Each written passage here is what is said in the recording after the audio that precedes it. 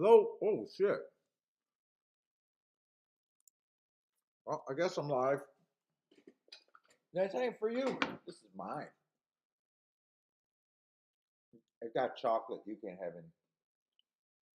What's up, everybody? Welcome to the Shake Up. Oh, we got Friday today. Today's Kiki's birthday. I will be leaving whenever she yells at me to get upstairs and get ready. I will be leaving early today. But I'm not sure how early that's going to be. We just got dinner reservations.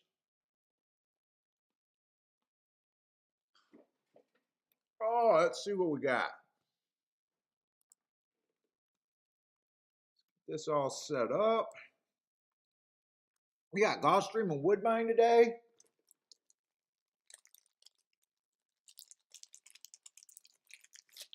Coming up off a very good day yesterday. I think you smell fishy. I think you got that fish odor. Yeah, they're gonna have to milk those glands if that doesn't go away. You got that fish booty smell. Yep. You smell fishy. You're so mad at me. He's so mad at me. I didn't give him any ice cream sandwich. He's so mad at me. It's gone, man. It's gone. Oh, it's first race ain't that great at Gulfstream. Probably. Oh man. We'll see. We're gonna give it time for people to come in here.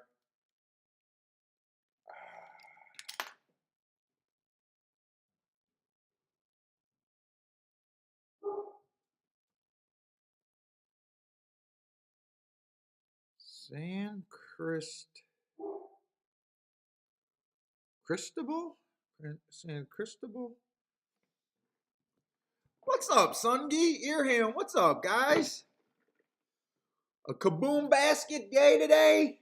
Well, I'm coming off, the last week and a half? Two races for probably a bit over 15,000?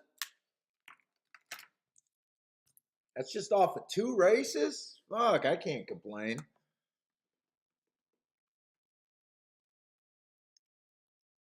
Sungi, what's up, Sungi? Let's see, let me get my stuff set up. We're going to let some people roll in here. Gulfstream first race doesn't look that good. Hopefully the other races are okay. Woodbine, I thought I had everything done for Woodbine. I was opened up the form and I was a little surprised with how little I got done at Woodbine, but I'm still gonna try to do Woodbine today. What's up, Jevin? JW, what's up? Yeah, first race at Gulfstream, definitely not my style. Definitely 100% guessing game the way that I handicap. I don't like to say race. I'm going to try not to say like this race is terrible. You know, I'll say it for like a betting situation, but for just a straight up handicapping situation, just because I don't like a race, you know, that fits my handicapping way, like, you know, it's not a terrible race. It's just a race that I can't do anything with. I got to stop that. But when we had a race like that 5-horse race with that 2 to 5, and the next shot was 2 to 1, and it was a $2 exact, you know, I can rip on something like that. But you know, these first time starter races, I'm not trying to say, you know, don't play them because I don't have an edge. You know, you guys know that I promote good handicapping and respect good handicapping. So, but we know it's not for me. We know it's not for me. What's up, Ren is due.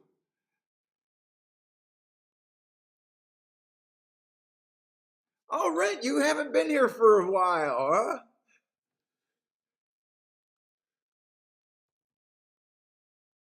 You know, I think sometimes I get you, and I don't know why, feck if I know mixed up sometimes. not that I get you guys mixed up because your names are so different, but you guys kind of blend together, I guess, with the kind of like a unique phrase name there.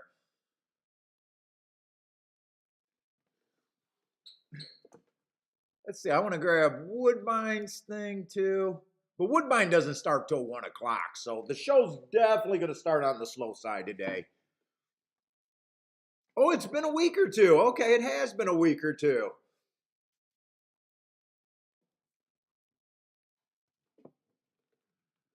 Well, hopefully everything's going good. I hope you just got a little busy.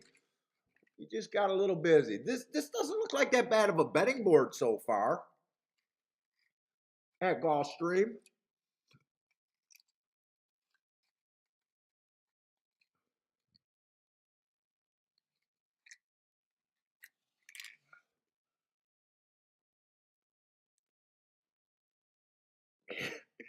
I had a joke for my wife because today is her birthday, and I tease her. I grabbed some hard candy from the cigar store, and I was going to hand it to her and say I heard that women your age enjoy hard candy. But I got about a mile and a half walk to get home from the cigar store, and yeah, I ate the hard candy before I could even give them to my wife.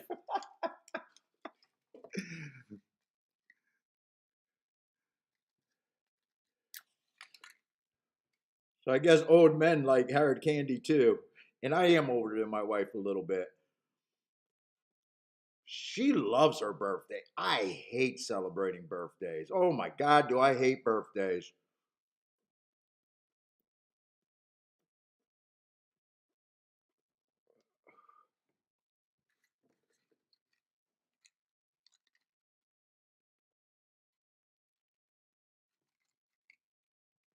I say yesterday was pretty fun over there at Kentucky Downs. I kind of enjoyed that. I don't look at Kentucky Downs that much.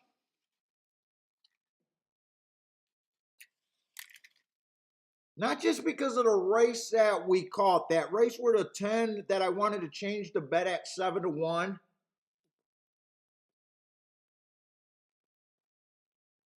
That was hittable. Even the last race was hittable if I wanted to be a little more aggressive there.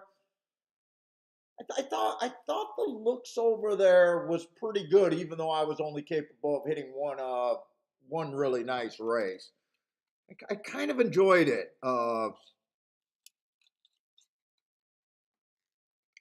just with them being gone in 6 days, it's hard. It's hard to like say, hey, I want to build my part of my year around Kentucky Downs every year. And I miss pointing it out. But those miles, if you guys, this is just for talk. So if you guys are looking at Kentucky Downs, this weekend, I'm not sure if I'm going to tonight, depending on how long this dinner party go, because I think there's like 6 or 8 people. I think I got Gulfstream started, and I might come on to do a Gulfstream show tomorrow, but I don't know if I'm going to do anything else. If I get drunk, I'm probably going to get drunk. So I'm probably not going to mark anything tonight. They might start earlier tomorrow. I don't wake up real well. If I do a show tomorrow, it might just be Gulfstream. What's up, Boulder?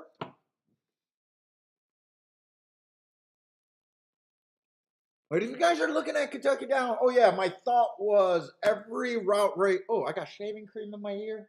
Holy shit. Every race, I think every race was won. There was three route races. I think the 10 hole won 2 of them, and the 11 or 12 hole won the last race. Everything was outside. Everything came off the pace. For the route races, I'd definitely be looking at that.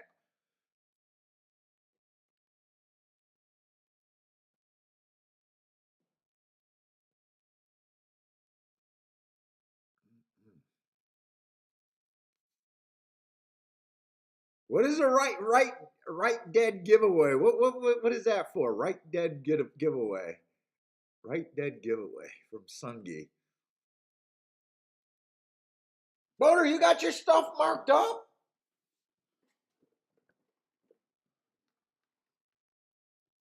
Boner, let me know if you got everything marked up today or not. that you're playing. If you're playing, let me know.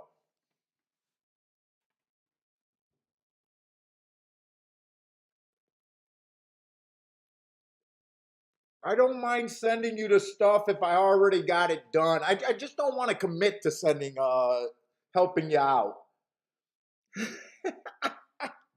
If I got it done and you don't got it done, you're kind of welcome to it.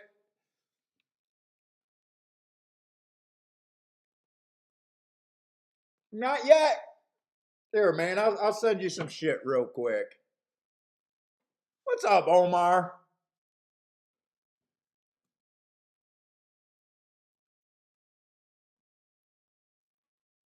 Let me see. I'm probably just gonna forward from my other email. I probably just easier for me to forward it to you. I just don't want to commit, so I got to keep you honest.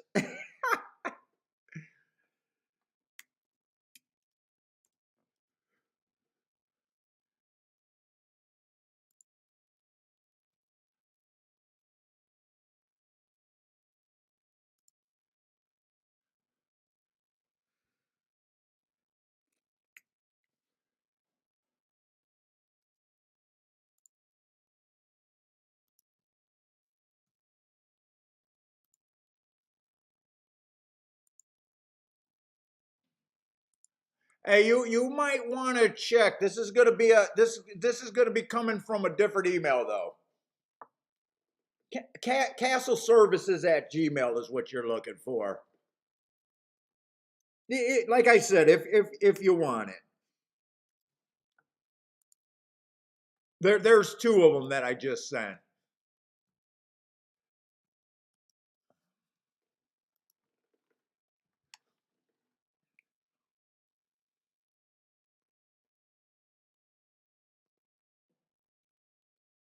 Ooh, this is pretty nice and pleasant today. They're out of all three of my like daily smokes, so I gotta try to. And they're having a hard time with the supply issue. The last couple shows, I think I've been doing this San Cristobal Colossal cigar.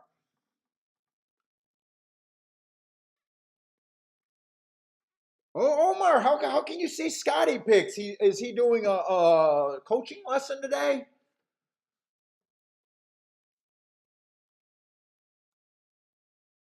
He likes the 1771 here. When I watch his show, to me that's when I think he kind of shines on first time starters, or that's when it seems to me like he gets to his bigger prices. And I know I've talked about that before. Whatever he's doing on first time starters, man, I got nothing that I can look at first time starters at. There's just absolutely nothing that I can grab onto. And I just thought when I watched his show that his like opinion on some first time starters have been pretty damn good. Oh, is he doing a regular show today, like a competing show, or is he doing well, there's no competition because he always beats me with viewers. Uh, he's no competition, or I'm no competition to him. He kills me in the with the viewership. So if he's doing a regular show, I'm going to get crushed today. If he's doing a private coaching, I think some days he does the private coaching thing.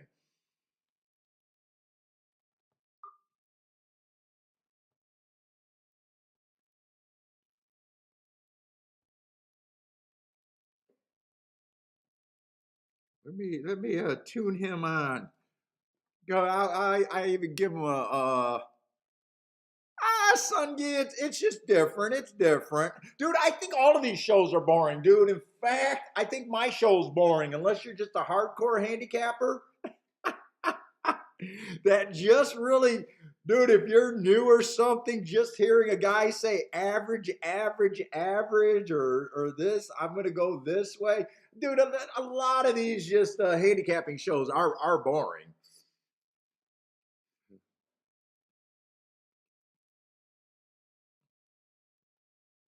I keep trying to tell my wife trying to figure out some. Now, I didn't like it when I had Bill because Bill was a good color guy. But a lot of these shows are kind of boring. In our opinion, I got no problem saying my opinion. I give out a lot more losers than I give out winners, or I don't give out because I'm not a tout. I don't like saying the word give out. But I sit out a lot of races, and I still the races that I play. I have no shame in saying, look, I only expect to hit 20% of the races I like. So if you guys are new, you should hear that right off the bat. I'm telling you right off the bat, I'm going to lose 80% of the races that I like. I got no problem saying that.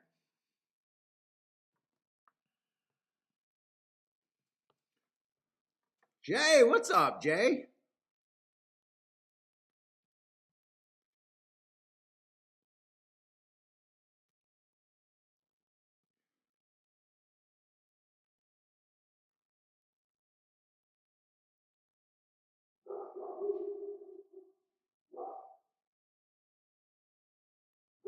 We were kind of talking about it yesterday. That's why I think these shows are so hard to rate, kind of deal. And a lot of people that haven't had winning years a lot of them probably believe that a professional should outperform them, meaning, well, if I'm hitting at 20 or 30%, I think someone that claims to be a professional should be hitting at a higher range. A higher rate than that. Maybe a professional's 40, 50%. Yeah, you're definitely not going to get here there that here.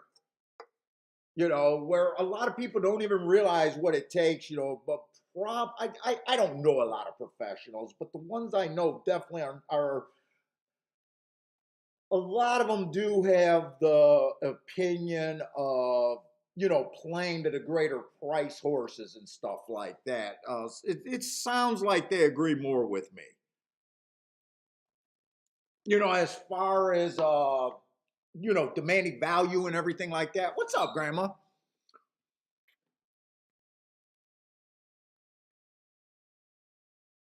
Let's see. Jay says, "What's up, Jay?" Jay says, "5 is click." Oh, Grandma, I seen you hit a nice little pick 3 yesterday. Think you had a 2x2x2 ticket for $1, so a nice cheap little ticket. I think you paid like 400 and some bucks, 300, a high 300 or a high 400. I don't quite remember what it was, but I retweeted it.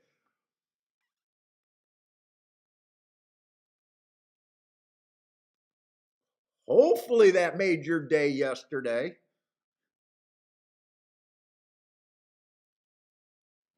Let's see, right now, 7 is the favorite, 8's the second choice. So I got nothing. Like my biggest problem with this, and even if you're good at first time starters, I would think you would have a hard time of really thinking you know where you stand with price. I might be completely wrong about that, but that's one of my biggest thing here. I need running lines. I need to understand what a horse is, but I also never know what to do on the math side of the thing. Like what price, what equals what price. I never really asked a person who claims to be good at first timer how do they do that. Is it always something that's questionable, or is it something that they feel like they can do pretty good? I honestly don't have the answer for a lot of things. What's up, Charles? Oh, that was at Rumington. Charles, I know you're not scared to play a first time starter. Do you feel good when you're pricing a first timer, or do you just look at the odds and say, yeah, that sounds all right? I know you play a lot of shots. Is it something that you feel like you could price out, or is it like depends on the race, or is it always like, eh? I 6 to 1. That's good enough. Kind of deal where you're not sure if it's a good price, but it's like, yeah, I'll take that.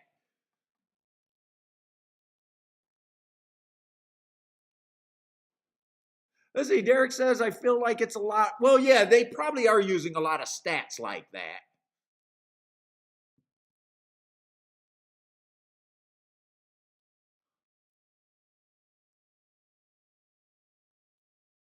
So you're not like really as I think you're saying you can't be super worried about the price. You just accept what it is.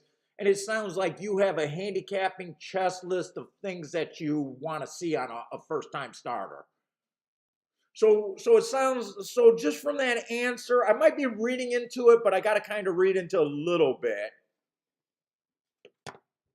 that you mostly look at a first time starter if they meet whatever your checklist is, your qualifications. Not price be damned, because I don't think that I see a lot of your bets, and I definitely don't see you king off of super low price horses.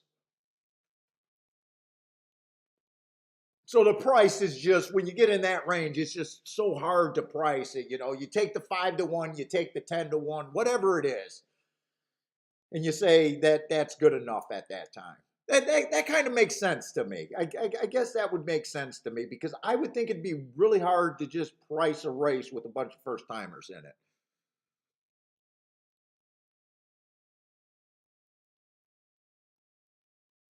Yeah, so you want a minimum price. You want it to be like, yeah, that price is enough to move the bankroll.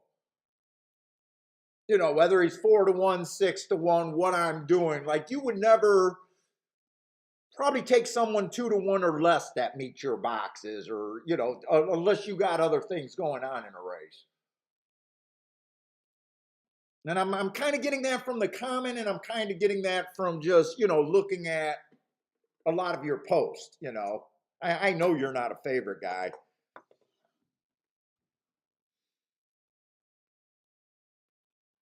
Trying to waste some time with some what is it, useful discussion here. Anyone like a horse in this race? Anyone really like a horse in this race? What's up, Lanier?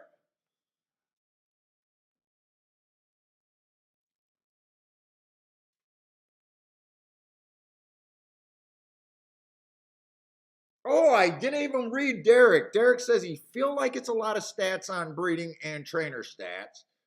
I read that part of comment. I didn't really. I read the I don't. So I was thinking you were saying that you don't really do 2-year-old.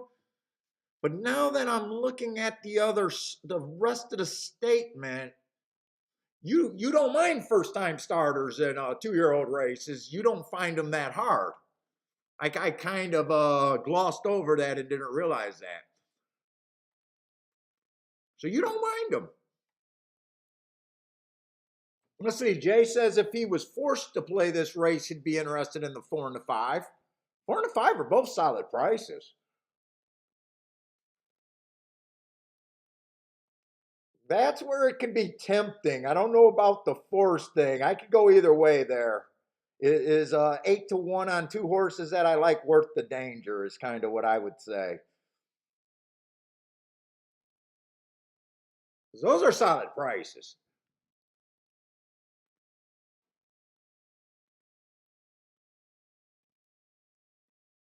Demetrius, and I hope I'm saying your name right. I'm not even sure if that's Demetrius. What's up, man?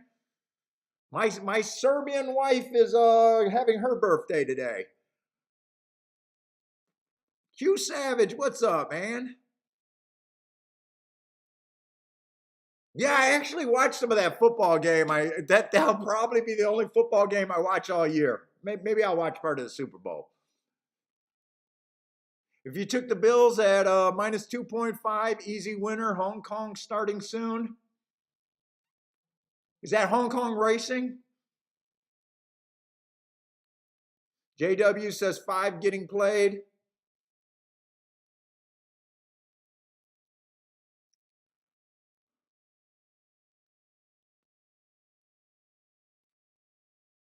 Let's see, Q Savage, I missed that. He likes the 1 and 2 horse over here at Gulfstream.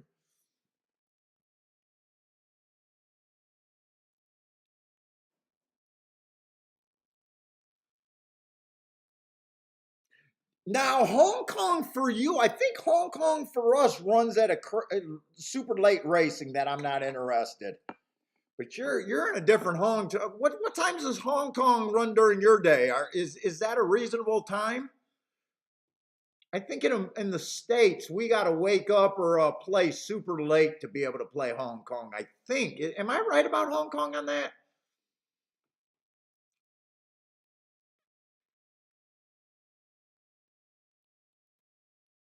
Taking the Chiefs on Sunday.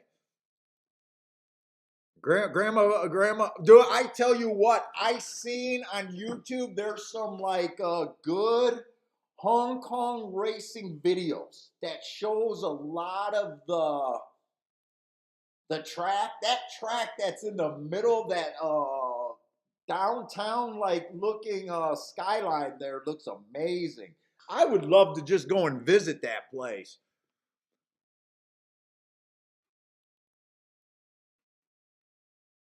Derek says he's on the West Coast and he thinks it starts at like midnight or 1 a.m. for him.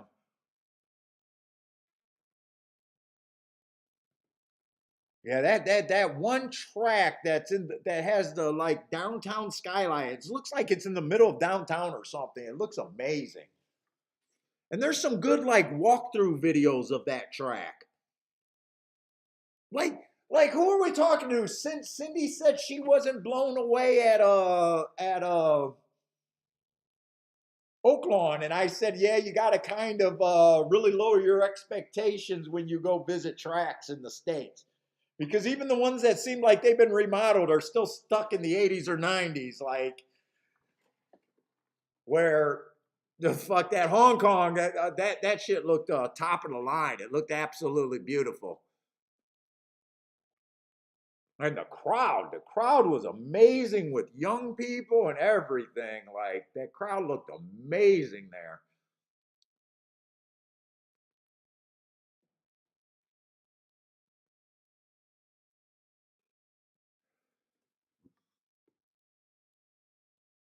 All right, I think someone said that Scotty liked the 1 and the 7 here.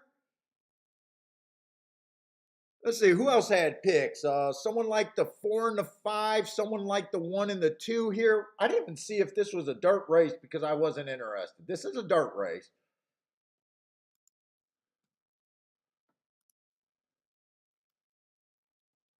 This is a dirt race. 3 got the lead. The 5 won. Oh, four took all sorts of money. I think 4 was 8-1, and he dropped down and went off at 3-1. I'm pretty sure that's what I seen.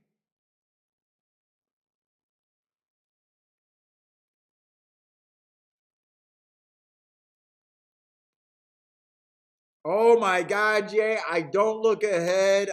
You said that 5 of the 10 races are made. I hope they're not all bad maidens. I don't mind maiden races as long as I got running lines.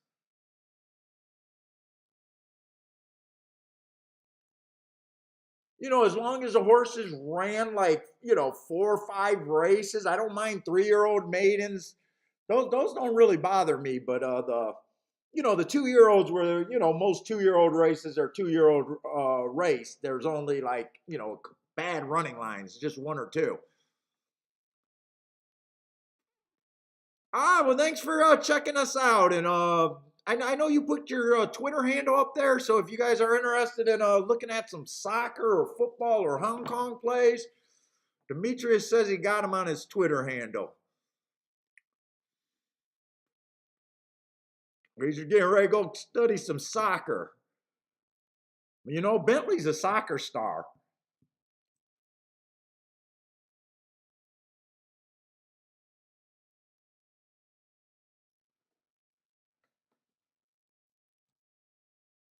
Let's see, I'm going to say Jay probably had the best opinion from the guys that I seen had anything. He had the winner, and I think he had the horse that ran third.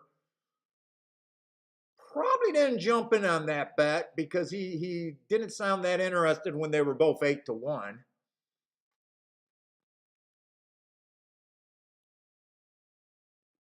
What was it? Renner's Dew box to 168. I think it came in 465. I think it came in 465. 46512.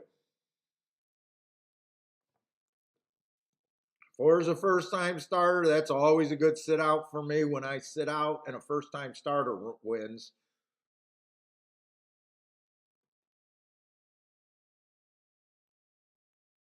Yeah, Derek. Good. Right when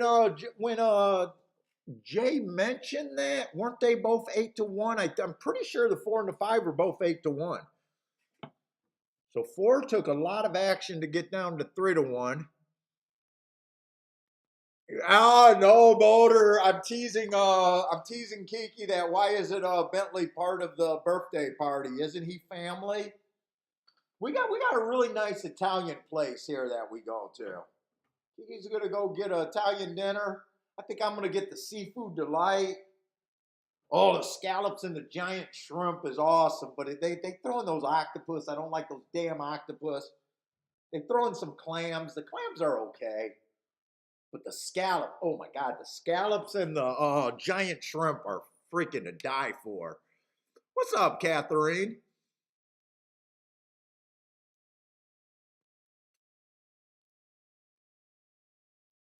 You did you get? Oh, you got beat up yesterday and swimming today.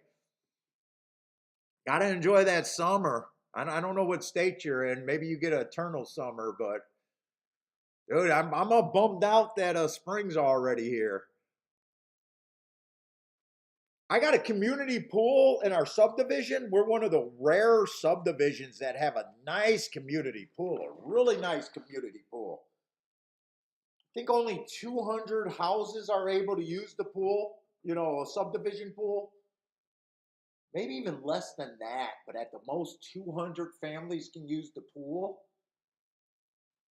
Fuck, I only made it down there this year twice. And we had a hot ass summer. It feels like I wasted the summer.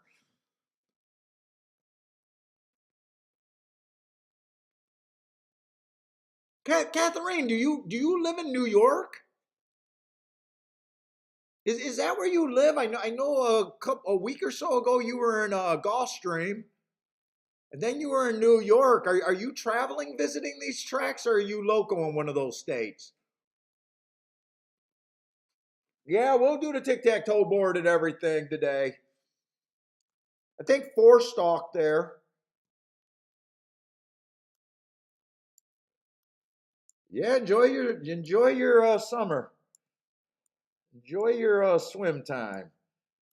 Like I said, I wasted mine this year. Let's say four did not wire. He stalked. Oh, you live in Saratoga. Nice. So you don't go to Saratoga a lot? Do you go a lot when they're running live, or is it more of a hassle to go to the track?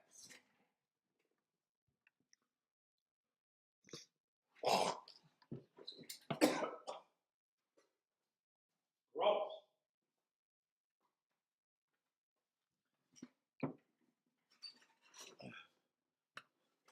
Yeah, you go to the track a lot.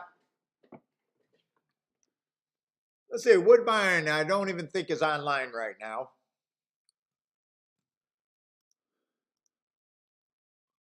Oh no, we're 25 minutes. Do I got to sign in and out to get my Woodbine? Let's see. No, I got the video for Woodbine. Okay.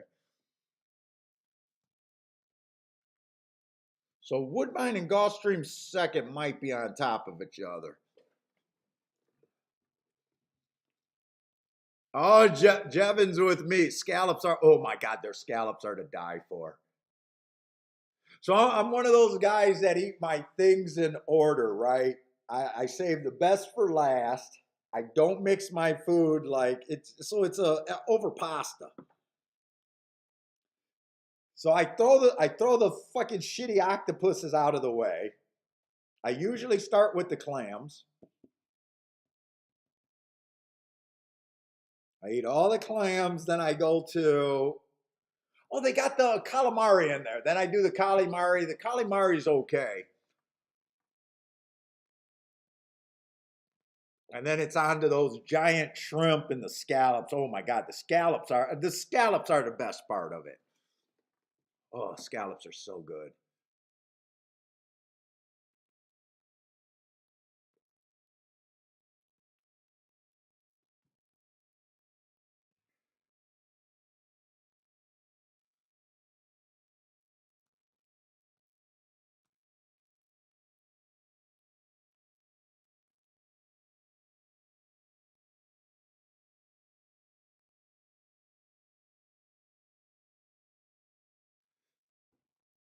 What's up, Mac and Co?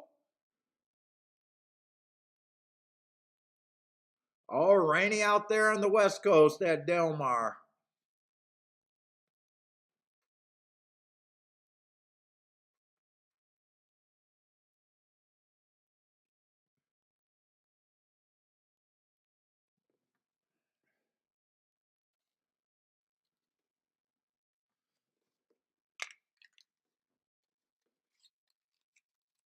Yeah, we're doing good.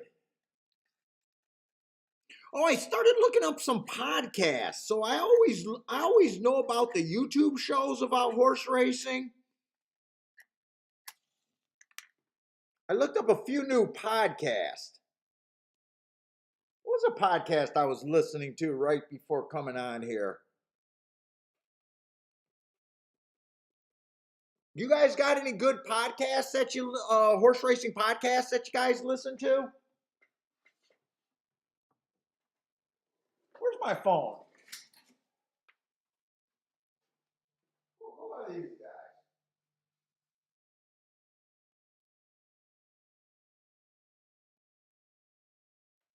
I was listening to the Who Do You Like Here podcast this morning. Who do you like here? Any of you guys ever check them out? They sound like they're radio disc jockeys over there.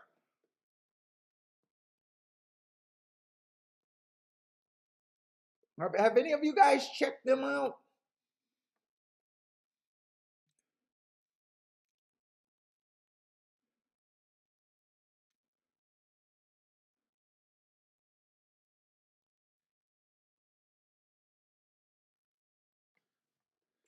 I've listened to the Better Betters or something like that before. I've listened to them a few times. Calling Paul's podcast.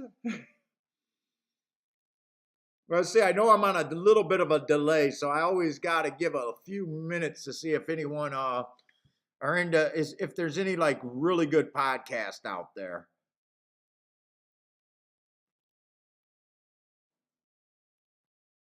I'm going to give them a shot. I'm going to listen to them probably on my walks.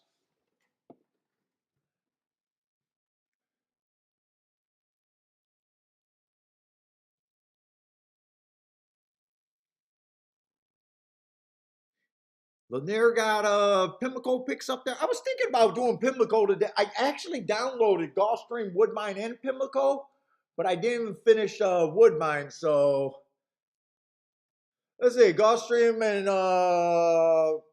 Woodbine looks like they're pretty close. So let's go to Gulfstream first, then Woodbine, see if anything looks that appealing.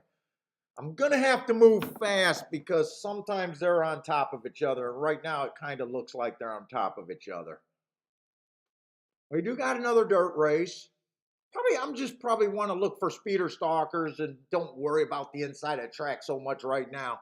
I need that inside. I want that inside to come back, but it feels like I keep wanting to force it too much on this dirt.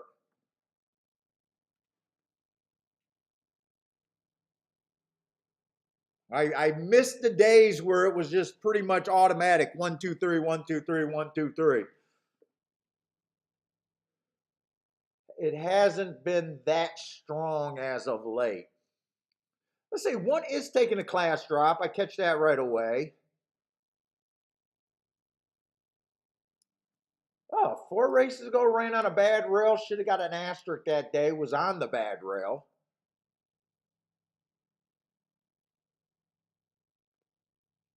But the other more recent 3 races look pretty bad. The best thing this horse probably has going for him is a class drop.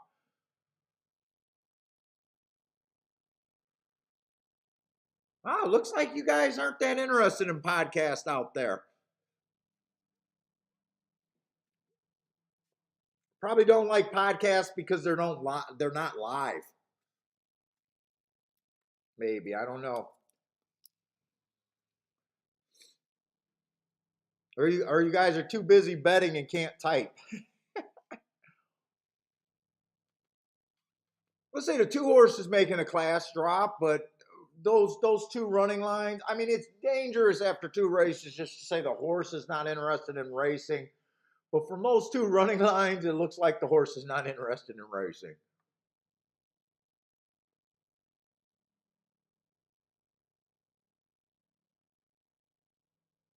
Three got the best speed figure so far, but still got the biggest class drop.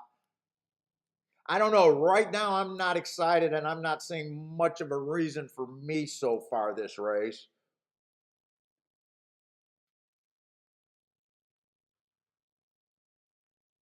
Derek will listen to the. Well, yeah, I knew about the Racing Dudes podcast, but they're making a big dip to go over there to YouTube. They've been putting out a lot of YouTube content. But overall, you're not that interested in the podcast. Fair. It took me a while to.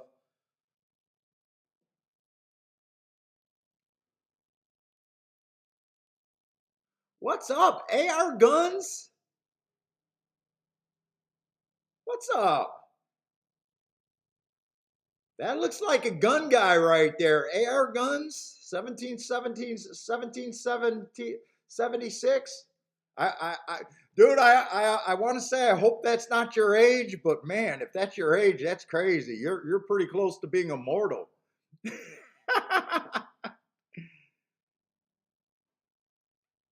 That looks like a gun guy right there. I love my gun guys.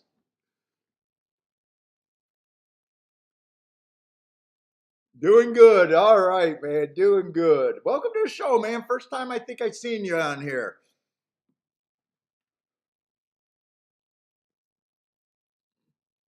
Now, if you're a Canadian citizen, please don't be offended by AR Guns over there. I'm going to take it that's a gun guy right there. And no, not his age. I wish that was my age. I'd be immortal then. What's up, Raider for life?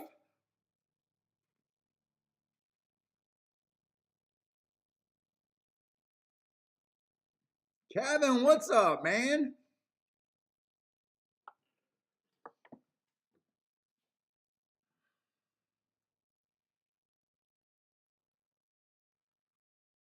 Let's see. I probably just am not that interested in this race right here.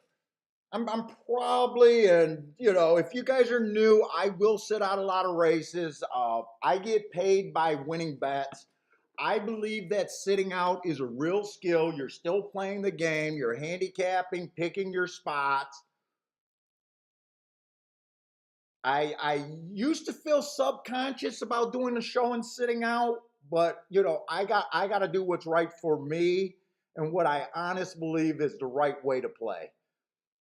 So I'm done apologizing for sitting out, but this definitely looks like a race where there's not a lot of form in this race. There's a couple first time starters. No one's ran that many races to really grab onto anything.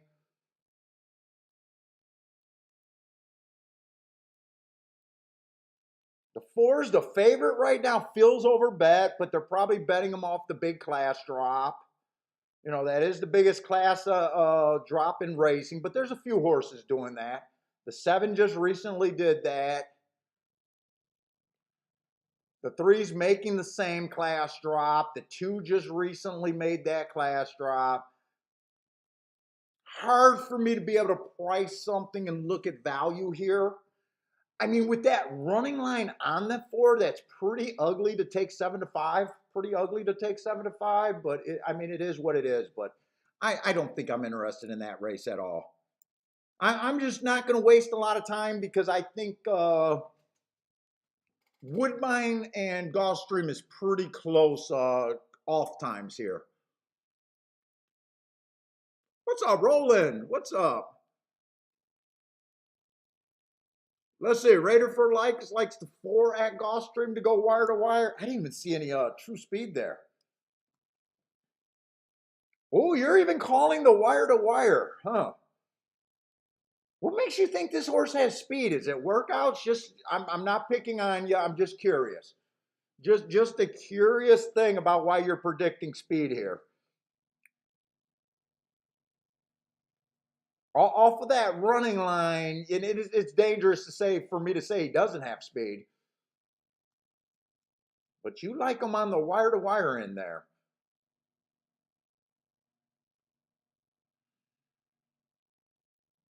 I would be. I couldn't trust myself saying what any of these horses are going to do here.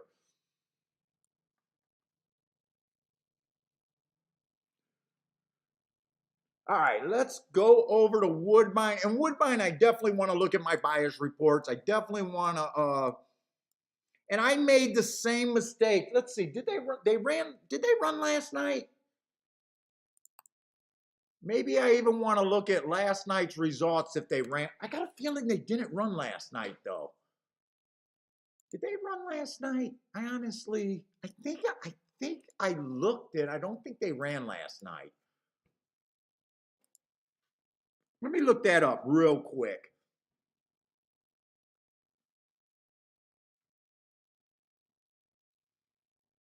Let's see. Charts.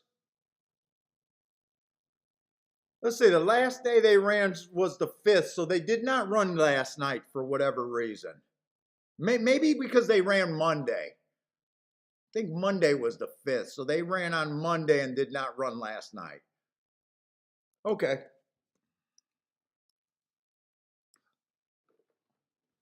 Let's see. Tapeta Sprints over there at Woodbine.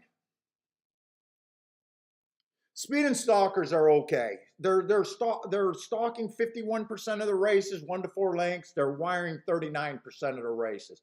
They're coming from 5 lengths out or farther, only 11%. So I would not be interested in a closer unless I was getting 10 to 1.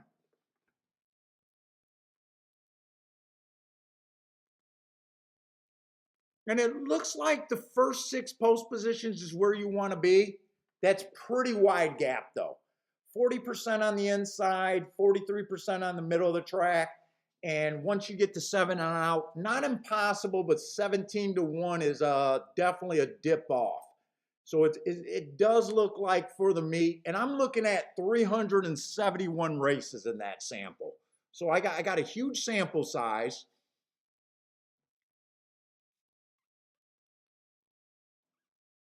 Last week, everything held up except closers actually won 40% of the races last week out of 10. So last week the track was backing up and speed was not that good. But on the first day this week, I would go to what when I got numbers that are strong for the meet, and even though the week before it ran a little bit of different, I'd be more willing to change quicker. But I would go to what they've been doing for the meet. So I would still be against closers here, but if right away they start closing, I know that's what they kind of did last week, so I would just use that information to make the adjustment quicker. What's up, C Money?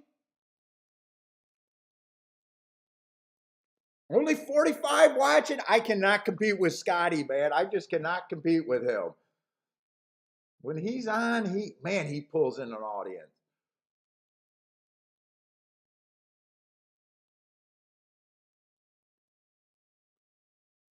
Let's see, one's just a little annoying because he went to Fort Erie. He went to Fort Erie, but he did win over there at Maiden claiming 75,000 4 races ago. He did have the good inside of the track that day.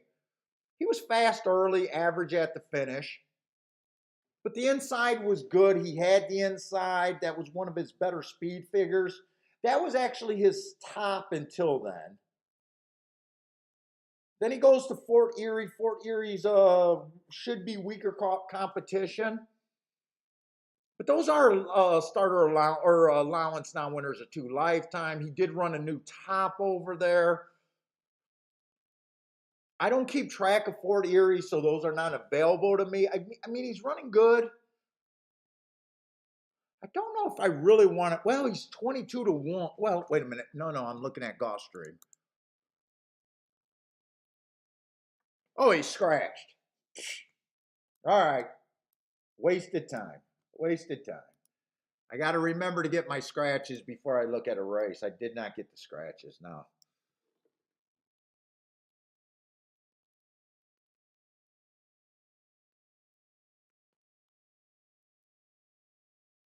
Let's say two's coming from Tampa. But he ran 2 races over here at Woodbine. Both of them were okay. 2 races go average, average, average on early pressing day. Last race, speed favoring track, was just a stalker there, so I gave him an asterisk. Making a little bit of a class drop.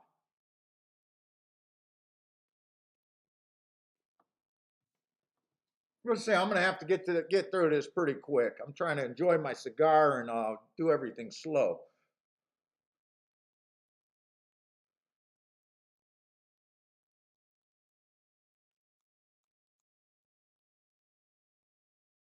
For 3-0s which have never won 3 races or which have not won a race since September 9th. So we do got horses that can win more than 2 races.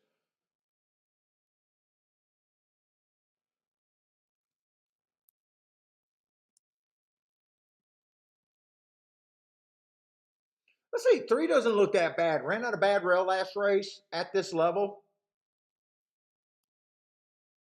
Ran a nice third, was fast early, 1 tick slower than the fastest winner, average, average while running against a bad rail. I think that race has a bit of upside.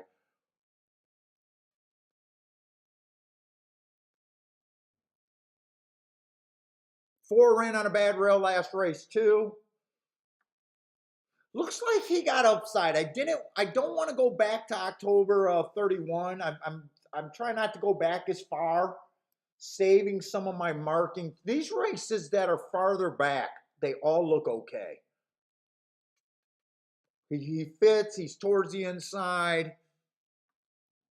Decent price at 5 to 1. Let's see who else they're betting. 5 horse looks okay. Right now, I don't think anyone would surprise me so far. I got to get to this favorite. Looks like there's quite a bit of speed and stalkers here. I don't think I see a real closer. Let's see, here's the favorite, and I can definitely see why they're betting him. He's making a massive drop in class, a really big drop in class.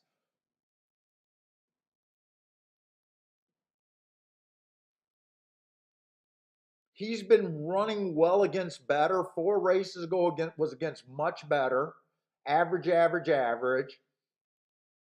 3 races ago was against much better.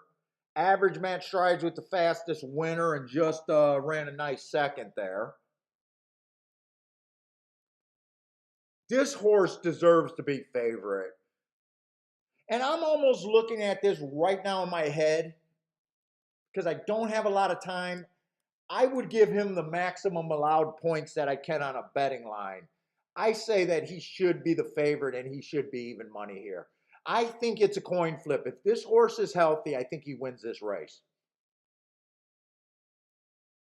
Now with that massive class drop, he may not be healthy. That's what you're guessing as a handicapper.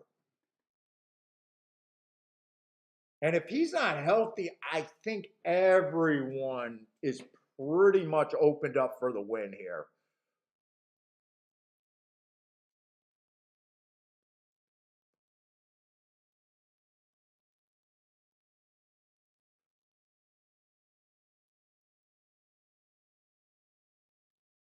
What's up, Blue Kid?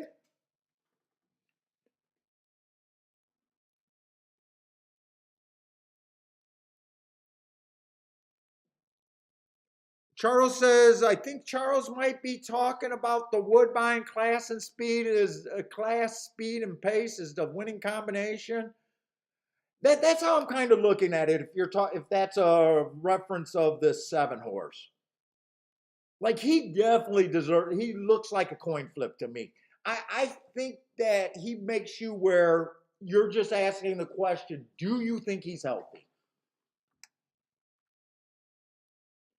I'm going to say he probably scares me out of the race because I don't think. Let's see if he wins or gets second. I don't think the exactas are going to be boxcars.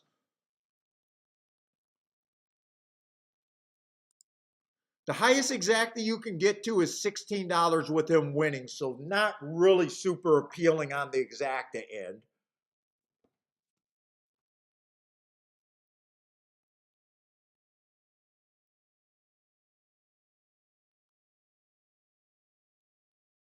He's also going to be in the 6 hole, so that's even going to help him from not being in the 7.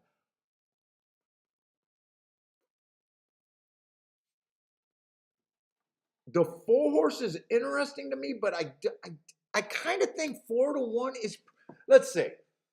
If he gets 50% of the points, if I make him even money, which I did,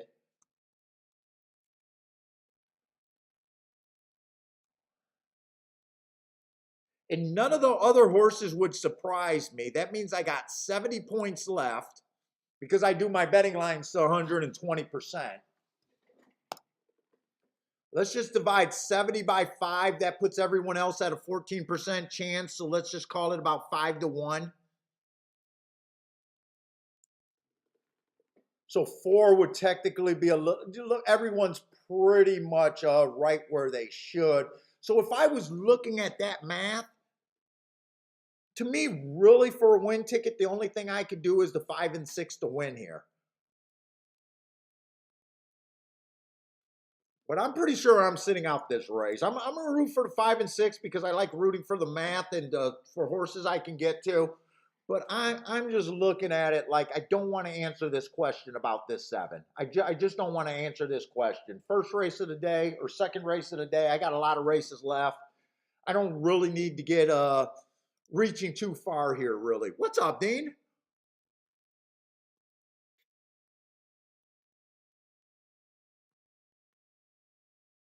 Mr. Hobby, what's up, man?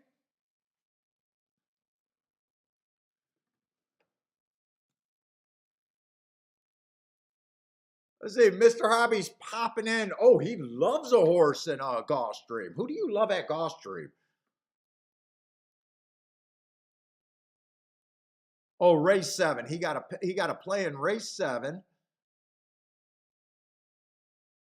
I love 2 horses at Gulfstream race 7. Watch the 4 and the 8 in race 7. Let me see. I'm going to take a quick glance at that. Race 7. Because I got 2 races that I don't think I'm going to play.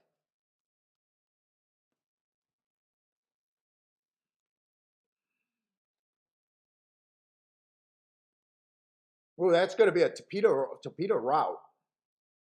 4 would benefit if the track's backing up, which we usually expect. And 7 should benefit.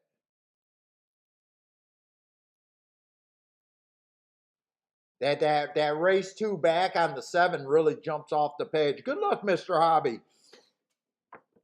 What's up, Chalky Dave? What's up, man?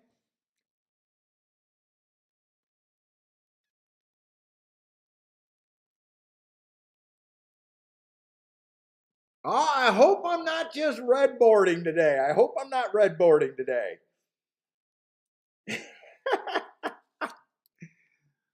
Dennis, what's up, man?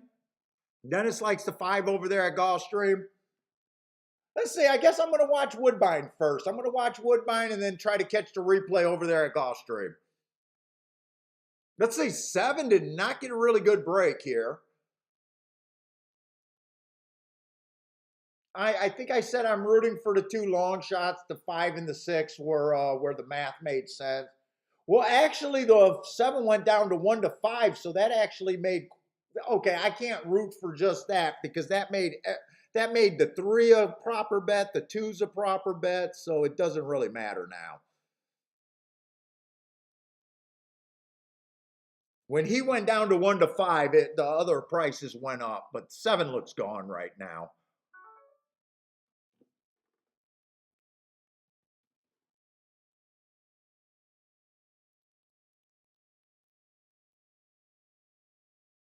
Six is hanging in there pretty good, but oh, six now got the lead. Dude, what I was rooting for was a winner there. But I let the seven scare me out of that ticket. Oh, 6-1 at 17-1.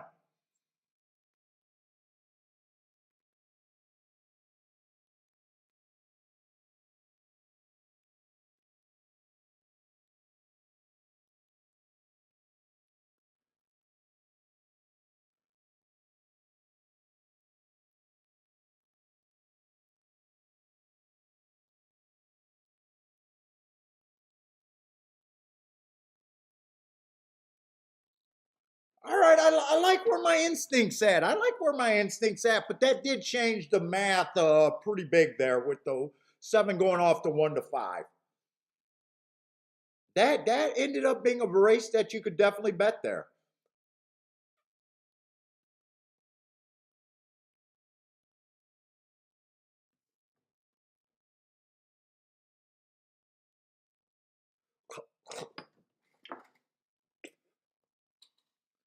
Kevin, was that the exact you hit the exact over there at Woodbine? Nice. See, when you use math as your decision, you can get to horses like that all the time. And I wouldn't have ripped on anyone that would have sat out of that race because of the seven. You know, it was just he was bad for the math thing. He did get beat. He ran his race though. He did run his race, not an excuse.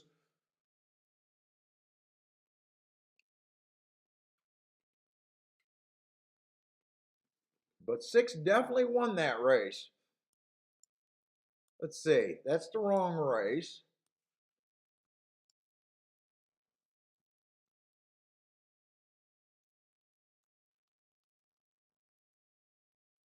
Boy, that would have been a nice start of the day if I would have decided to do it. That would have been a pleasant surprise right there. But I did no bet.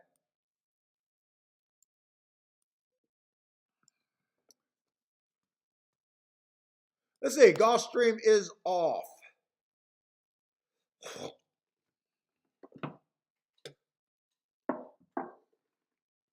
4-7. Came in 4-7-5 over there at Gulfstream. We'll see how that four ran. Someone really liked the five in that race, didn't they? I think someone said that they really liked the five's chances there.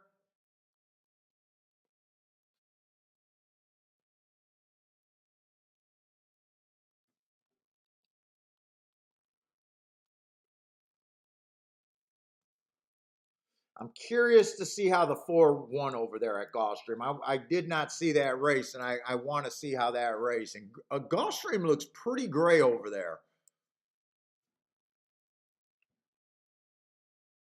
What's up, Gonzalez? What's up?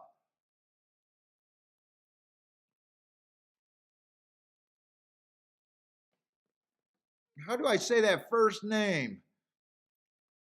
Violetta? Violetta Gonzalez? Hopefully, I'm close to that name.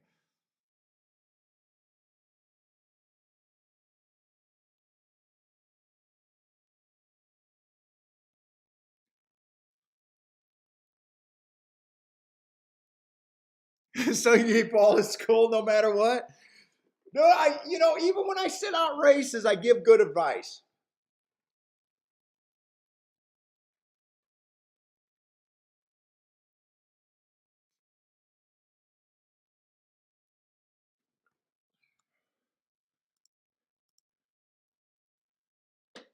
What's up, Superman?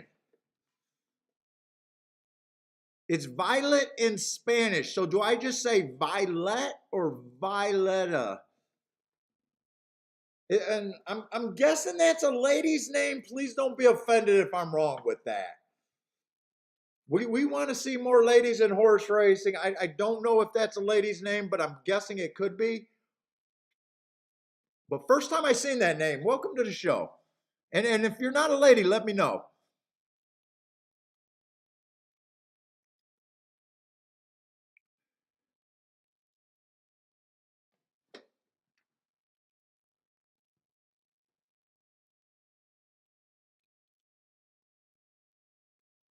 Superman says it's Violetta. Violetta, I like that. Violetta, I like that.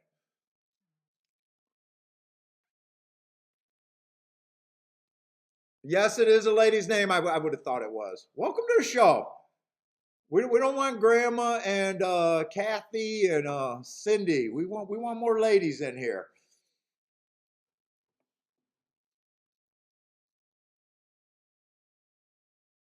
And she won the first race at Woodbine, so nice job. 17-1 on top. Nice job.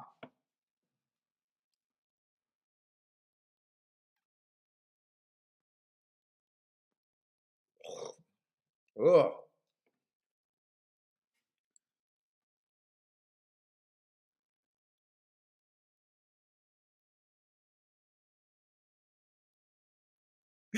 See money, stop. Oh, there's another horse players now doing a live stream with Jeff and Jeremy. I'm not sure who I know. I know who those guys are. Horse players now. I'm gonna have to glance at that real quick. They're doing a live stream now. Okay, I'll check them out too. It'll give me something to watch this evening.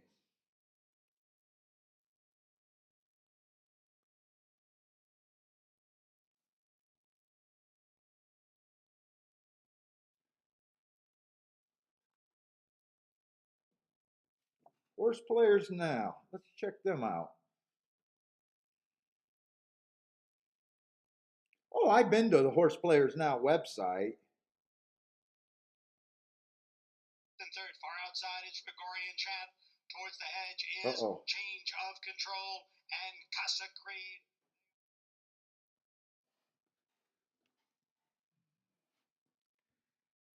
Okay. Oh no, Grandma loves when she gets the ladies in here. I'm not calling Grandma's old news.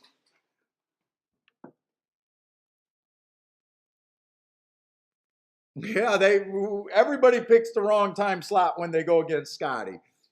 Everyone picks the wrong time slot. Let's see, 8 got the lead over there at Gulfstream. 4 is only a half a length back, and 1 was trying to get the lead there too. So I guess I'm going to say that the 4 technically stalked just for the tic tac toe board, but he was pretty close to going wire to wire there.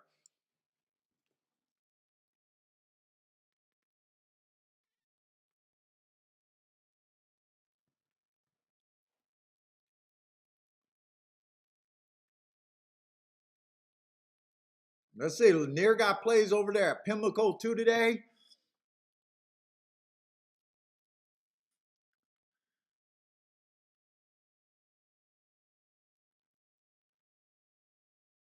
Oh, Rennes do hit the exacta. Oh, should have hit the exacta and try small hit. Not sure where he hit at.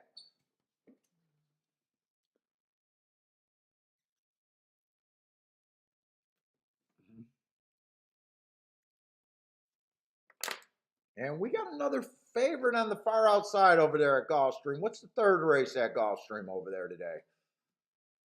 Another dirt race. Starter allowance 25,000. So we should have a decent race to handicap here at the very least.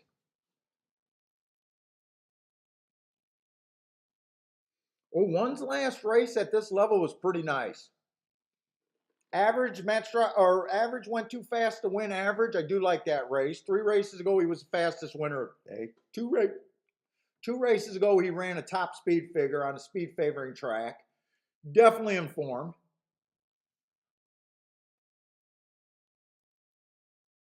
He's coming out of that June 30th race, and we've seen some horses that are coming out of this race that beat him. But I do like that he earned a heart that race. One is on my radar. Let's say 2's in good form. 2's definitely in good form. Looks like a stalker overall to me. 7-1, nice prices. Definitely going to have to see what we think about the favorite here. And this cigar just made me loopy. It just hit me all at once. I wasn't.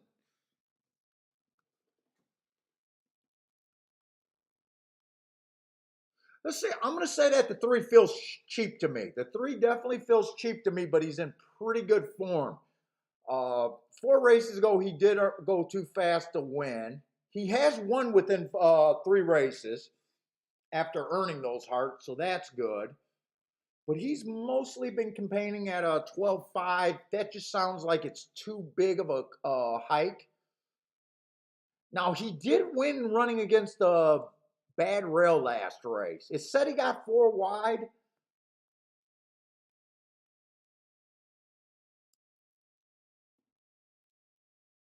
With a bad start, so definitely a nice race, but he just overall feels cheap to me.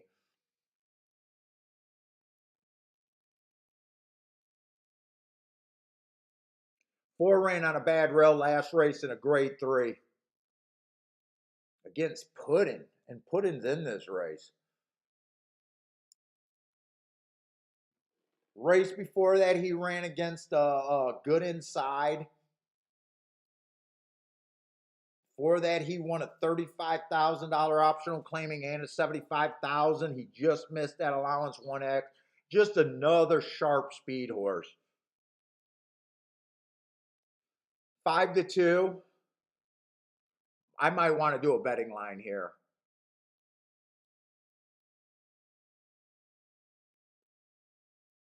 5 will benefit if the pace is really fast. He ran on that June 30th race. It was an early pressing day.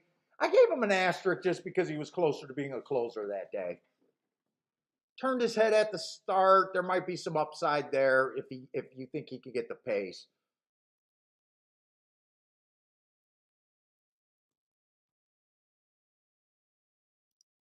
Six was the horse that won the June 30th race. All of these horses are in sharp form. Every horse in this race is in really sharp form. And Pudding is the favorite. Coming off that grade 3 second, nothing's wrong with that race. Should definitely have a class edge. I think I'm going to make a betting board here. What's up, Gregory? Disco, what Disco? I haven't heard from you. I haven't got a phone call from you in months. I was getting a phone call from Disco probably every couple weeks. I missed my phone call, Disco. Hopefully everything's good with you. I've been checking out your content you've been doing on the picnic table at Saratoga. I seen you had Caleb on there. Yeah, I had a winning meet over there at Saratoga with a Rolex day, probably 3 days before the end meet, last Thursday. Last Thursday or Friday, a nice Rolex day. And I think I hit the 2 longest shots over there. I think I hit that 43 or 47 to 1 on opening day. Well, I know I hit them. I think that was the longest shot, and then I hit that 33 to 1, and I think that was the second longest shot. And then we hit a 19 to 1 over a 12 to 1 in an exacta that just was a huge Rolex day.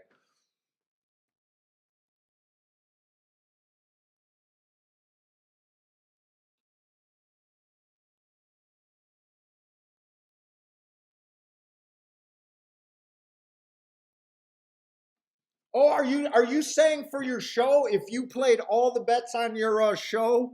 I think you guys only talked about 1 or 2 races each day, maybe 1. But that show was pretty good, huh? If you would have played all of them, you would have had a $6.10 ROI. Yeah, that's probably beyond respectable right there.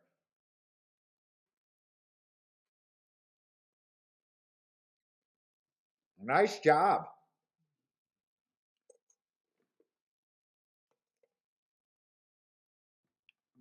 Yeah, okay, that's right. You only did 1 race per day. Oh, you had a 35 to 1, a 16 to 1? I don't know. I had to throw someone out of the chat room that said you couldn't handicap horses at that range.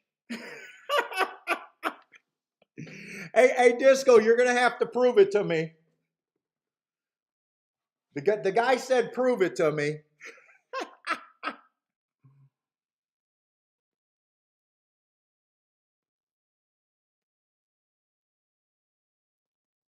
You had a good meet? Nice. I think you might have had that same 33 to 1 that I'm claiming, that one. I think it was a one horse on the turf. Now, I did got strung out on the exact and the double. I did bet him to win very good, but I missed the exacta, and I think I know I missed whatever gimmick I played. I think I actually played the exacta and the double, and I missed both ends of it.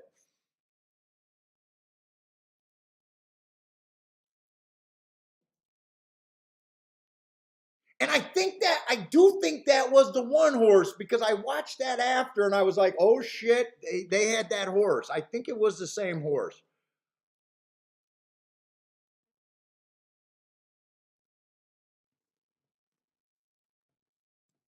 Nice job. You had 500 to win on them. So yeah, solid. You had more, you definitely had more on them to win than I did.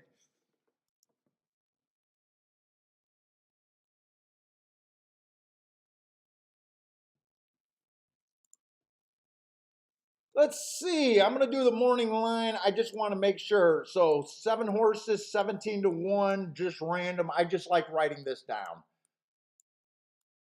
And my wife's going to make me a little program where I can just put in the percentage and it's going to spit out the odds. She said she's going to help me be able to do this quicker, where I don't have to open up and do the math and everything in my head.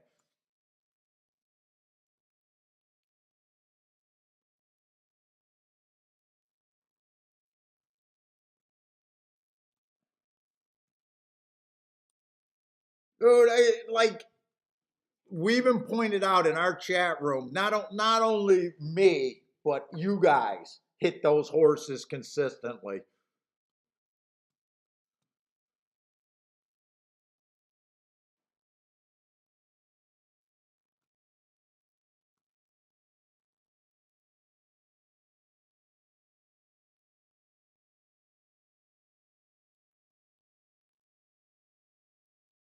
Let's see, I'm looking for my stupid little odds thing. There it is.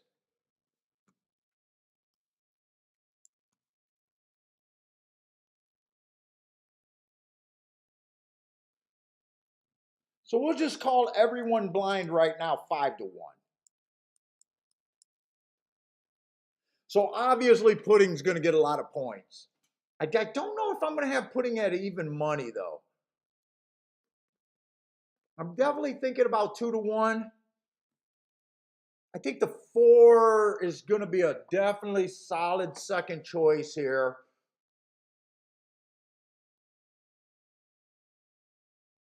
I was hoping to be able to play to the 1, but when I started to see as many horses here, let's see, one's winning condition is definitely going wire to wire, but I felt that there was a lot of horses that had a ton of speed here.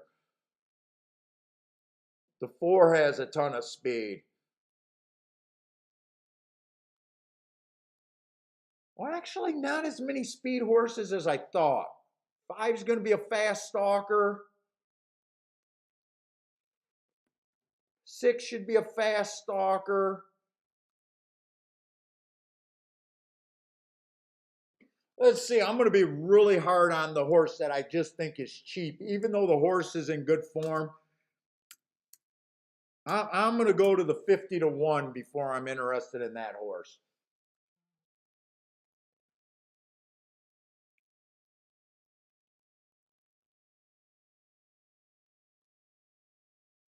And as I look at the race, I even feel like the 2 horse is going to be pretty class disadvantage. I'm going to give him about a 5% chance to win, about 17 to 1. Right now, I'm just going to call Pudding and the full horse a 2 to 1 proposition each. and see where the math takes me from there.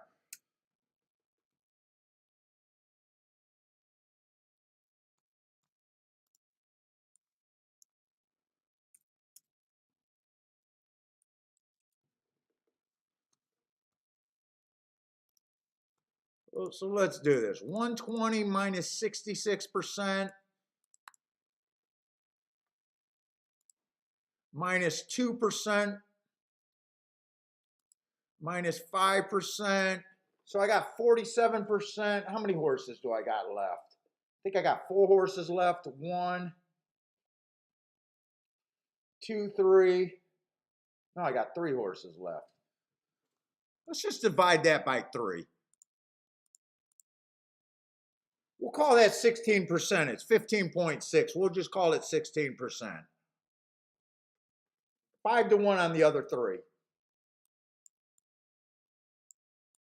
It's just how I'm looking at this race for myself. And if you guys, I'm going to say it because we always got new people in the room, believe it or not.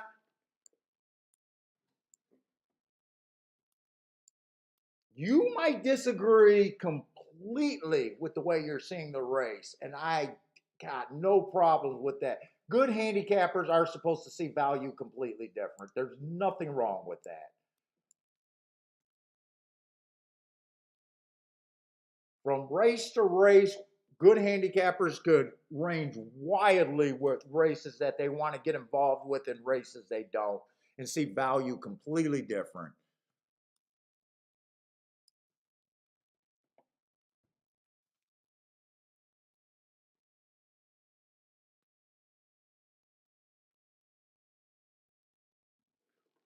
Well, 1 to 5s intimidate me, and 1 to 5s definitely always look good on paper. They don't scare me to bet against. If you're talking about that 7 in the first race, I set out that race. Maybe later in the day I play that race. Some things when you decide to jump in and jump out, yeah, I could have made a hit there, possibly.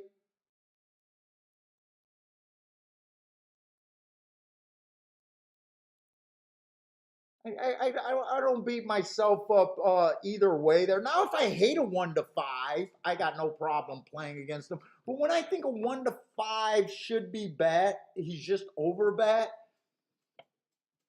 That puts you in that tricky world where I like a horse that I can't use. And when he wins, it kind of irritates you.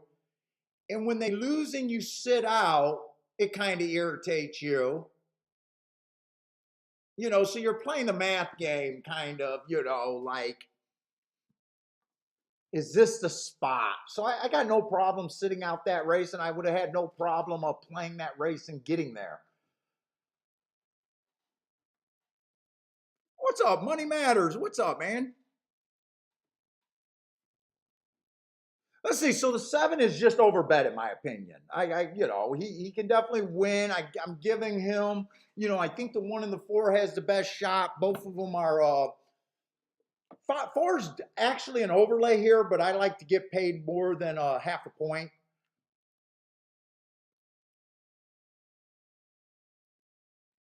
I'm more interested on those 5 to 1s that I got there, where I think they got about a 16% chance to win the race. Like the 1 horse, getting 16 to 1 on a horse that I would be interested in at 5 to 1. It might not be a winning bet, but I like that bet. The 2 I can't back, the 3 I can't back. 4's technically an overlay. If I bet 16 to 1, I can actually play him here.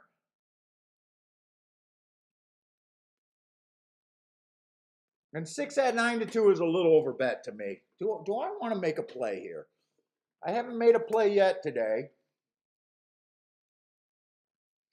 Let's see. 1 and the 5 are 2 of the most intriguing horses according to how I did the odds. Let's see. I could bet both of them to win if I wanted to. I can look up the exactas, the 7 and the 4 on top of those two horses, but that's probably about all I would be interested in here. And I got to make sure those exactas are even good, especially with the 7 winning. 7 to 5 is paying 20 to 1, so not terrible.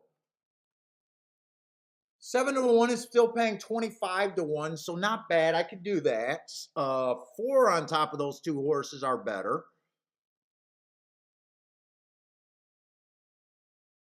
Obviously, I know I can't play the 7-5 or 7-4 exacta. What's up? In is in the house. This could be a situation where you could do a 4-7, 7-4, go down to the try and just play everything that's way over 10 to 1 probably. Using the 5, the 3, and the 1, just hoping one of those pick up third. But I think I'm not going to do that here. I think I'm going to play these exactas and the win bets for my first bet of the day. Let's say Disco likes the 1 over there at Gulfstream.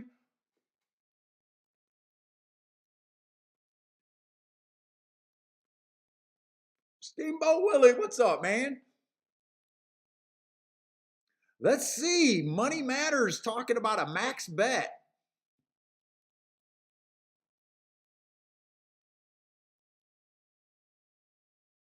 He sees a possibility of a 7-4, but he looks like he's willing to do a max bet on the 7 horse.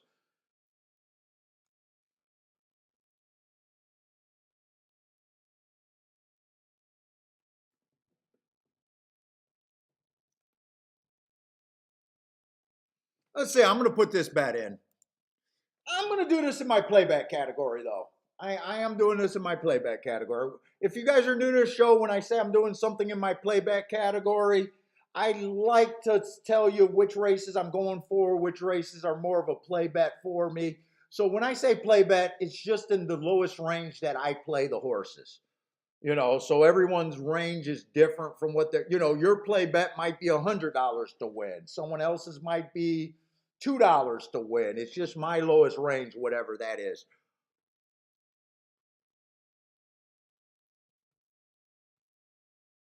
Yeah, four I think is the top threat to him. I even got that reflecting in the morning or the way I do my betting line. I gave both of them a 2 to 1 fair value. I do believe 7 does have the most upside in this race, hands down. I do believe that. I'm not crazy. I just don't like doing maximum bets on a 4 to 5. Who might even be lower than that.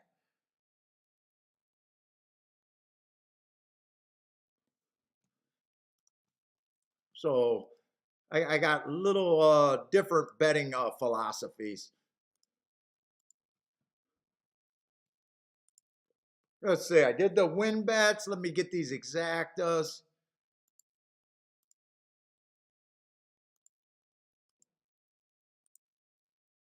I'm not key boxing those exactas either. I'm doing those straight. And I'm going to look over at Woodbine real fast, but we're on short time on Woodbine. I spent a lot of time on that race. Let's see. Woodbine, we got a turf race, turf sprint.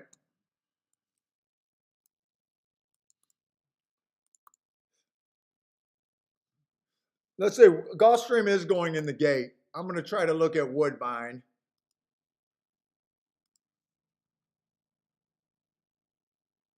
Woodbine, we're looking for speed and stalkers.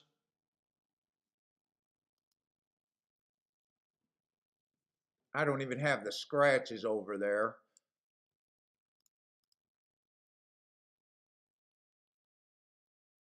Looks like there's no scratches. I'm going to go right to the 4 to just see if I like the favorite or not.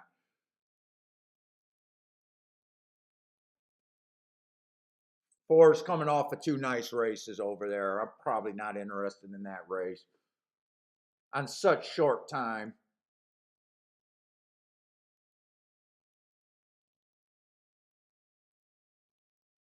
Dude, this horse went up to a starter stakes, 100,000. One of those little starter stakes went too fast to win. He's at 8-1.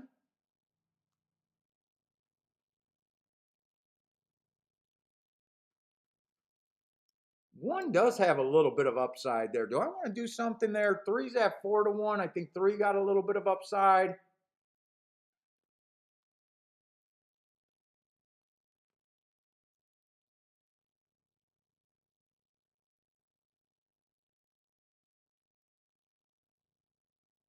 Well, I think I am going to play Woodbine if I can get it in.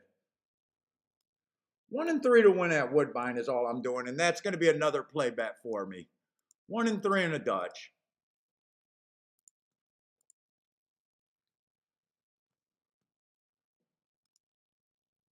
Let's see. Woodbine's getting in the gate. Where's Gulfstream?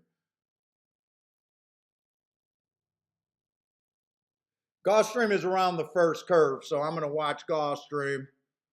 Let's see. 4 got the lead. Pudding's coming. 6 is challenging.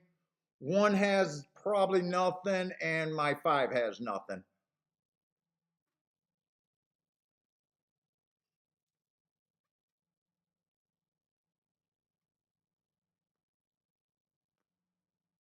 Came in 6-4-7.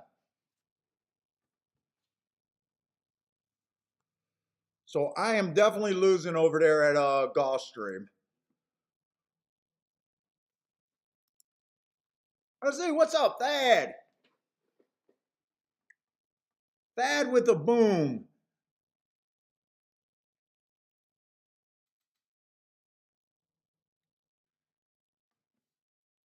Yeah, 6-4-7 at Gulfstream.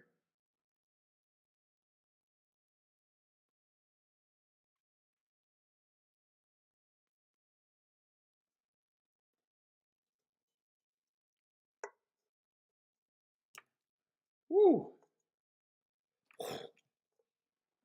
Oh.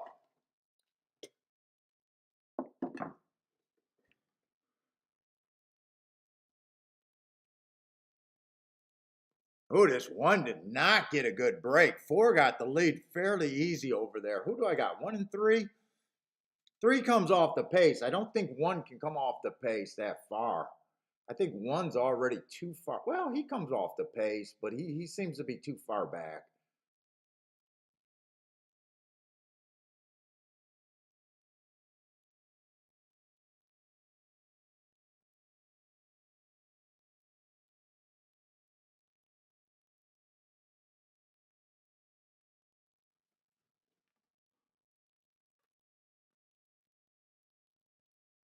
I am not going to be complaining about prices today, especially at Woodbine. Holy cow.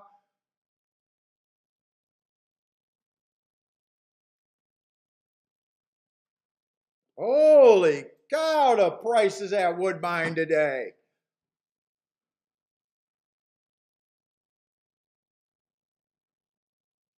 If I'm seeing this right, the 2 just won at 46-1.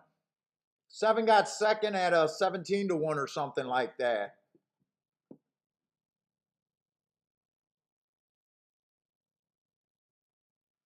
4 had nothing, and the horses that I bet had nothing.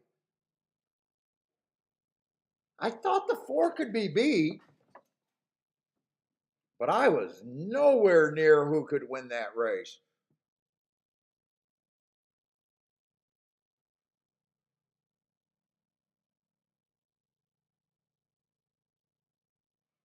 Okay.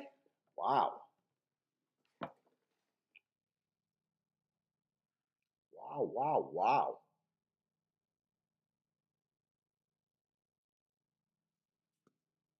He just got beat by a horse in that race. Who is that horse? August 25th. I want to look at this race close.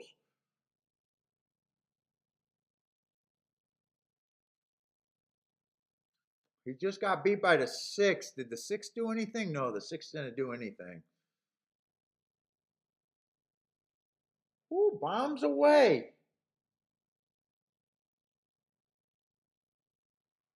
Man, I would have loved to be close there, but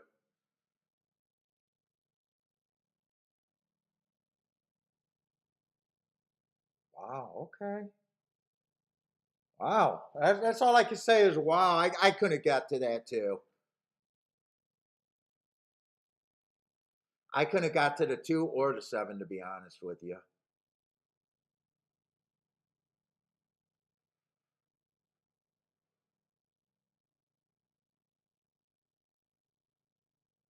Wow, if you had that, nice job.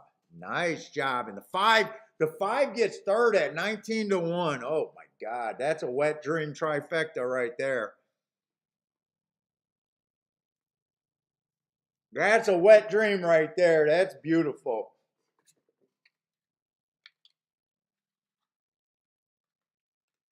I wish I could even Dean teased me about redboarding today. I wish I could even redboard there and say that I had a way to get there.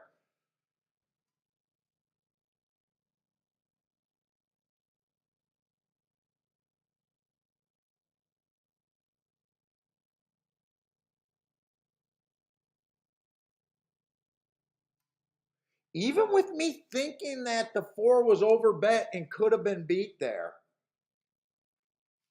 I would have thought that the 1 coming off of that stakes race might have had some upside. He also ran in a $40,000 claimer 3 races back. Wow.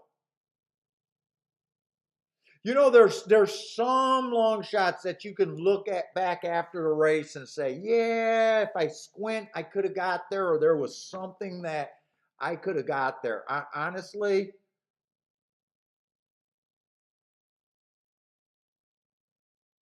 wow, wow, wow, wow. Beautiful. I mean, I'm not going to complain about the winners. I'm not going to complain about bad rides and jockey should have did this. I'm just in awe. I just love it, and that's good enough for me. Did anyone have a look over there at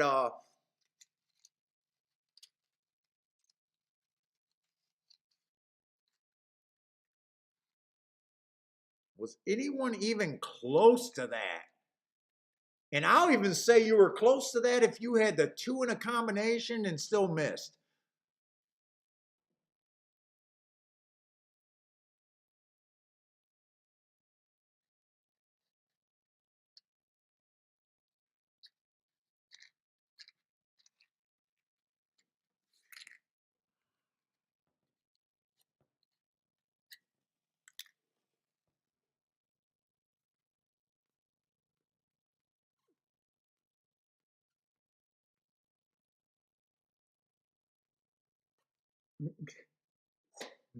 This Disco got the 4th place horse over there. No, Disco, I'm not going to give you credit for the 2-5 getting 4th and calling that close. If you would have had like the 4-2 and any other horse, not the 7 or the 5, I would have gave you credit. Does anyone see anything on the 2 horse that you think you could have got there? I honestly don't. I would love to say that I could squint and see something.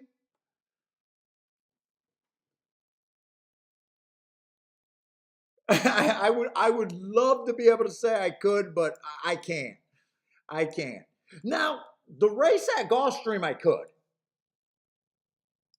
You know, we liked pudding. We liked the 4 horse. You know, we thought those 2 were going to be tough. I thought everyone else in the race, other than those, were all the same horse. I kind of keyed off of the horses that I thought had the most upside just based on odds. So I could actually see the 6 winning that race. But with him being 9-2 and me putting a morning line of him, you know, when I give him a 5-1 morning line, I'm saying he wins this race 16 out of 100 times. You know, I'm also saying that the 7 horse wins this race 33 times, the 4 horse wins this race 33 times, and everyone else wins this race 16 times, other than the 3 horse. Oh, and other than the 2 horse. So I could squint and say, yeah, I could have got to the 6 horse. I just thought he was a little over bet there. I could squint and say that result makes sense to me.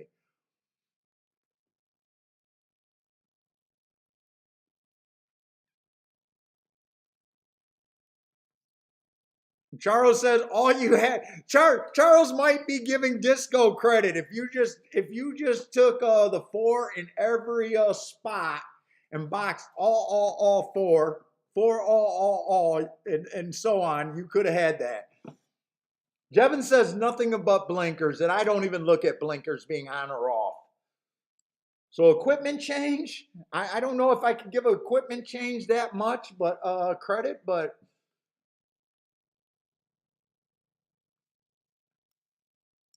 And I'm not even saying he's a bad horse. He just there just look to be a lot of class droppers in here. I mean, he just won this race 2 races ago. But even with that, I'm like, eh. I mean, he won that race. It wasn't super impressive. He was the slowest winner of the day. Dude, this is a horse right here. I will say one thing. I do like looking at horses and just saying, wow, when this horse wins, you know how we talk about like Zenyatta and some of these horses just being bad for betters? You know, every time Zenyatta wins all those races, which is great, but she always wins, you know, at a really low price. This horse is the opposite. This horse just won at 46 to 1. He won 3 races ago at 16 to 1. And he wins, breaks his maiden at almost 15 to 1. When this horse wins, if you're right on this horse, he rewards you. This is what I would call a good betting horse. Good for the players. That's about all I can say about that horse.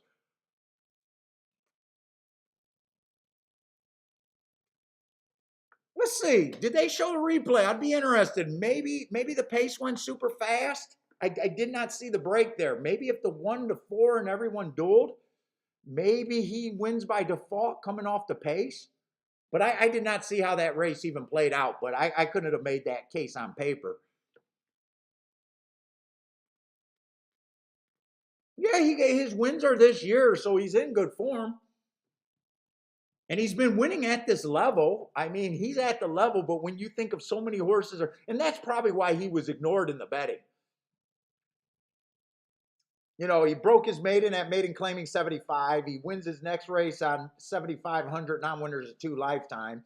And then he wins this race at a kind of a open 75. So, you know, you could see him winning for 75, but well, you know what? I'm in good company. Most of the public didn't see this horse.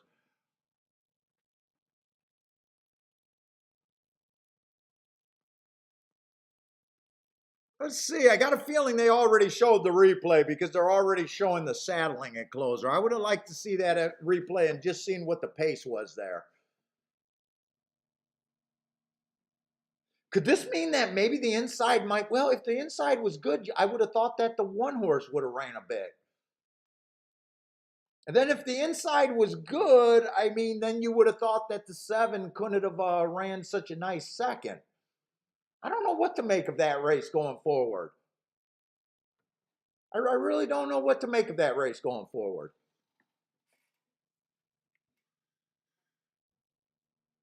Did anyone see the fractions that race? Let's see. I'm still hoping that they show the replay, but I might have missed the replay.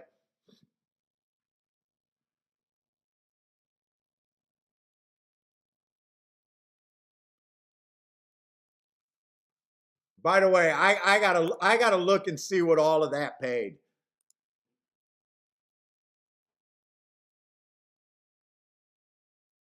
I'm at the wrong track.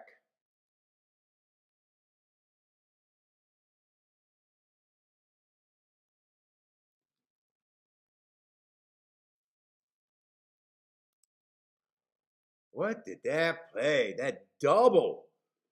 The double only paid $600.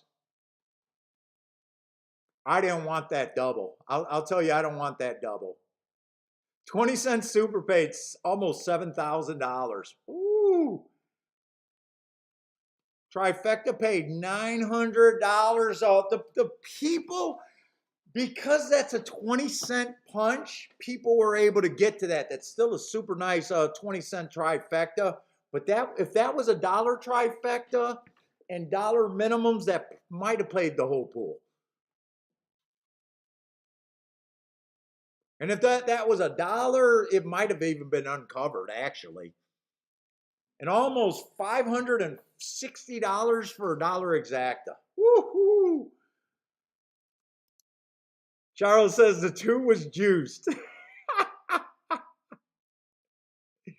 Now, Charles, what if 3 trainers all gave the juice that day and thought they had something? That's my problem with just saying that there was juice.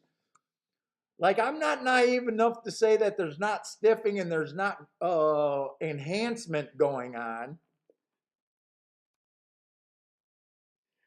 But dude, my opinion of this horse, you could have gave him drugs and I would have still been shocked.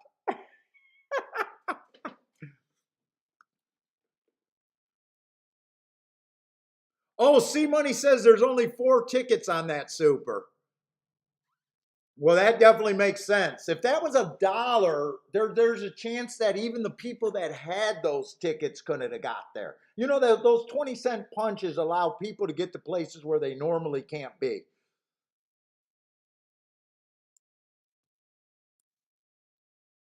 Dude, I wouldn't be shocked in a race like that, C Money. I wouldn't be shocked if the same person had all 4 tickets. You know that? I wouldn't be shocked if that was the same person.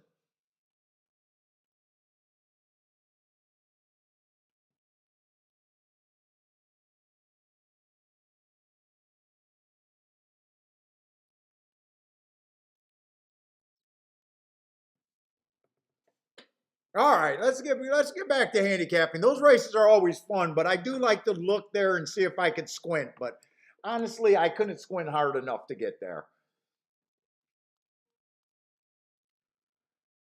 But you know what? That makes me feel good. Oh, keep these prices rolling over there at Woodbine today. Keep these prices rolling at Woodbine. That's all we ask.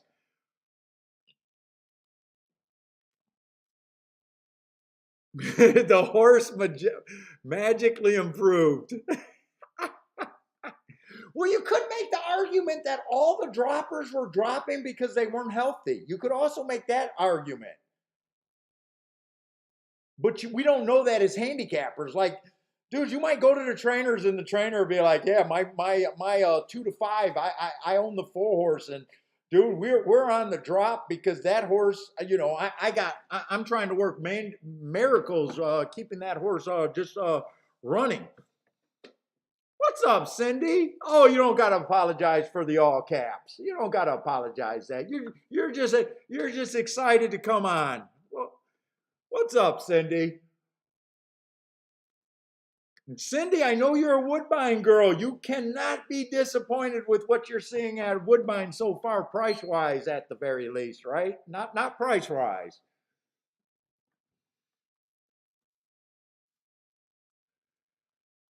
It's a beautiful thing to be able to see those kind of horses. Now, if we can just find one, if we can just find a result like the first 2 races at Woodbine, I would be a happy camper. Let's see, Thad got plays over there at Pimlico. And so does Money Matters.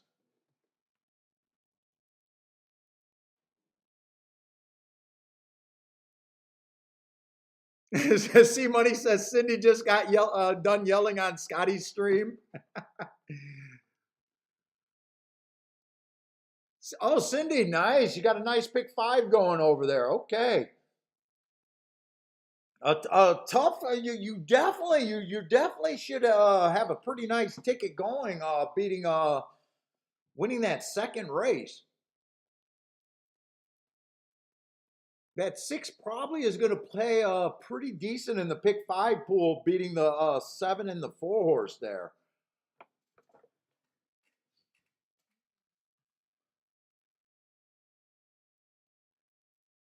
Okay, and I'm also wondering if the outside might be a little good at Gulfstream. We had a 6 horse win. So far, all the races were on the a 4 horse one with an outside horse getting in second, I think, in the first race.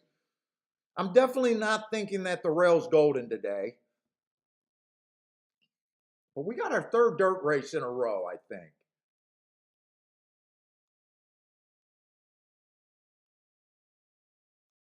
Or actually, do we got our fourth dirt race in a row? Fourth dirt race in a row. Who won the second race?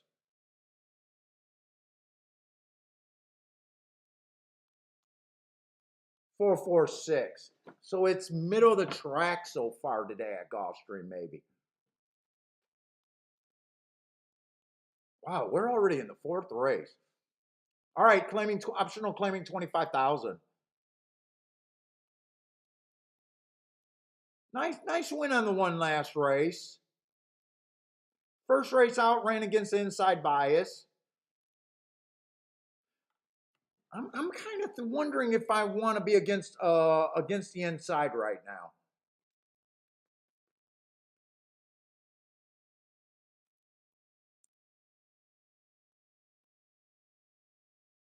Two horses coming off of two solid races. Don't got a real problem with. Oh, that's the favorite. Okay, that's the favorite so far.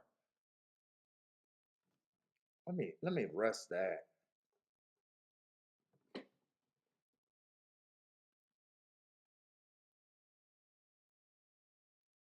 Is this a maiden race?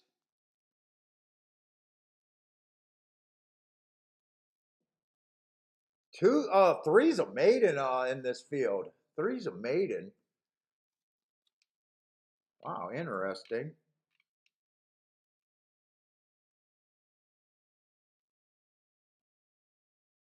Four horse won his maiden last race at Colonial. Got a couple excuses at Gulfstream, but kind of hard for me to get there.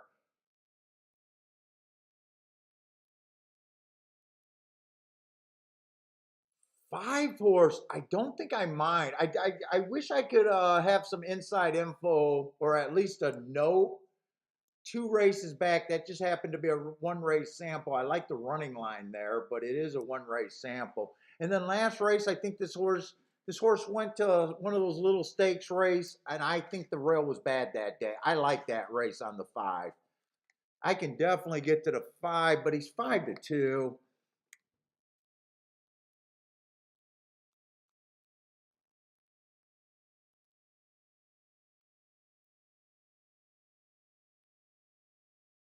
I mostly want to be on the 5 there. I think my other two contenders are the 7 and the 2, but I think I'm going to look at doubles here. I don't think this is exact a race. Not with the prices that I'm looking at. I don't think I could do anything with the exact.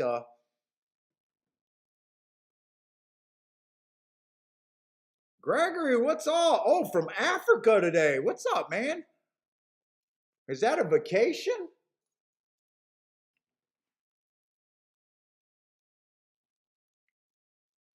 Next race is not going to be a double play for me. Ah, man. And in fact, there's only one horse that I could even look at. I'm going to look up his races. But before I look up his races, let me just see if what his odds are supposed to be. 3-1. Oh my God, a horse. Okay, today's Kiki's birthday, and I got Kiki Love over here. Oh my God, that's my wife's little name right there. Kiki Love over there. Oh boy.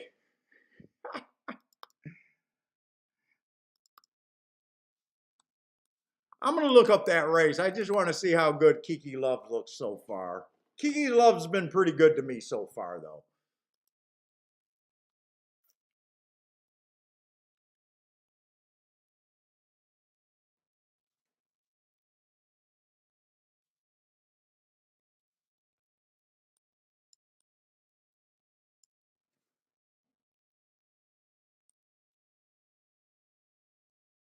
You know what? She earned a heart. I had to give Kiki's Love a heart for that first call last race.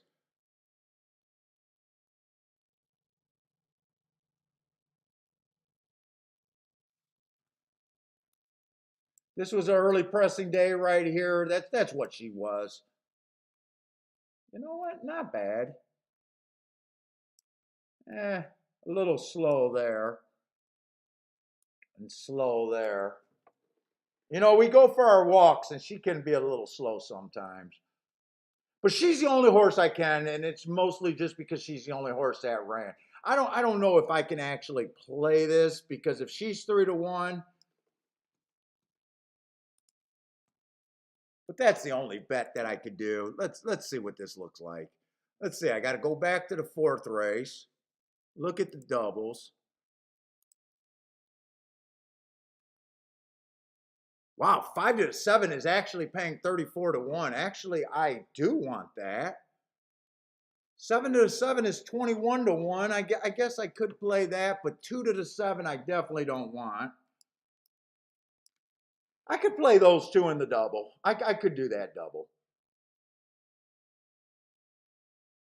That's all I can do there.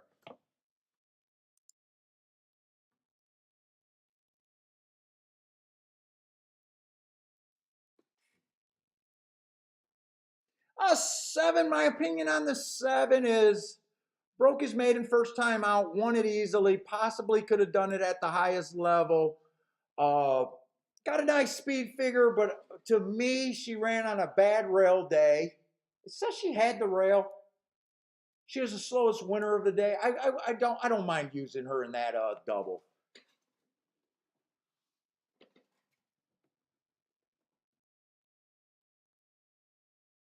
Let's see, Charles, are you thinking that there might be a middle of the track bias over there at Gulfstream?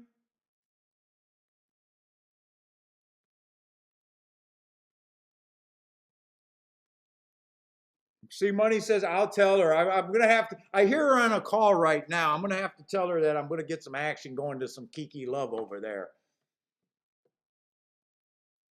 Maybe she'll reward me on her birthday later. I don't know.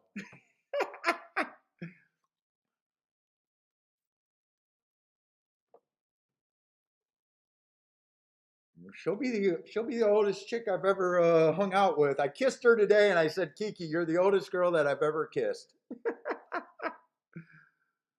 So Charles is thinking that it might be middle of the track. And I do like the 5 here at 3-1. I don't like doing bets like that, but I might, because I don't have a lot of stuff going on here. I might, if I get 3-1, I might do the win bet on the 5. Definitely, I'm definitely not interested in doing a Dutch with the 5 and the 7.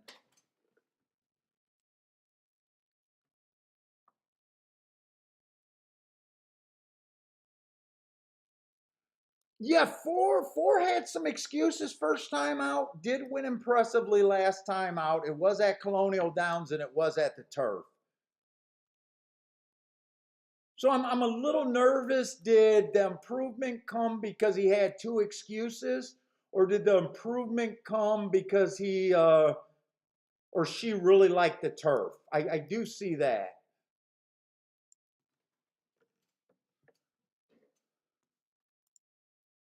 Let's say 4 is 7-1.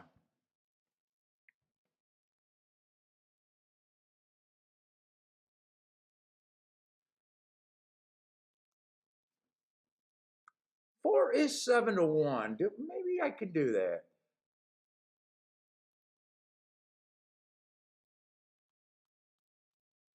Maybe I can include the 4-7 in the double.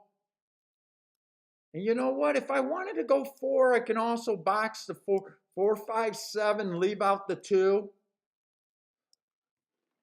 No matter what I'm doing is going to be in a play bet. I probably don't think this race is worth any more than $100 maximum to me, because the double's going to be dangerous next race.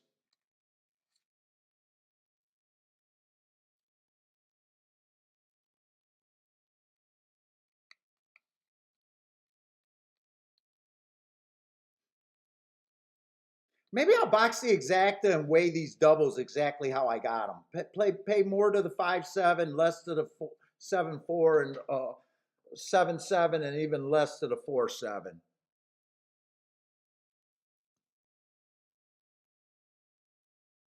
Let me make sure the exactas are okay. If it comes in 7.5, do I make sure I want that? Let's see, exactas. 7.5 is paying 21. 7, yeah, those are okay. I think maybe that's how I'll do it. I'm gonna put that bet in so I can go over to Woodbine though. I think this is only my second bet. Well, maybe this is my third bet of the day. I'm not sure. This might be my third bet of the day. But so far it'll be 3 play bets total. Let's see, do the exacta box first. 4, 5, 7. Whoops. Let's see. Doubles. I got to put these in separately because I want the 5, 7 for more.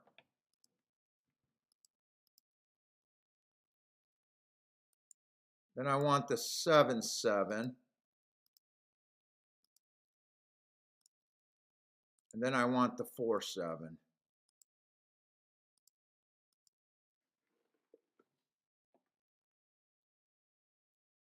And I'm still thinking if I want to do the win bet. He's at 3-1. You know, I want to go over to the other race. I'm going to put that win bet. I don't know if I'm going to end up liking that win bet. If I'm going to get the price that I want. But they are betting the 1. They're betting the 7. So maybe the 5 won't come down too far if he comes down. Maybe I'll get lucky and he'll even float up. But let's go back over to Woodbine.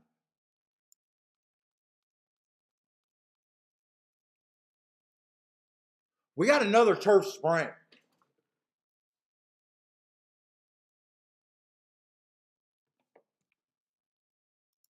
We got 0. We got 1 minute. Shit.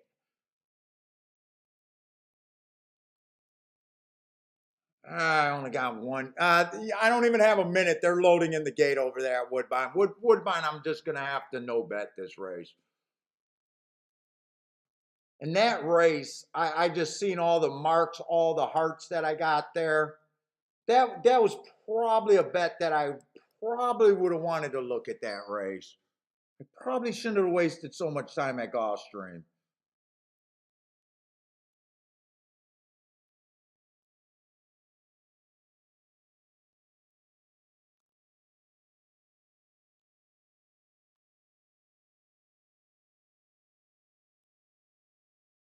And I think the 3 could be beat there. I would have liked to look at this Woodbine race. I think the 3 horse could be beat there. Oh, why did I think that was on the turf? That's actually on the poly. Why did I think that was on the turf? It's because of that. It's gray there. They used to only do that on the turf races, but I forget that they changed that.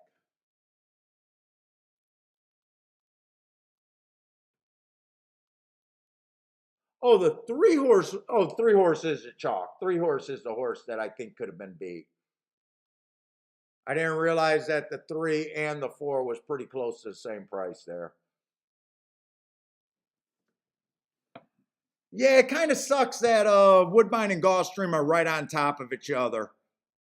And so far, Woodbine's been the better product.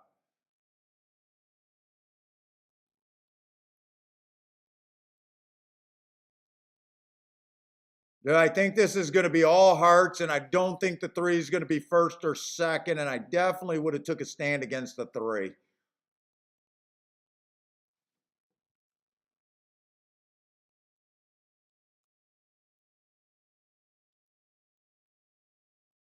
But honestly, I didn't have enough time to sort out my opinion, so it's really not going to do me any good just going back there saying I could get to it.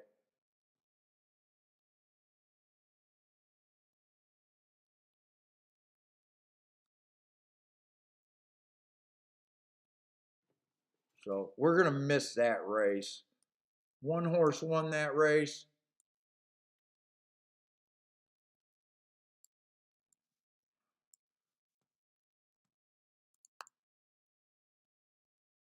And Gulfstream is down the course right now. Let's say 5 did not get the lead. I thought 5 would have had the lead there. And I got 5-2 on the 5, so he got bet down, but not too much. And he looks lively. So does the 2, though. I need the 2 to go away. And I'm not liking the chances on the 5 right now.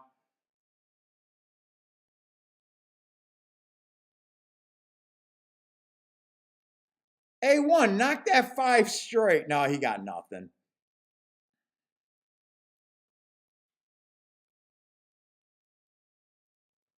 That's a classic 1, 2, 3 at Gulfstream. I am just not capable right now of really realizing what Gulfstream's doing. I was even leaning towards that. I thought the middle of the track was good.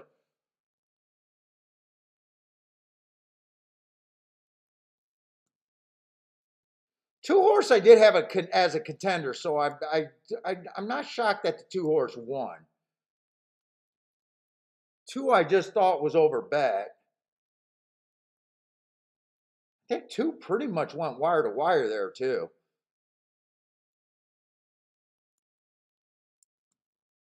And I think the 6, did the 6 go wire to wire in the last race? I'm pretty sure the 6 might have, if the 6, it was either 4 had the lead or 6 had the lead in the race before. Can I see that? They probably don't have the charts up.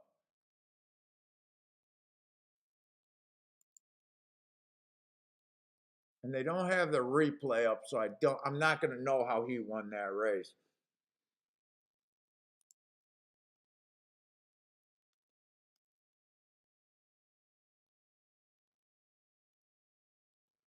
Two, 3, 1.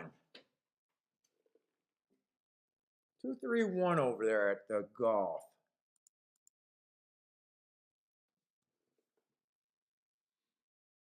Boy, I thought 5 was going to be the fastest early.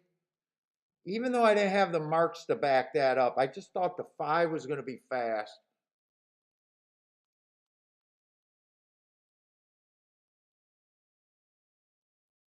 Coming out of that stakes race, running out of, I thought I liked the 5 there. I'm kind of shocked that he was so ran a super non-threatening 4th.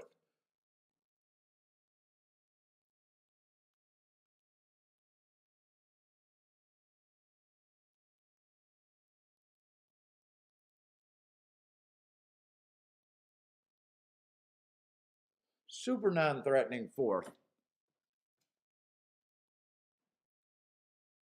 I'm gonna have to stay away from these short price horses at Gulfstream. They do me no good.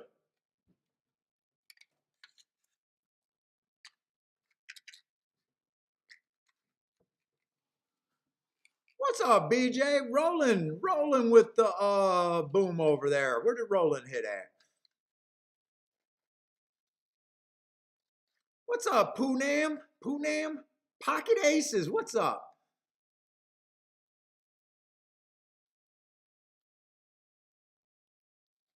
Oh, you like Kiki Love's next race? She's the only horse I can get to next race. But I ignore every first time starter, so take that with a grain of salt.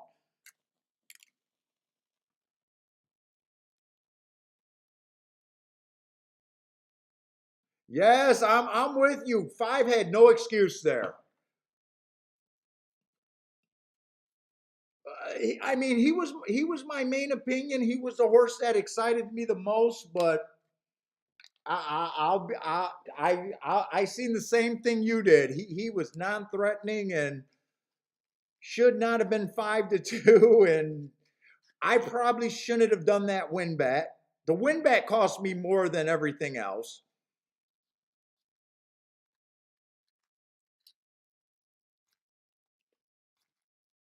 And at the same time, I should have been able to get off of that just because of math. If I tell you that I'm only going to win 20% of the races that I like, that I play, why on earth would I be betting on a 5-2 horse? The math does not make sense. If you're only going to hit 20% of your races, 5-2 is not the price that will get you profitable.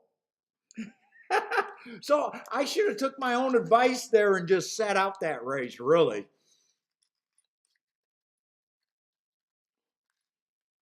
Or just did the double. I could have just did that double. It would have been a losing ticket, but it would have cost a lot less. Me adding the exact and the win ticket just made it so much more worse.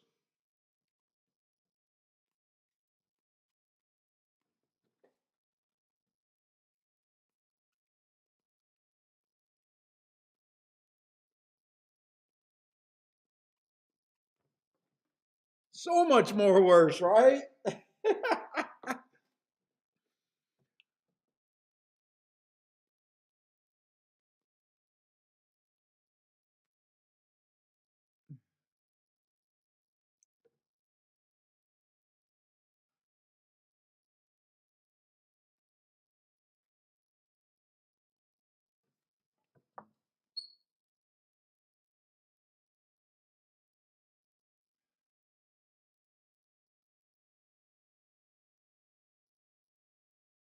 Oh, we got a lot of new people's names in here. We got Poonam in here, Pocket Aces, Money Matters. I think I've seen Money Matters before, but not often.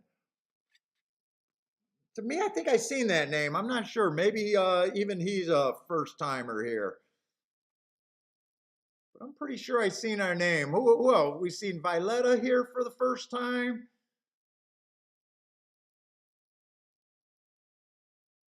Quite a few new people today.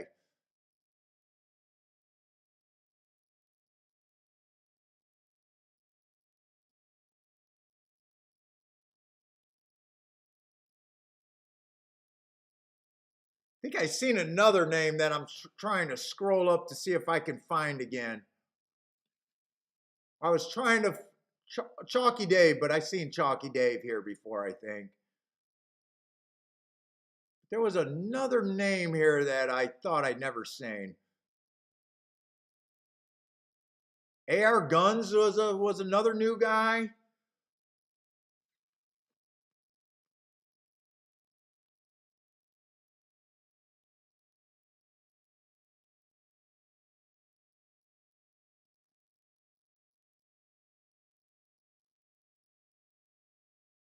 Demetrius is a relatively new guy. That's as far as I can go back. If I miss someone, I apologize. I definitely try to greet everyone when they come in.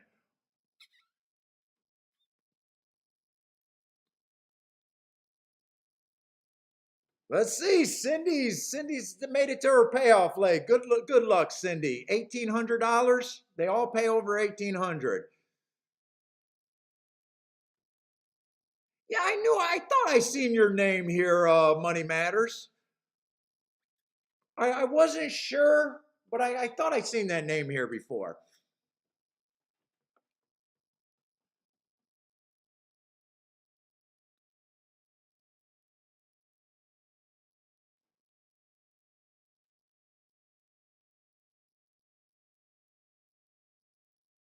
Listen, Gregory says his wife told him he has to sleep outside tonight. Only allowed back if he can catch a good price. Good luck, Gregory.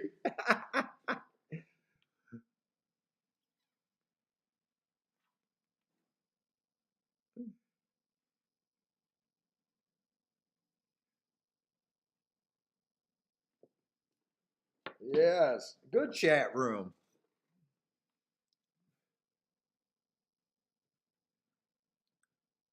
Lanier's still coming out with some track plays at other tracks. If anyone's interested over there at Pimlico. Oh, Gan M, you're also Gan M. I remember that name.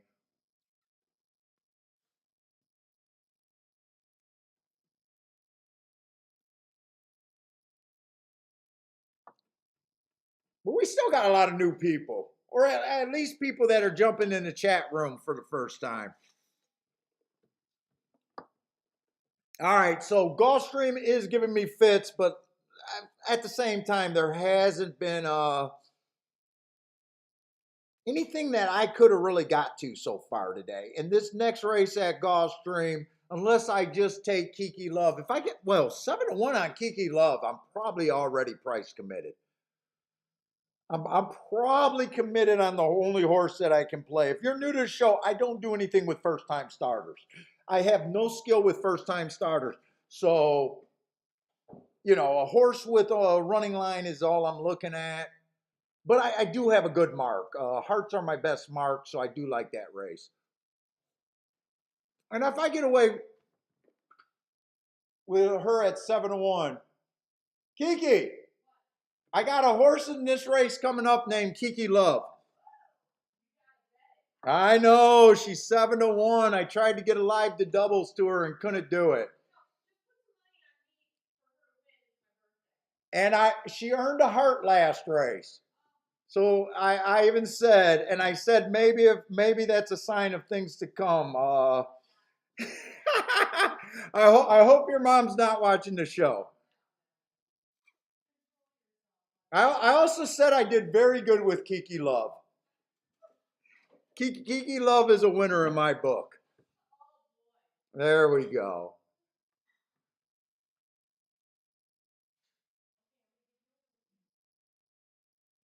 Two cookies. You don't give anyone one cookie at a time. He gets two cookies. Well, I'm going to come up there, and when I give him his treat from when I go to my first bathroom break. What, the bathroom again? Okay. We were blessed with the best puppy. Bentley has been our first dog ever. Kiki's were my first dog. And as far as dogs getting in trouble and tearing up things, I could not have gotten luckier with Bentley. So the worst that Bentley does is he likes to sneak in the bathroom and he likes to get a hold of the toilet paper roll. And I'm trying to convince my wife, as far as if that's our only complaint with a puppy, that we could not have done better. The dog is 3.5 years old now, so he's not a puppy anymore. And the worst that he's ever done was ruined a cheap sandal of my wife, a very cheap flip-flop, and toilet paper is the only thing that he's ever damaged in this house, ever.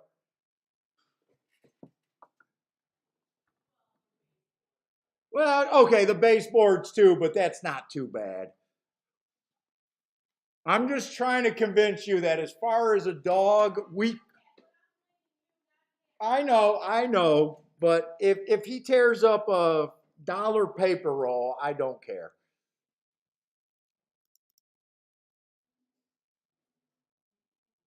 Mac and Company says they only chew when they're teething. After that, it's bad ownership.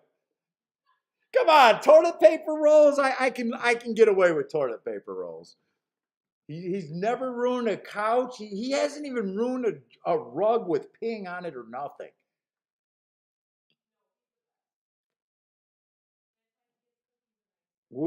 I mean, and I'm not a dog trainer, but I can't believe how lucky we got with that dog. Let's see, Cindy's looking at a double, 7 with the 3-5-6. Okay, Mac just said toilet paper rolls are fine. Come on. He does jump on the counter and will grab some food every now and then, but I got to respect the guy that takes his shot. It's better to ask for forgiveness than to ask sometimes. I know, man. That's a good dog.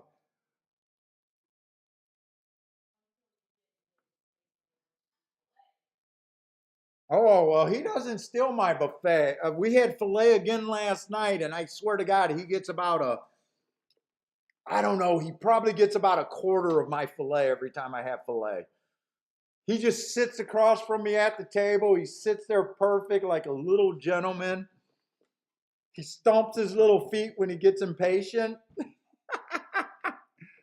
What's up, Jay? Yeah, Jay, I gotta. As soon as I seen Kiki Love, and if I get 5-1, I definitely doing a win bet.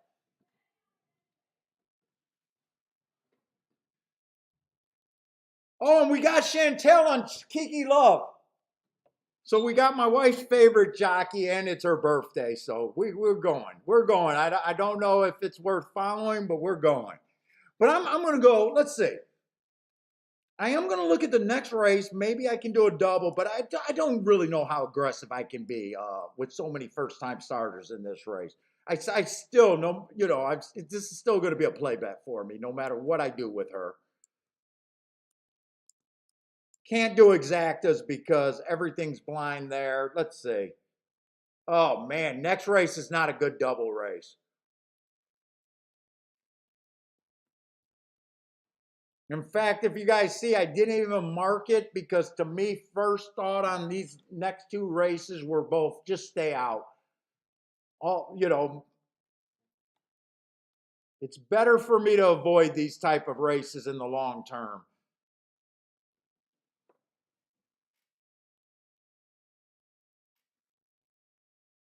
Oh, Luca is actually pickup mount, so Chantel's not on him. Okay, so we don't have a perfect situation with with Kiki's favorite jockey. She's in Camp Chantel all day long. But we don't have Chantel over here. We got an update change on a jockey.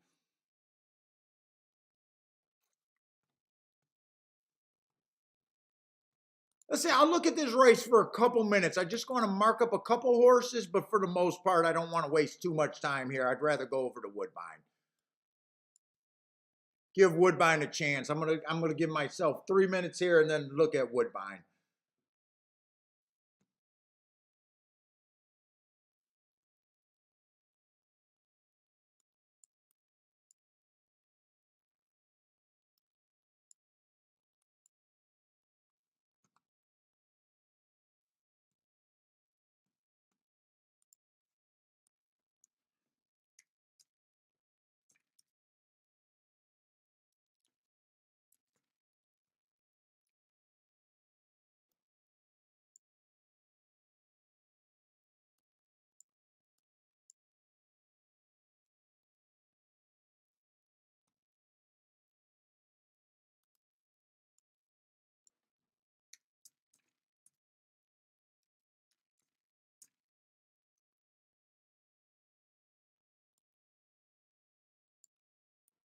I have a little upside there.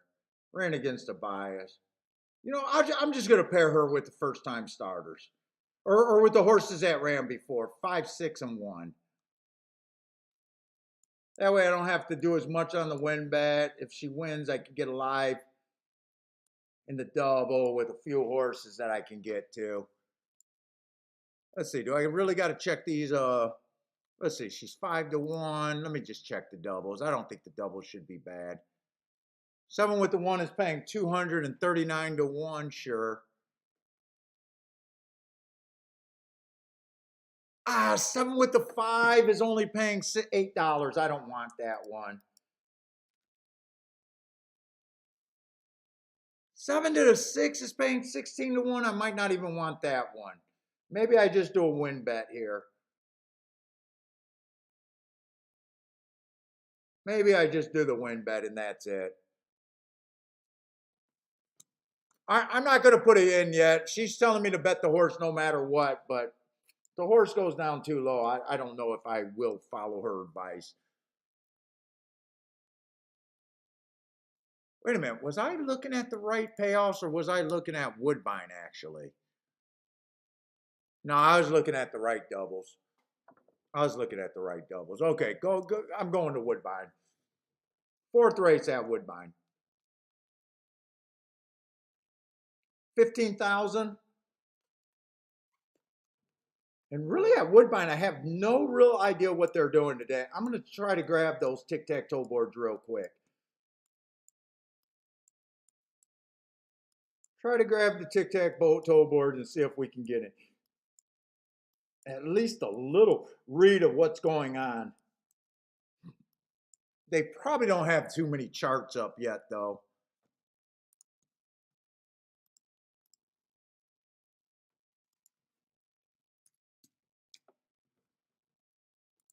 Whoops, wrong thing.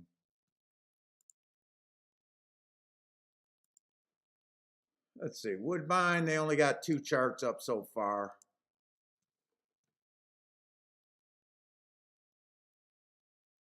Five went wire to wire in the first race.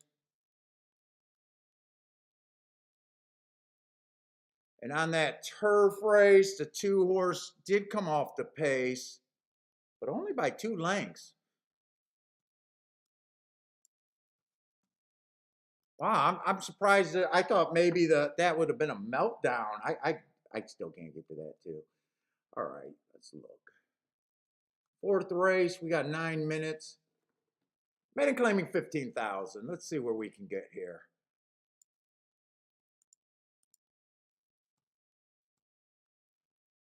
Six is a big favorite right now. Oh, I like the betting board. I like races where there's a single favorite and everyone else is a pay raise. What's up, Grandma? Oh, I seen you earlier today. That's right. I don't think I'm interested in the one over there at Woodbine. Well, dropping from maiden special weight, but that was at Fort Erie. She was a maiden special weight, but at Woodbine, she's a $7,500 claimer. She ran $7,500 races twice at Woodbine, and I don't know. I don't think I'm interested in her. Let's see, 2 to earn the heart first race out. Could be a little interested in that.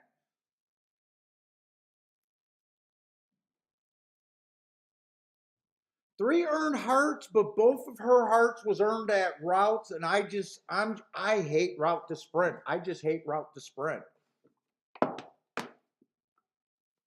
Would not surprise me, but I have that prejudice against route to sprint. I just don't like it.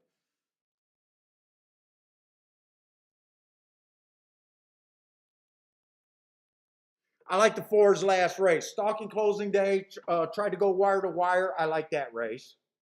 Average wasn't fast, but I do like that race. Wow, she was 100 to 1 that day.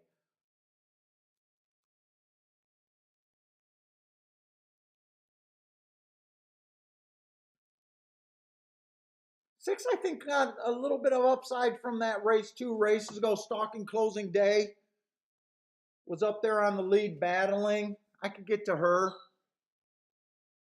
That is the favorite. Making a class drop before that. Last race was a 1 race sample, just missed there at this level.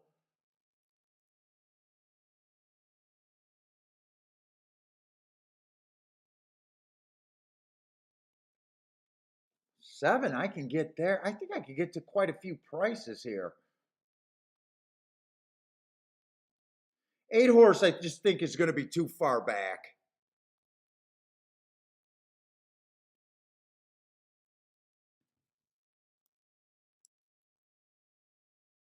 It was 6, 7. What can I do here?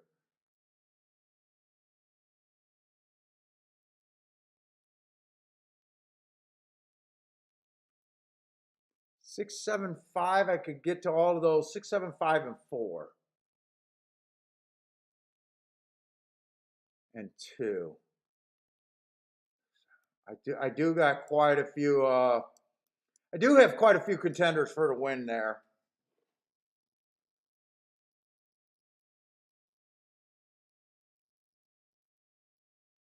Let's see, obviously the worst part of my bet there is the 6. Well, let me just see if the 6 winning this race makes sense in the exactas.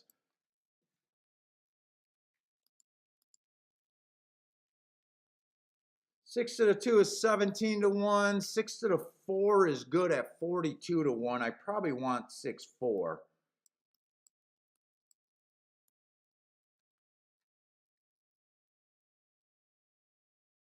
Six to the 5 is 64 to 1. I would want that.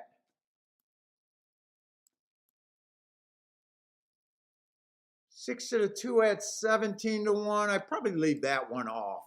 I don't want to go too much with the 6 to win. And 6 to the 7 is 25 to 1. Probably want to play those.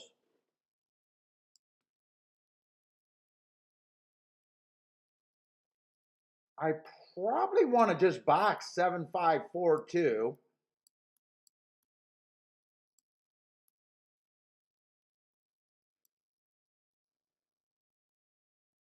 Who's the 3? Let me just look at the 3 one more time. 3's a route to sprint horse.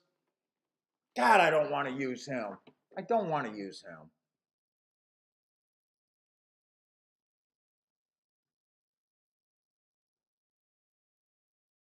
I don't want to use the 1. Do I want to do win bets here?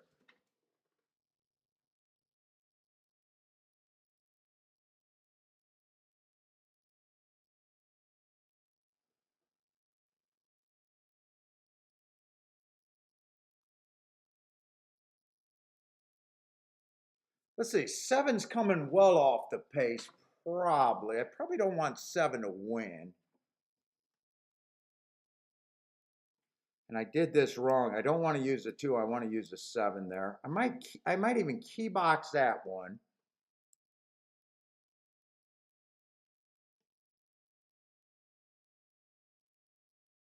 Two to win, 4 to win, 7 to win, 5 to win. All of those are acceptable, but I definitely don't want to do a 4-horse box, a 4-horse key. I'm a 4-horse win Dutch bet is what I don't want to do.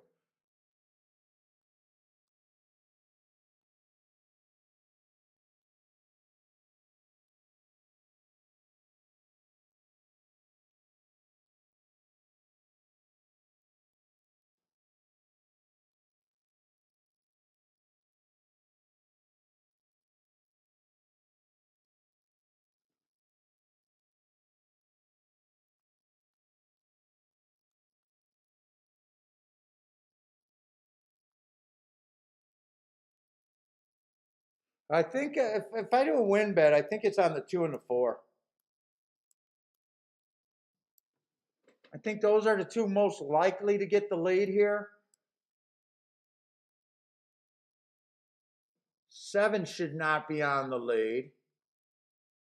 6 probably won't be on the lead. 5 probably won't. I think 4 of the 2 might be the most likely to get the lead. I think that's exactly how I'm going to bet this. Yeah, I think that's how I'm going to bet this race. Let's see. If I do, so this is $12 base bet. This is a $6 base bet. God, I don't think this race is worth as much money. Let's see. I don't think I want to do that for $10. Maybe for $5. $5, that'd be 60.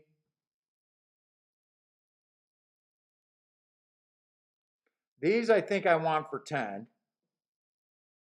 Those probably for 5. And then the win bet's probably about 20.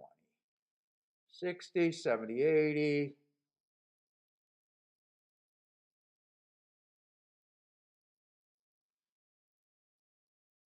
Do I really want to do this? In a way, that's getting to be a little expensive for me for what I think this race is worth. I either want to do the win bet or get rid of that. I either want to get rid of the win bet or that 4-horse exacta box.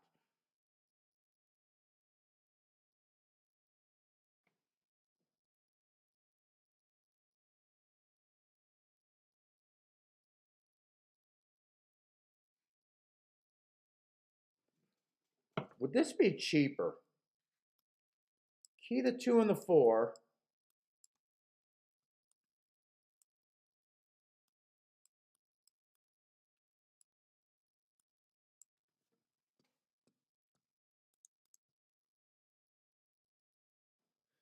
Kiki Love at 7-2. Let me put in that bet right there. I'm just going to do the win bet there. Let me get back over to Woodbine. I almost forgot about that one. Let's see. Instead of a $12 base bet, what is this? That would be another $12 base bet. But I'd be able to hit, if the 2-4-4-2 comes in, I get it more.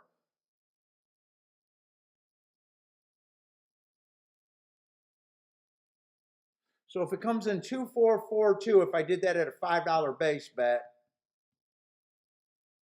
I would have a $10 exact. I would be getting paid twice as much. That exact had got to be good.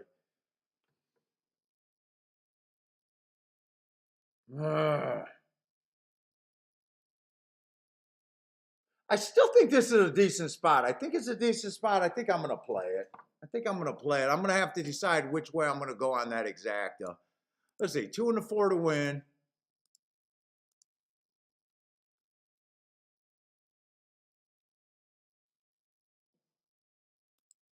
Let's see, exacta key box with the 6.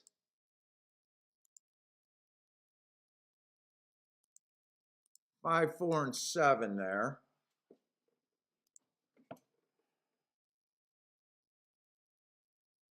I think I like the idea of the key box better. It might be a mistake on my end, but I like that idea better of being able to possibly have 2 combinations that I got for twice as much. So I did not do this even though I was thinking of it.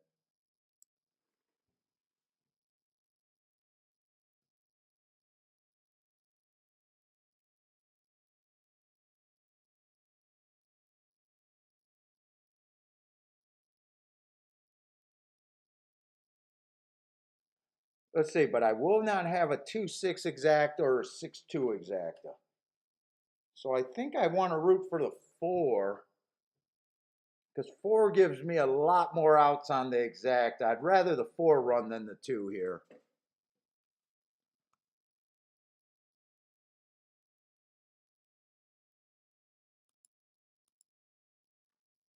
What's up, Yes? I do not know how to say your name. What's up, man? Another new, Brendan Melissa, what's up? 5 got the lead. I was wrong about which horse was going to get the lead. I do got the 5 in the combination, so I'm not going to be completely upset with that. 4's in good position. I'm happy with what I got here so far. The 3 horse is a route to sprint. If this horse gets the lead, I'm going to be 23 and 4. They're running this race like a route. All of a sudden, I think the 3 has a big chance to win this race. Go away with that 3. Please, just go away with the 3. Go away with the 3. Go away with the 3. 6, go ahead and just hit this exacta. I need 5 or 4. Come on, 5. Keep running with this 5. Don't get discouraged. Nah, it's going to be 6, 7, 6, 7, 6, 7, 6, 7. 7, you got horse. Nah, 7 don't have horse. 8's going to get there. Man, prices galore over there at Woodbine. Prices galore. I didn't like the 8 horse. Dude, I'm getting beat by long shots, which is not bad.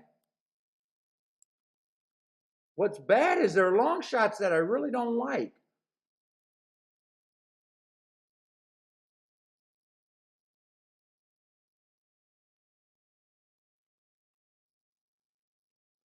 Two couldn't get the lead. 4 couldn't get the lead. I was right about leaving the 3 off.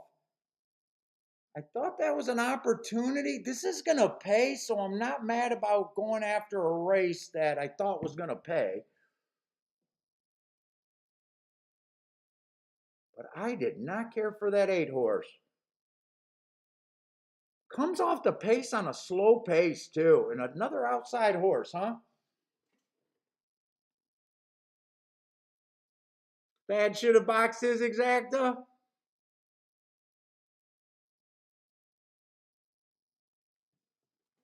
Oh boy! And what is Gulfstream doing? Gulfstream 9. So Kiki Love did get second. All right, I got to slow down on my play bets. So far, I think I made 4 or 5 play bets. I have not hit a play bet, but play bets I would like to hit play bets, but they're not the tickets that I got to hit. Let's see, that one was super cheap. Let's see, I made 2 plays at Woodbine. Only 2 plays at Woodbine, huh? Is that right?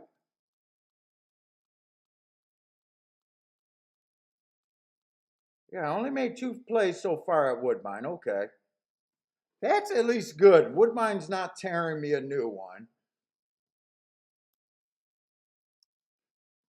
So does that mean I made 3 play bets at Gulfstream? Let's see. Last race, I only put 20 on the 7 to win, so that's not a big deal.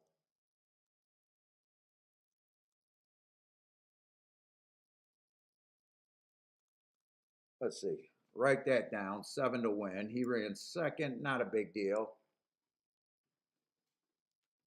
It wasn't that race, though.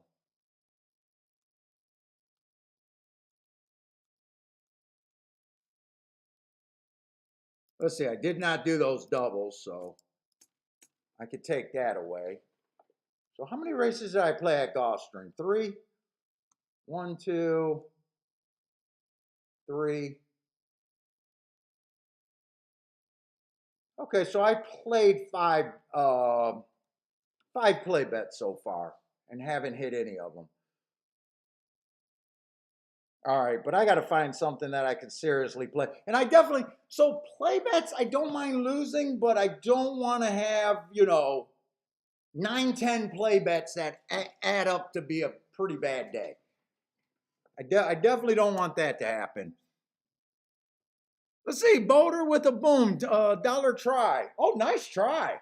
That should be a good try with that 30 to 1 getting in there. You got the 6 horse not hitting the board.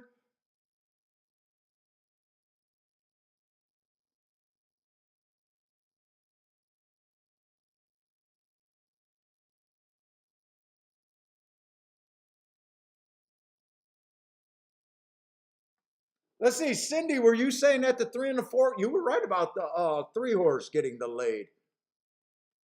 I thought the 3 was going to be dangerous when I seen 23 and change over there at Woodbine. I was like, oh Lord, here we go.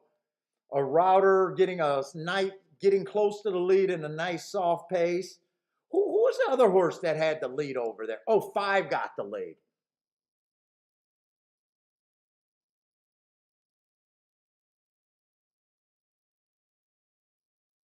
Let's see, there's nothing for me to review at Woodbine or Gulfstream. It is what it is. But I want to look at this Woodbine race and just go back. I didn't like the 8 because I thought the 8 was going to come from far off the pace. And with that first call, I'm a little shocked that I want to watch that replay. I want to see how far he came from behind. 6 ran the race that I thought he would. I thought the 6 was probably the most likely horse to get first or second there.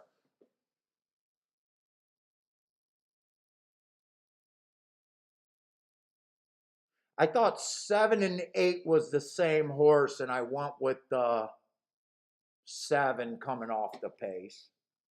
I didn't want too many horses coming off the pace. Even though I thought the 5 was coming off the pace, and I thought there was a chance. I thought the 5 was going to come off the pace. I'm a little surprised that he tried to go wire to wire. That was a weak field where spotting the speed was kind of difficult for me.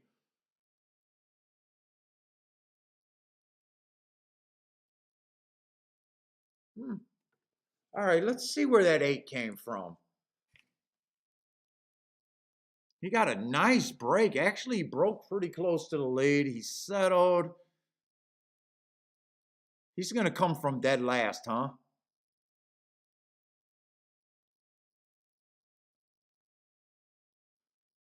Yeah, okay. He comes from dead last. 5 lengths back. He comes from 5 lengths back. There's about 4 lengths, maybe 5 lengths back right now still. Middle of the track.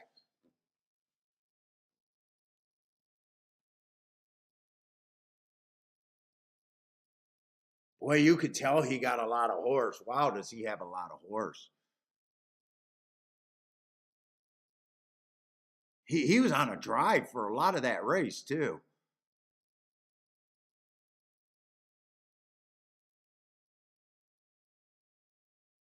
Boy, I would have thought he had nothing when the 7 kind of drew up again next to him.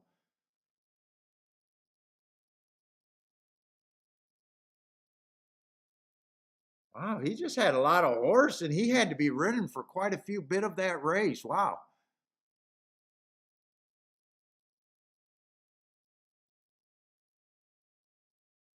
Ah, 7 kept running. I thought 7 just quit. 7 tried running. He just wasn't good enough. 2-2 was there. Did not really care for the 8.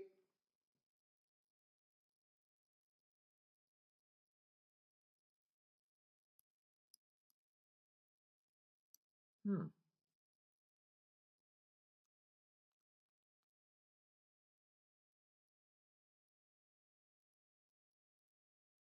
One came off the pace in that third race, I think. One came off the pace. I'm not sure how far he was behind.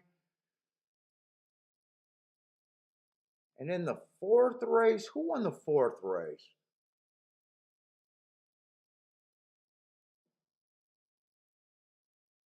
I think that's all the races right there. They only ran 4 races, right? So that's how it's kind of looking so far. Nothing. The tic-tac-toe board's not helping. Right now, if the tic-tac-toe board's saying anything, they're saying they can win from the inside, they can win from the middle, they can win from the outside, they can win on the lead, they can win stalking, they can win closing. I don't like tic-tac-toe boards when they look like that. I'll say that right now.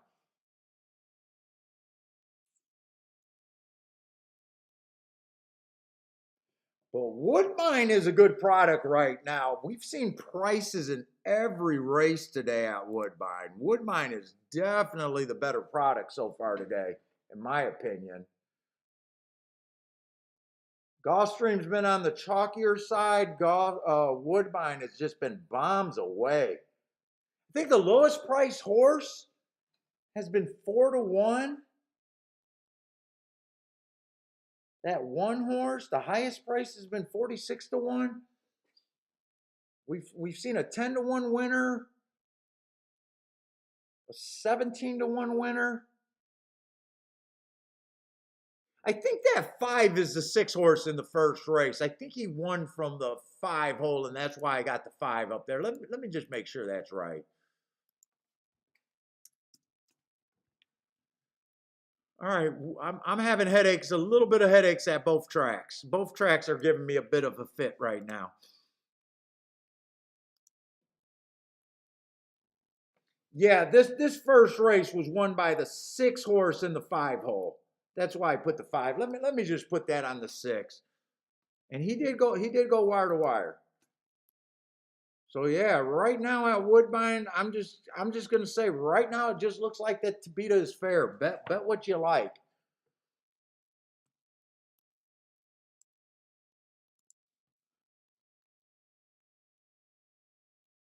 See, money, the strongest bias that I've ever witnessed. There's a couple of them. Turfway Park, that outside bias was strong for years. I put like 23 straight years winning at the Turfway Park meet because of that. But the strongest bias that I ever seen was a few years ago. I think it was August at Gulfstream, where the rail was so bad for all of August, you were able to blindly play the outside horses. And I'm going to say that bias was so strong that after August, I basically won a year's wage just betting horses that were on the rail in August, and now the bias wasn't there. So that was probably, I would say that was probably the most exciting bias that I ever seen. I mean, we were hitting, if you remember that 50-1 in that mandatory payout that I had my last maximum bet on probably 3 years ago, that one there was quite a few horses, and that was a reason why I loved that horse that day. Uh, you could also say, Gulfstream had that inside bias on the dirt for about 3 years straight. Was very strong. I make the joke that at fairgrounds, if you lost at fairgrounds on the dirt the last 2 years, you weren't paying attention. I think it was impossible if you thought that if you played fairgrounds and you just said, I think it's inside and speed, that it was impossible to lose on the dirt at fairgrounds. That's not just a joke that I make. That's a shot at all the people that struggled at fairgrounds in the last 2 years. So that's a super strong bias. Uh, Obviously the turf bias over there at Tampa Bay off the pace on the turf at Tampa Bay on the turf routes is super strong. It turned me from being a losing player at Tampa Bay to being a winning player the last 3 meets, 2 or 3 meets. I'm not sure if it's 2 or 3 meets. There's a lot of strong ones, but I will say that August Gulfstream one was probably the most exciting. I mean, it was to the point that was back when I was doing the recap videos after I hit a race. I did those videos, those short videos. I think there was about 4 or 5 of them at 20 to 1 or higher that won off of that move. And I was subconscious about only posting one a week. Like, I was saying that people were already calling me a bullshit artist. And I was like, oh my God, I got 2 of these 20 to 1 plus winnings on the same week. I'm not going to put both of the videos up. That's how strong it was. I was embarrassed. That was before I was doing the live streams. That it didn't even look believable to me. Put it that way. It did not look believable for me.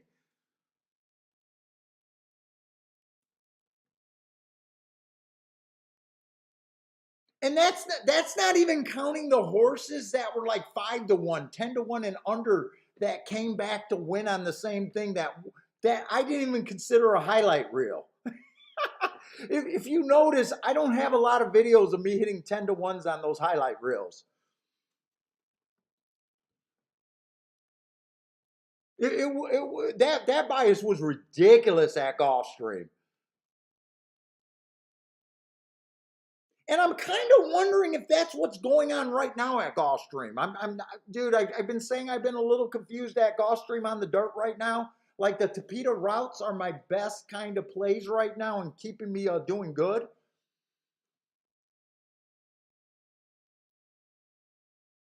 But that inside bias for the dirt routes was like at 45% for like years, and now I think it's sitting at about 36%. So even the math is even the bias reports is telling me, hey Paul, it's not as strong as you're used to. Now the problem is I keep wanting to force it that it's there. That's the problem. I keep wanting to force that it's there, but let me just look at it. I think Gulfstream right now, it's 37% on the inside for the routes. It's still 43% on the dirt, but even with it being 43%, it's not automatic.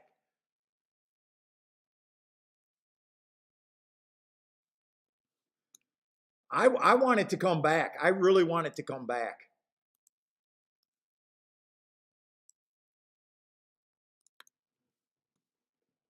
I want my work to be easier.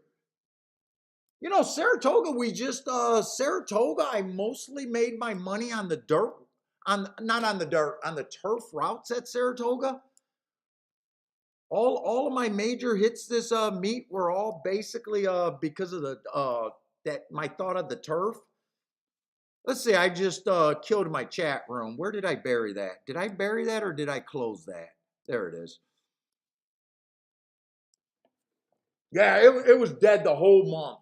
And it took me about a week and a half to see it. It was so obvious that it was so bad. Like right now, we're seeing outside horses. We just seen the 9-7 come in, but the race before it was all 1, 2, 3. But it's not where I think I can just play it blindly again.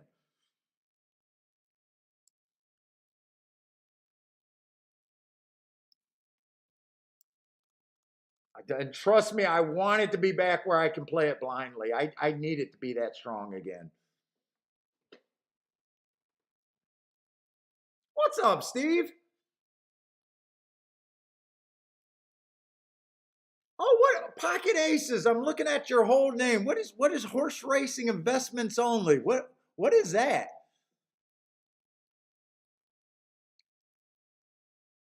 That's got your name got me interested there. Oh, by the way, I'm curious. What did Boulder make out on his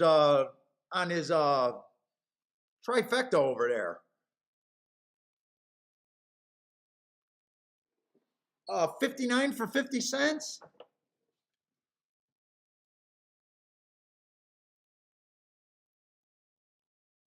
Steve, I'm struggling today. I made 5 play bets, and honestly, I can't say I had a really good look at any of them.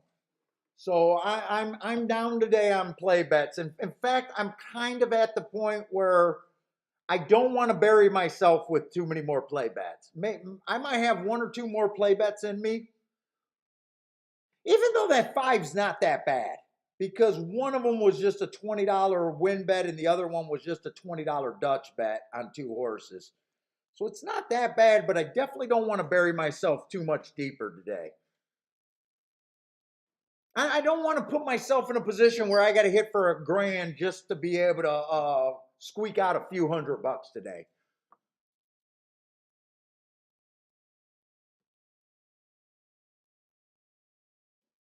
Woodbine, I will say I'm very questioning Woodbine. Now, Gulfstream's not that bad.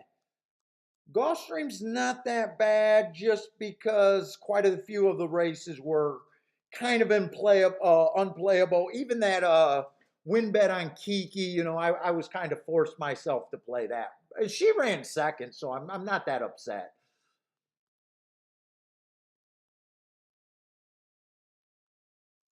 But this race, all I could look at was the 1, the 5, and the 6. They all got something interesting, but it would be another play bet, so I'm not sure about this race. Let's say the 6 at 4-1. I thought that was a useful first race out. He was just average. Uh, had the lead, dueled on the lead for a little bit. I don't think that's a bad first time out.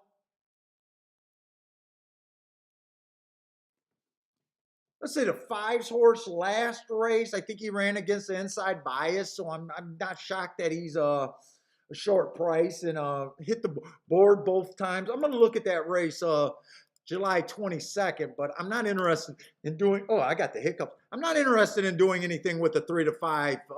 I'm just okay with saying he's on my radar, and if he wins, I can't do much with the 3 to 5. Even if I try to do something in the doubles, what really bump do you get in a 3 to 5?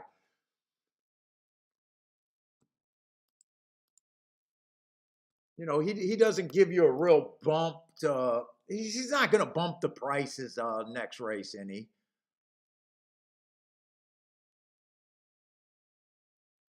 But I do want to look up that July 22nd race just so I could say I looked it up.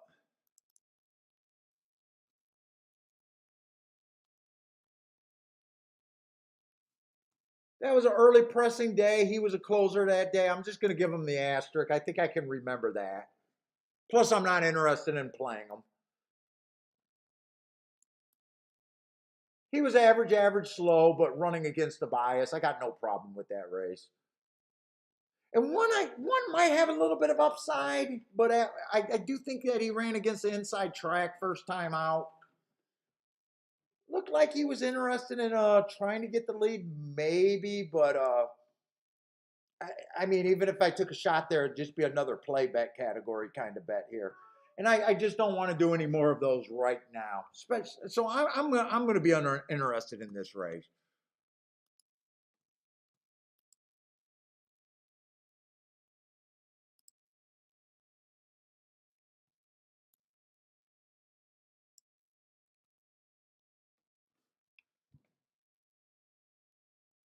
How do I say your name? Slovit Swerg? 6969. What's up, man? Gulfstream Race 6, pretty weak maiden. 3 held, 3 Weld Hall has crazy closing speed. Thought it was worth looking at. No, I'm just curious, and I'm just curious as a handicapper. Just why do you think a first timer has closing speed? Is it a breeding kind of thing? Thinking that the parents had closing speed? I'm just curious on your thought right there. And it's legit curiosity, just with him not having a running line.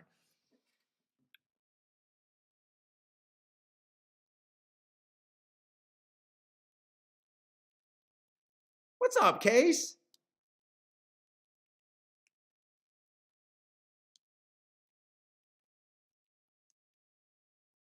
His workouts are perfect. Okay, so you like to look at workouts. And since we got a lot of new people in the chat room, I'll ask you guys questions. I'm not shitting on what you guys are saying. I'm interested. Like I said, I got no edge. I have no way of looking at first time starters. So I'm always curious what you guys are looking at.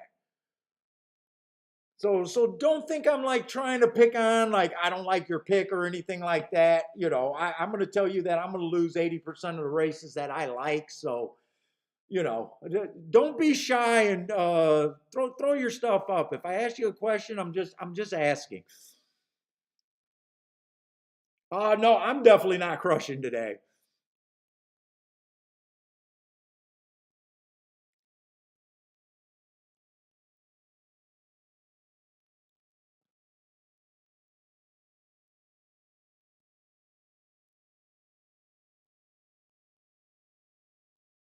Let's see, is this another dirt race over there at Golf? This is another dirt race. So I've seen plenty of dirt races over there at Gulfstream.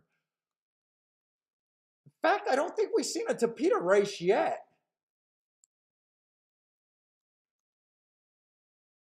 Yeah, I think everything's been on the dirt. If it was an inside bias, I should have been able to see a lot of 1 through 3s.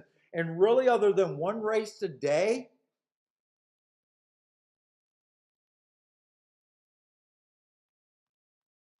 let's see, the 9 won the race with Dancing Kiki. If anyone knows how he came, if he won that race, I'm just going to put him a borderline speeder stalker.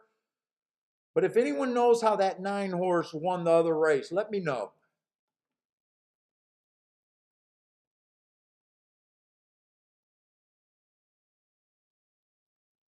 Let's see, 696. I'm just going to go with 6-9, man. He says the 5 horse is okay in the trials, but way underpriced for him. Okay, good.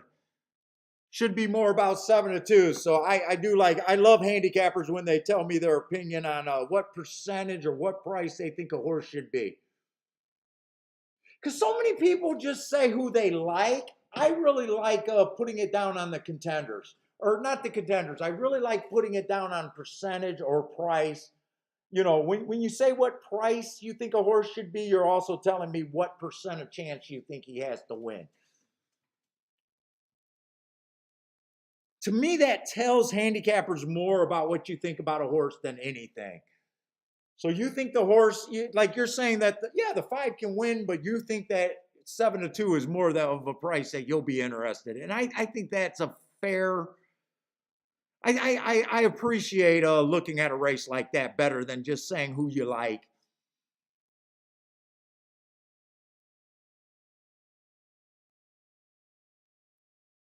When I say that I think a horse should be 2-1, I'm also saying that the horse has a 33% chance to win and a 77% chance to lose. I'm telling you exactly what I think the horse is. Now, you might not be able, some of the new people might not be able to know that, but whenever you see the odds are telling you. Right now, the 3 at 4-1 at Gulfstream, the horse has a 20% chance to win according to the betting line or to the odds board. So he has an 80% chance to lose. So there's no shame if he wins. 4-1 is the price. And if he loses, well, the odds are also telling me he has an 80% chance to lose.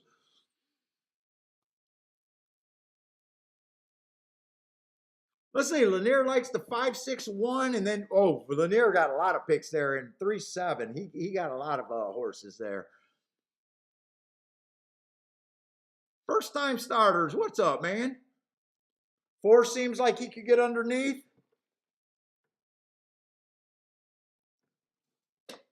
Let's see, and I wasted a lot of time. Let's go over to Woodbine. Woodbine is, I haven't had enough time to look at a Woodbine race proper yet. Another turf sprint at Woodbine.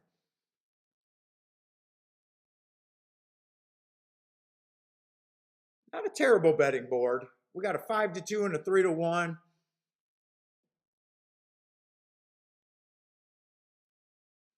Let's see, I got the 1 horse last race running against the inside stalking closing day.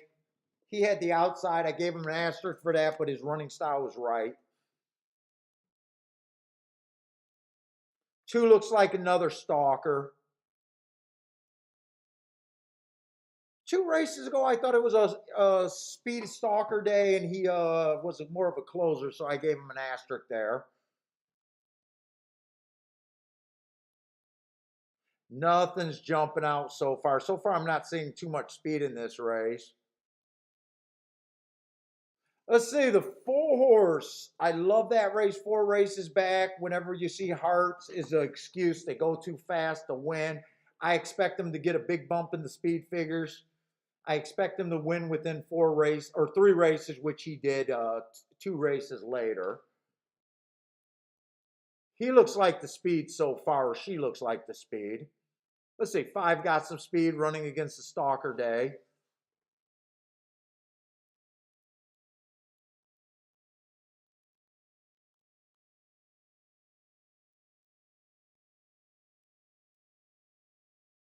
Six, I just don't like route to sprint. He looks like he'll be a closer at a route. I think I want to look at speed and stalkers. With that 46-1 winner, I might even want to give a little bit of weight towards the inside, just because he was in the 2-hole and I can't explain that race.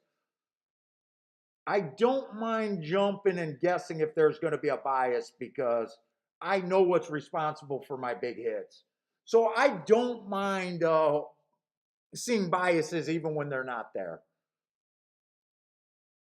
In the long run, I know it's good for me. I can look terrible on any particular day.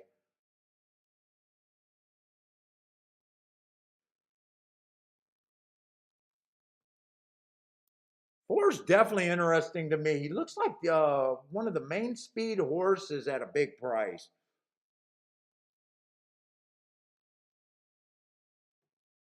Let's see, they're betting 3 in the 8. Why are they betting the 3 in the 8? 8 mostly looks like a router to me. 2 races ago was a win, but I thought that was a closing day and he was a closer. One of his better races. To me, that just seems like it was bias aided. Let's see. Last race he did go to lead, higher level, so they're probably betting the class drop too.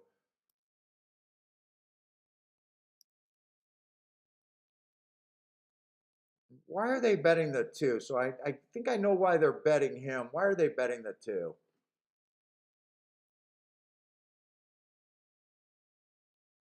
Two comes off the pace. I think you can beat both of these closers if you get first run or maybe someone go wire to wire. I think you can beat both, not both of the closers, both of the chalks.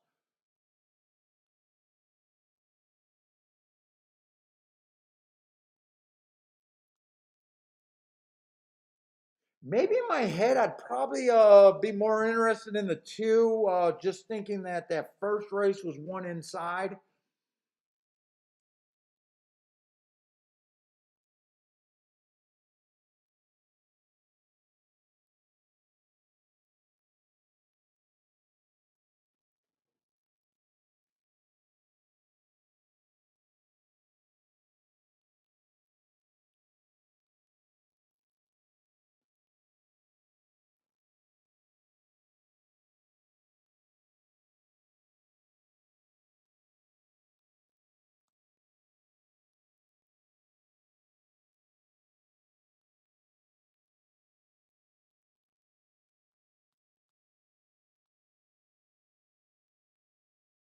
This is going to be another play bet. I really don't want to bury myself on play bets today.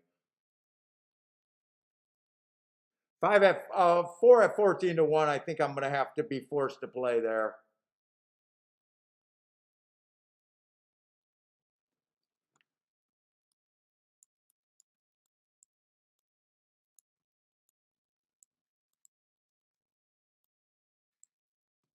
At least I don't have a lot of combinations here. Let's see. I should be able to get that in. 4 to win.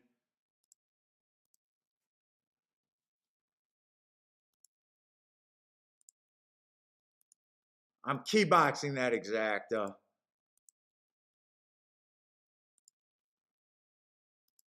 Then I'm doing one more exacta that I don't have time to write down first. 2, 4, and 5 in the exacta box. So this is a key box. This is just a win bet. 2, 4, 5 in a box. So obviously I know I can't play a 2-8 exacta box. Not interested in either of those two horses at a win ticket.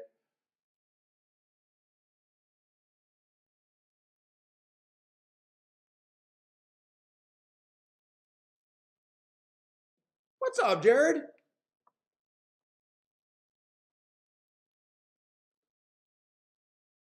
Let's see, and we really need an objection or something at one of these two tracks where I can at least watch the races at both tracks. Gulfstream's off, Woodbine's loading. I'm going to watch Woodbine and then hopefully be able to catch the replay over there at Gulfstream.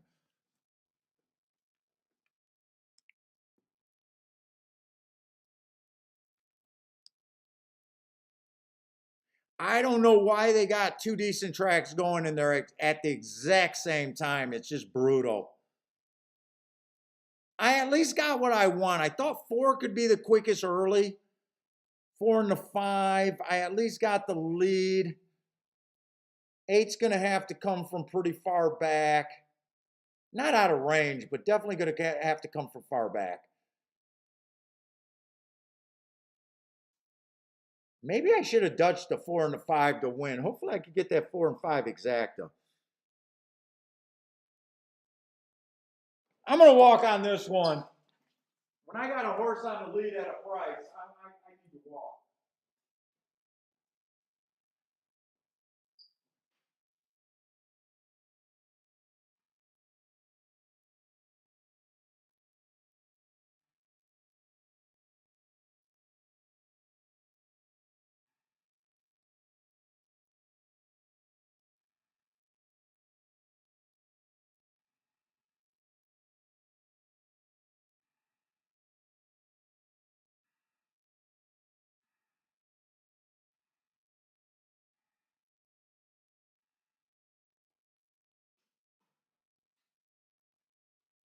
Ooh.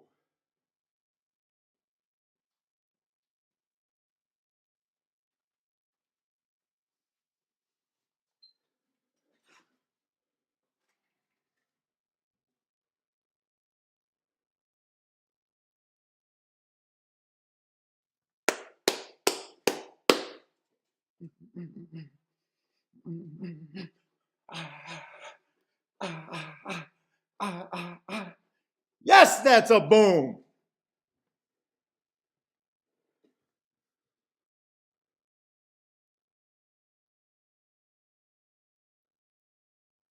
Yes, that's a nice ticket.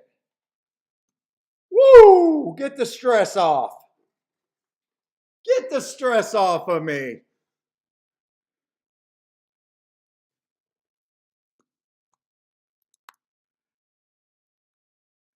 Where's our boy Mike?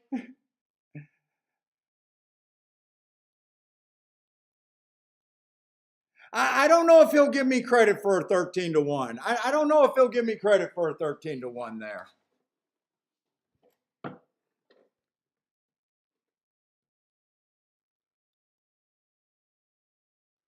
Dude, I'll tell you what's really bad. In a way, first of all, I kind of hope he's just watching because I proved my point. Second of all, dude, I want horse players to get better. I do want horse players to get better. I'm not going to keep taking digs. Yesterday, I was a little over the top on that dig yesterday. I was a little over the top on that dig yesterday. It was fun again. Probably was a little too vulgar with it, but dude, you can get to prices like that, and we just keep doing it almost daily. What's up, Maurice?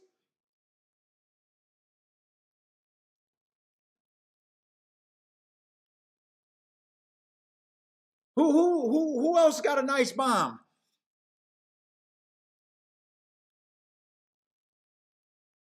Oh, don't. I hope you guys are talking about my ticket. That's a 52-1 exacta. Please let that be Woodbine.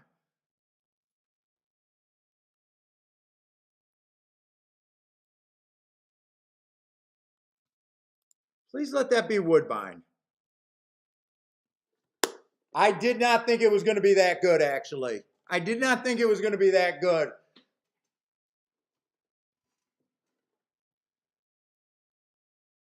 Parsons. I basically, in the last 7 days, I had two races where I hit for probably a bit over 15,000. I had a Rolex day Thursday or Friday of last week. Then yesterday I had a $4,000 hit. That says it all right there. And then I just hit this race up pretty decent.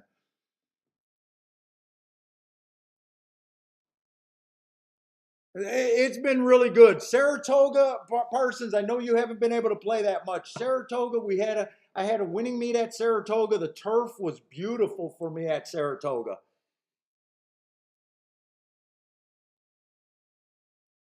But yeah, I don't want to chase people out of there. He just irritated me. I hope he's watching.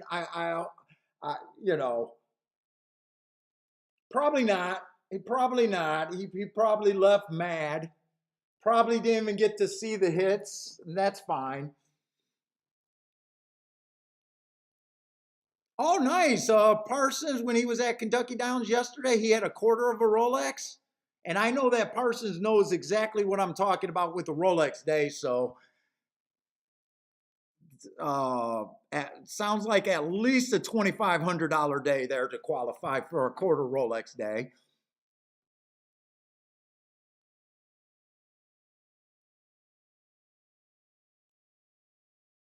Robert, I don't know what you're saying right there. Do I have days where your front make a I have that. Robert, I don't know if you're asking me, but do I have losing days? Absolutely. If that's what you're asking there, I'm not sure what you're writing there. But the thing is, since I glow and I show my highlights and everything, I don't take down the bad streams either. So when I have a meltdown day, they're up there. They're up there plain as day for everyone to see. I own everything I do, man. Do I have days when I don't make a bet? It's I'm very good at sitting out. I don't believe I've ever had a show where I sat out 100% of the races. You usually when you do some handicapping, you late in the day, if everything was inactive, I try to reach for some, I try to find something. So most days, I can think of one day at Saratoga that I put in a pick four. The card was super bad for me. I had no plays. And then in the last pick four, I did a rare pick four ticket. That was probably the closest day on a live stream that I almost didn't make a bet.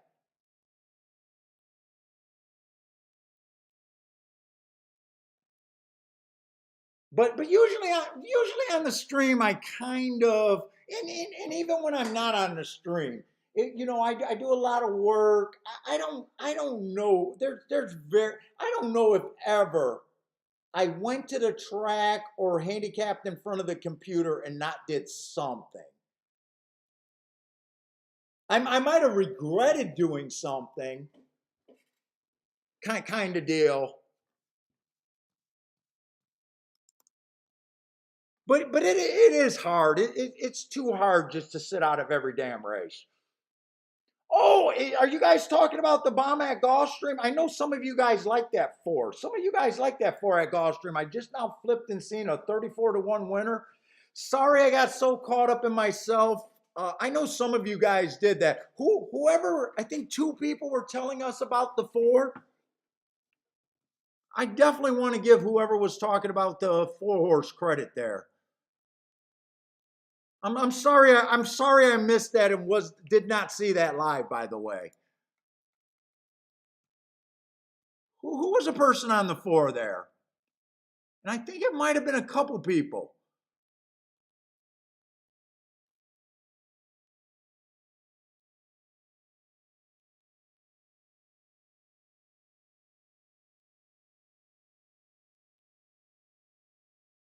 I'm even trying to scroll back and see who that was. I definitely want to give the credit out there.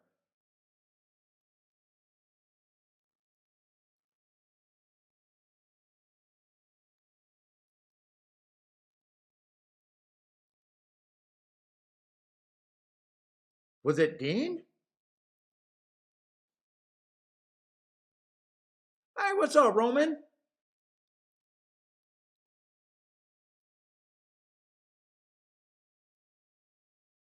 First time starter, like, oh, first time starter. The only thing I don't like about your statement is underneath. I hope you got him to win too. Oh, by the way, Steve, I'm seeing another comment. Do I play pick threes and pick fours? I have been trying to play some pick threes, but it's not. I'm trying to stretch out my doubles sometime. I mostly play double exactas and win, but I'm trying not to be so stuck up in my ways. I used to play pick fours, but I never took them seriously. I used to do the caveman bullshit tickets. I think I am involved, but I don't look in advance really to look at pick fours. But I do have better philosophies than I did maybe 10 years ago when I used to do like 60 or $30 pick four every now and then. I never been the biggest player for pick fours, but they were bullshit tickets. If I was to do pick fours now, there would be a lot more. So before I used to do my regular spiel, not on the stream. This was before the stream that I used to play pick fours. So I used to do my regular bets, exactas and trifectas, and oh, this is a pick four race. And within 5 minutes, I would put together a caveman ticket. Pretty much anti-chalk the whole way through. Pretty much anti-chalk. But now I would really do a whole bunch of separate pick four tickets now, weigh them differently, and put more thought about them. You know, I always been like, I don't want an AAAC ticket. I don't want an AAA, AB, ABA, crappy tickets. But now I think I am evolved to where I could. It's just I got to get out of my comfort zone again. I'm pretty happy with where I'm at. But I got to look at them and realize it's a pick four race and really take the time to structure a ticket properly. My ticket structure in the old days were terrible on a pick four. But I will say, and the show knows it's a joke, but it's a true fact. I've hit 50% of my pick six tickets, but I only played two in my entire life. I only played two, so I hit my first one ever, and it was only because they announced the carryover and I hit it for $66,000 on an $18 ticket that I did not take seriously. So I do have that under my belt, but never serious.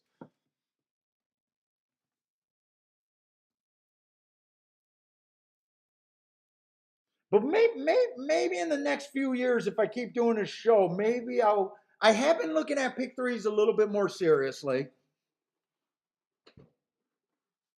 Uh, but I still keep forgetting to do them. I also been looking at results and opening my mind up to tries. I played a few. I went to Vegas about a month and a half ago, and I had a friend that convinced me to play some tries, and I had two tries that were pretty major hit. One of them was the Belmont. I really liked skipping long stocking. I played skipping long stocking, I think, to win, and I wheeled her first and second in the exacta. He wanted more action, so I like Nest. I like the six horse that won the race, and I liked another horse. So I just keyed Skippy Long Stocking in third and used those four horses and had a really nice score on a bet that I normally wouldn't hit. But that was 100% his influence. I think I came back, and since maybe I played five or six pick threes, or I'm sorry, not pick threes, trifectas. I think I hit two of them, but I'm trying to keep my mind open to them. But a lot of times I don't realize until after the race that I could have done it. But I'm definitely trying to keep my mind open to them. What's up, Lloyd? Lloyd, you're late today. And by the way, I tweeted out your tweet, Parsons in the group. Some of you guys are in ownership of Unified Dreams. Unified Dreams broke his maiden over there at Indiana for $30,000. What, a week ago? Last week? So congratulations on that, Parsons, in the group that bought into that horse.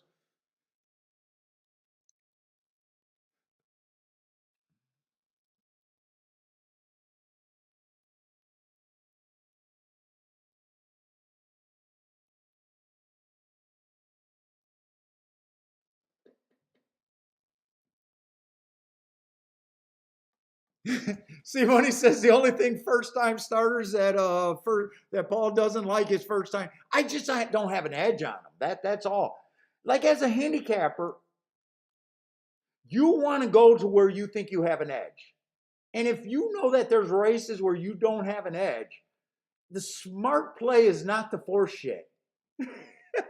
To me, it's just common sense. I don't have an edge. I recognize I don't have an edge.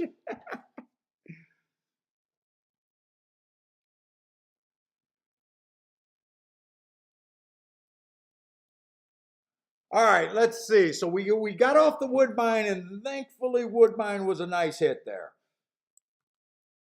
Hit the exacta and the win ticket. Did it in a playback category, but when you play playback categories and you hit tickets like that, playback categories can still erase everything and still make my day. Uh, which is freaking nice. So I played six races. I hit one race, but the one race that I hit did matter. And when I say did matter, it wasn't like a chalk ticket or a chalk winner. You know, it was a price that mattered.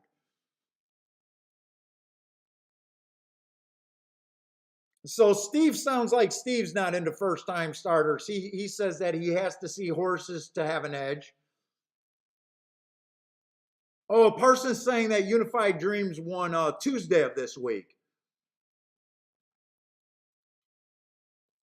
Parsons, how many races have that horse ran? Four or five? Not too many, right?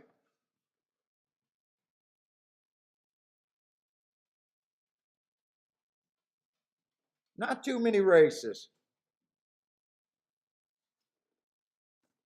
I'll be right back. I'm going to go to the restroom real quick and then look at Gulfstream.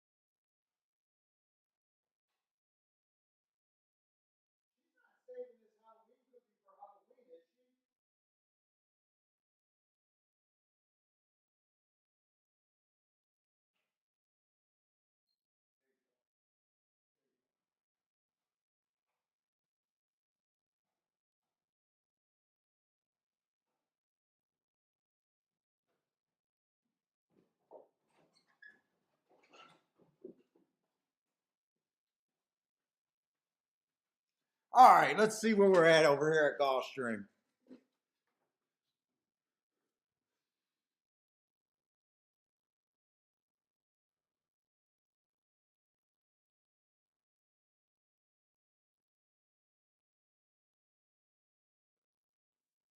Oh, by the way, Dennis, I seen your picture yesterday. You had a nice day yesterday.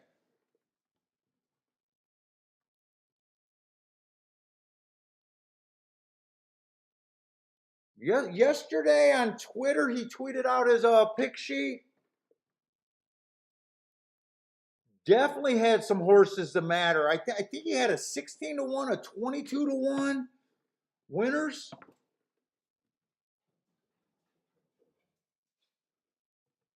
So definitely want to give that shout out there. What's up, big guy? You ate that cookie already. That's from the bakery, man. That's a bakery cookie. You don't get 100 of those. You don't get 100 of those. That's all I got. You think I eat half the cookie? No, that was your cookie. Yeah, he had a nice day yesterday.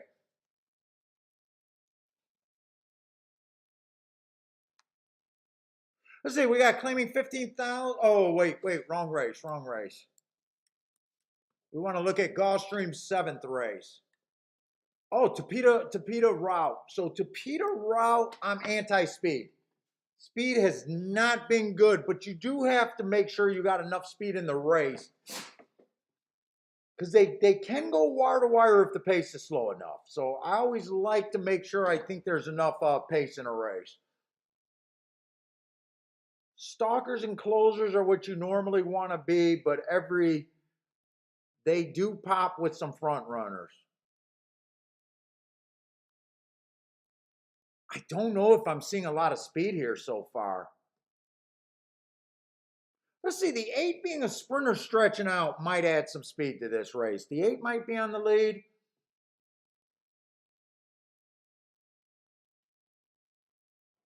Technically, the 9 never been on the lead, but he's a fast kind of stalker where he might. 10 looks like 10 been going too fast to win the last couple races. I think there's going to be enough speed, and I think I've seen another sprinter in this race.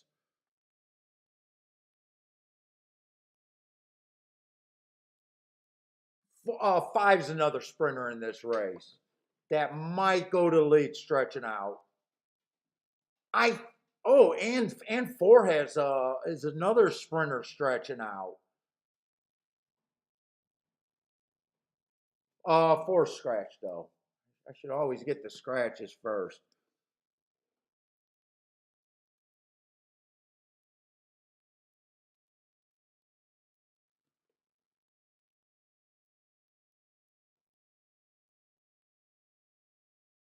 And 2, like I said, might be on the lead. I definitely think there's enough speed here.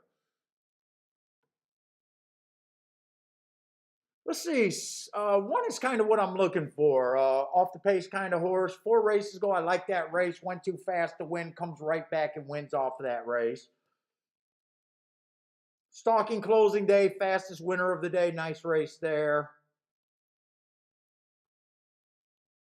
Broke his maiden. Stepped up to 20,000. Stalking closing day. Didn't really have his rally. But last race was a nice rally. Kind of what I'm looking for. I don't know about 4 to 1. I'm going to be kind of rushed here. 2, I think it depends. If 2 goes to the lead, which sometimes he does, I think he's going to have a hard time going wire to wire. I think anyone's going to have a hard time going to wire here. I don't think this is going to be a 25-50 kind of pace here. Now, since he's the favorite, I want to poke holes in favorites.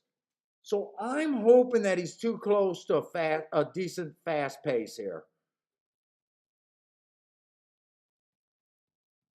As soon as I see the favorite, I want to poke holes if I can, or, 3's going to benefit if the pace is what I think it can be. 3 will benefit at 9 to 2. I'm not seeing any crazy prices I can get to. 5, with me thinking that the Tapeta is not a front running surface, I don't like a sprinter. I normally don't mind sprinters stretching out, but that's normally because I'm a sucker for speed. On a track that I think is backing up is a one exception that I don't like sprinters stretching out. If I thought the track was fair, I would not mind that. Or if I thought the track was favoring a stalker or speed and stalkers, I wouldn't mind that. But with me thinking it's favoring stalkers and closers, now he is a nice price, but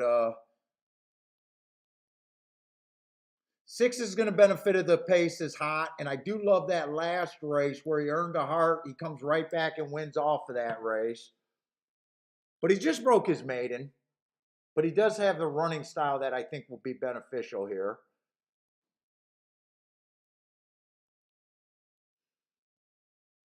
7, I think, has the right running style and tried against some better races.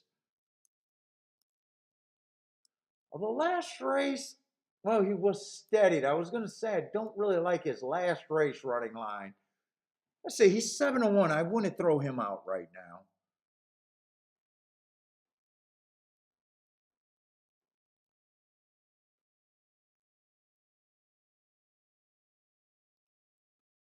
Man, 8 at 20-1, almost worth the risk here, even though I think he could be on the lead. 8 at 20-1, that price is interesting to a horse that I think has a little bit of upside here. If he goes to the lead, I don't think he can win, but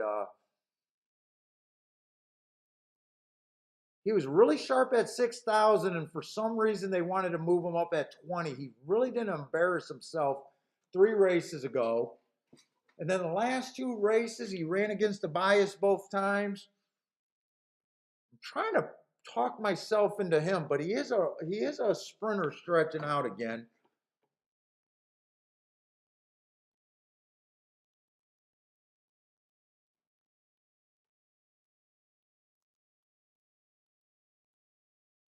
The best marked horse in this race is hands down the 10.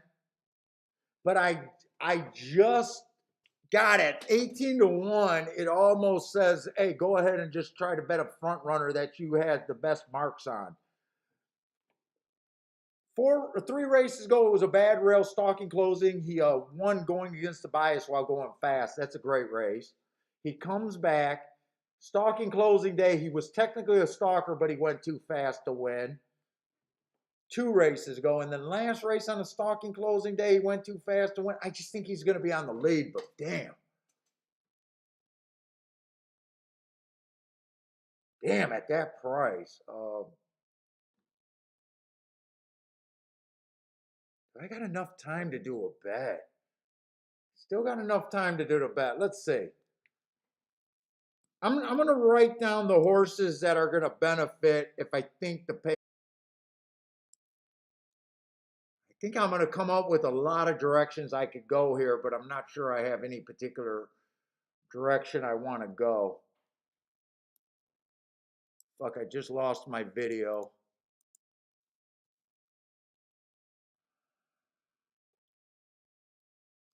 The more contenders you got, the more you should be demanding a price out of that group. Just a general observation that should make sense to everyone.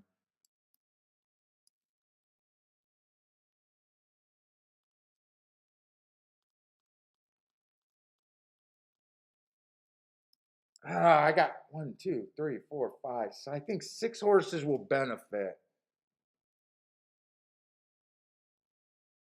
So if you got 6 horses and you don't got a time to do a betting line, if you just come up and you say, hey, I got 4 contenders, 6 contenders, whatever it is, right now in my head, since I'm short on time, I got 6 contenders. I need to be only look at the horses that are overpaying at 6-1. I'm letting math dictate. I don't have enough time, so I could still do the 8 if I wanted to. I can't do the 5, or I can't do the 9. I can't do the 7. I could do the 5 here. I can't do the 3. Oh, and the 1 got scratched.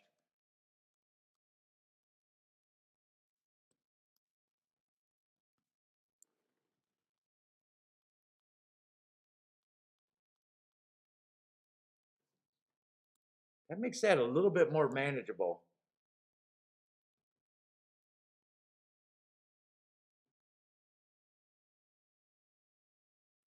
Yeah, I'm even thinking about, I don't know if I'm going to be able to do anything here.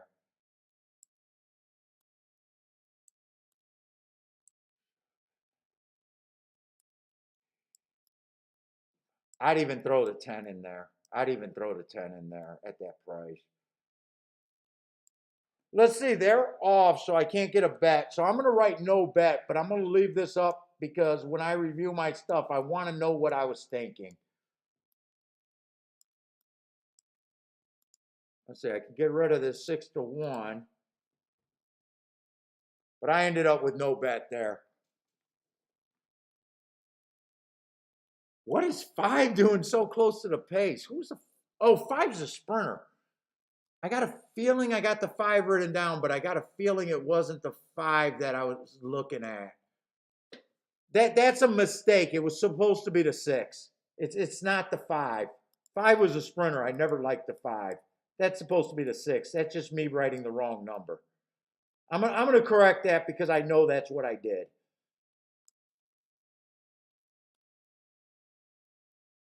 So that's supposed to be an 8 and 6 there, but I don't think, since I was looking at the wrong odds, I could not have done the 6 to win.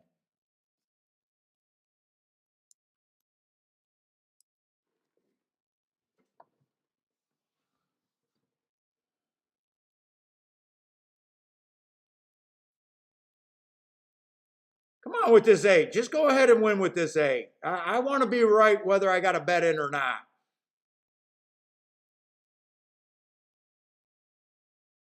Ooh, I could have hit this damn race. I could have hit this race. Can the 7 or 6 get second? Yes, the 6 is going to get second. I would have hit that race. I could have hit that race. I just ran out of time there.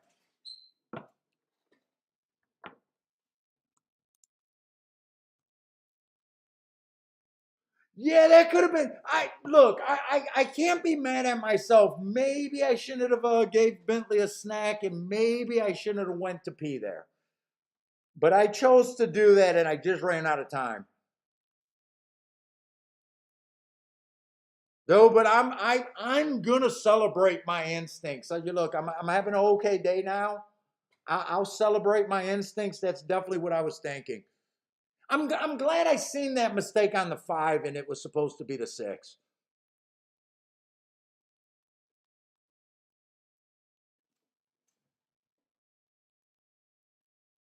Oh, Mr. Hobby, way to go. That was you did call out that 7th race early. I even remember looking at it and saying those horses benefit. Way to go, Mr. Hobby. Nice 13-1. Get yourself that big old boom. Hit the exacta as well. Nice job, Mr. Hobby. Dude, he called that out. He called that out like the first race at Gulfstream today. And I scrolled and even looked at it.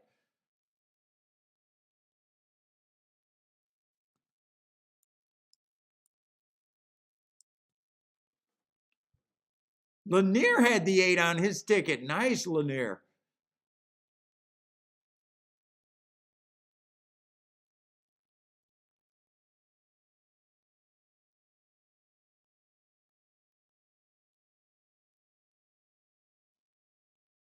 Dude, that's just knowing and believing in a bias at Gulfstream. That's nothing special. Just watching race after race and knowing how bad speed was.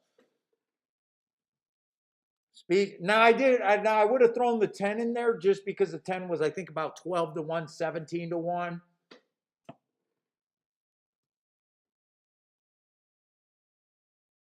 Oh, that's good. That's going to be a little bit of a regret, but at the same time, I know I did not have enough time there. And really, even if I scrambled and was able to put that in, I would have accidentally bet the 5 horse. So I know that if I would have been scrambling, I would have missed it because I had the wrong number there. But I would have had the win ticket, so it would have been okay. But even if I got that in, I would have been pretty disappointed because I would have had the 8-5 instead of the 8-6.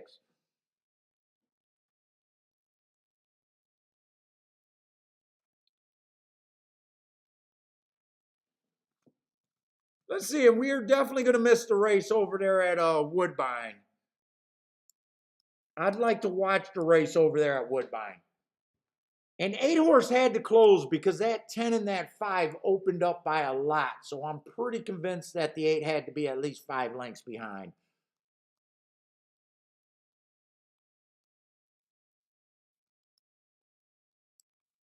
Hate to not be able to get a 13-1 winner home, but he was 20-1 when I was liking him. Let's see.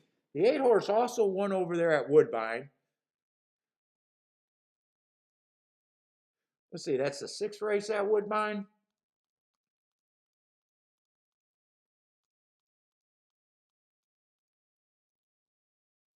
Is that this horse? No.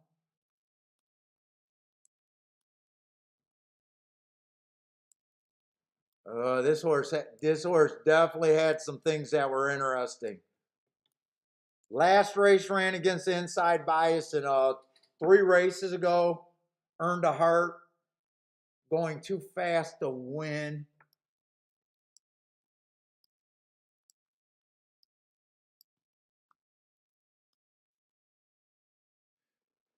But this was a 7 furlong race. I might not have believed in that heart. He did earn that heart at 7.5 furlongs. Let me just look to see what else was here. 7 got a bunch of excuses, but looks like a closer and didn't. Slow.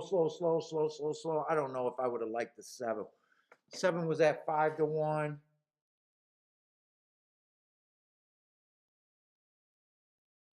I don't really see a reason to like the 6. Who was a favorite there?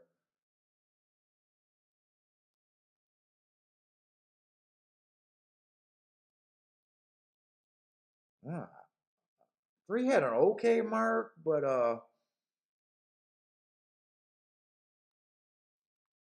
was he dropping in? He was dropping. He was dropping in class. I'm not sure what I would have thought of him. What kind of price was he? 3-2. I don't know if I would have liked him at 3-2.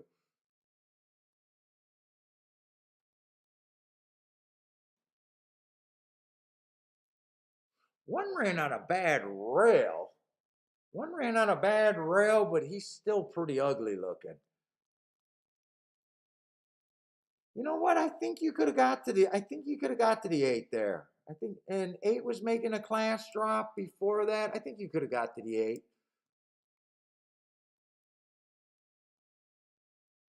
Plus, he had a bunch of races at 6 for. I think you could have got to the 8.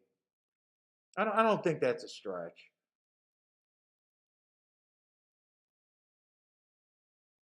I don't think I would have liked the 7. I don't think I would have liked the 6. I don't think I would have liked the 5. 4's off a super layoff. 3 seemed overbet at 3-2.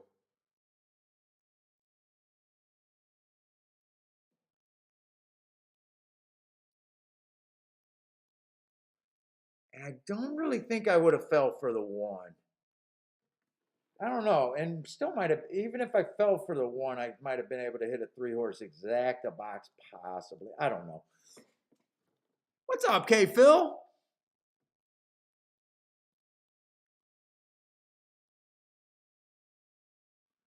Oh, we're doing good today. We're doing good. It started off being a little rough. Fucking Woodbine has been a beautiful product today, though. Woodbine's been an absolute blowout product today. Prices galore at Woodbine. I think the lowest price today has been 9-2, and the highest price has been 46-1.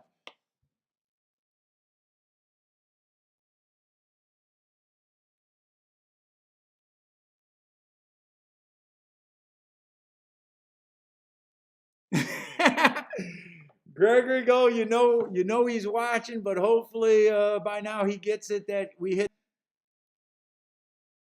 Like I said, I hope so. I didn't.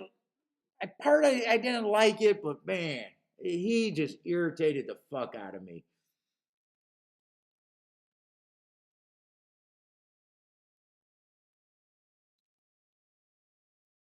And I might have sounded conceited yesterday, but you know what? I honestly believe that. I know sometimes I get a little blue or sometimes I'm swearing too much. Look, I tried for 3 years keeping the swearing down. Believe it or not, for 3 years, other than with Bill, we really. It's almost, you know how I compare everything to my boxing history. You know, if you find yourself a trainer that trained nothing but world champions, you're going to put up with shit that you wouldn't for a guy that trains nothing but amateurs and never had an amateur champion and this and that. You're going to take shit from that guy differently from a guy that trains champion. You just will. It does suck, but there's no excuse right now. I hit my race. If I do anything and turn today into a losing day, I only have myself to blame. You guys know me that when I get up, I have no problem shutting it down.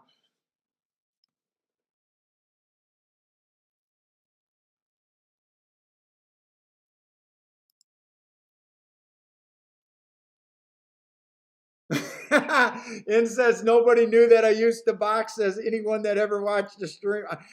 Well, you know what? Believe it or not, just your history in athletics should teach you something about pressure. I don't care if you're a track runner or a football player or a basketball player. Some of the lessons that you learn from your athletics goes directly into what horse racing, pressure, understanding pace, all of that stuff. Even if you're a golfer, you understand pressure. A lot of guys can make the cut with no one watching. There's a lot of golf pros that can do what the pros on the PGA does, but they can't do it while anybody's watching. They can't do it when it matters. There's a lot of guys like that.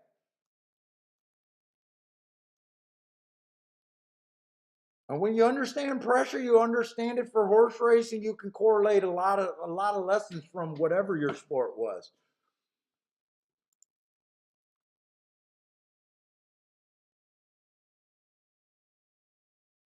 Yeah, Kentucky Downs has been great racing too.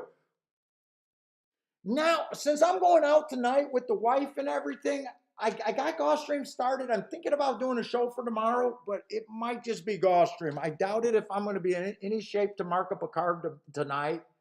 And who knows how I'm going to wake up tomorrow.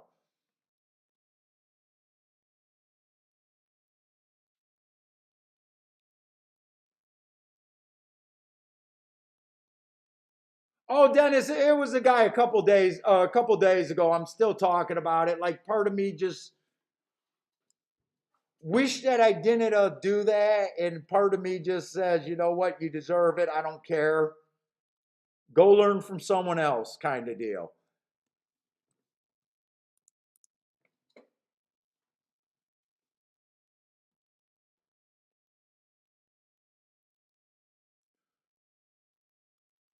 What's up, Turf Daddy? All over Kentucky Downs this week? Well, with the name Turf Daddy, you got to be playing Kentucky Downs.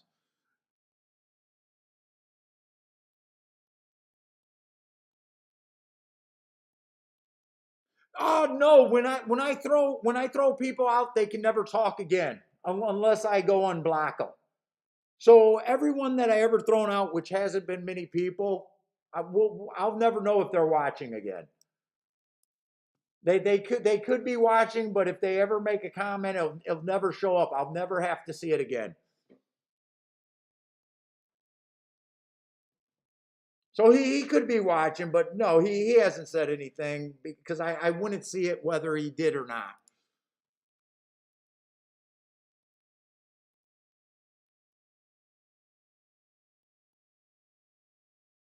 K Phil says Trusty and the bombs equal. He's following Trusty. Yeah, check out Trusty. Trusty gives out a free sheet a lot.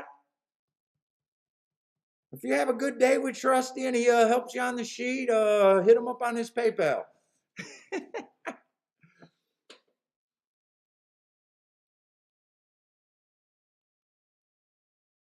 That's where I spotted Trusty. He's always been in my feed. I've always followed Trusty on my feed.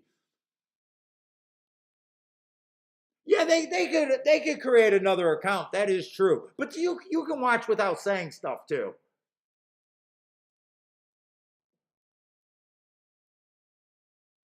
And I'm going to be the first one that said, look, my hit rate is nothing special. I just know. Okay, so for the new people that probably don't know what the hell I'm talking about and really don't have to know about that kind of thing, but I do have a philosophy about handicapping and what's reasonable. Uh, I believe that the best handicappers probably hit less than 30% of the races that they're involved in. And to me, everybody that starts off playing this game starts off handicapping with the wrong thought in mind, meaning how to pick winners. It is so hard to improve your win percentage playing the game right with the horses that matter. It's so difficult. And I tried it for years. I got over 30 years of playing in the game. Going down and trying to improve my hit rate was always a losing battle.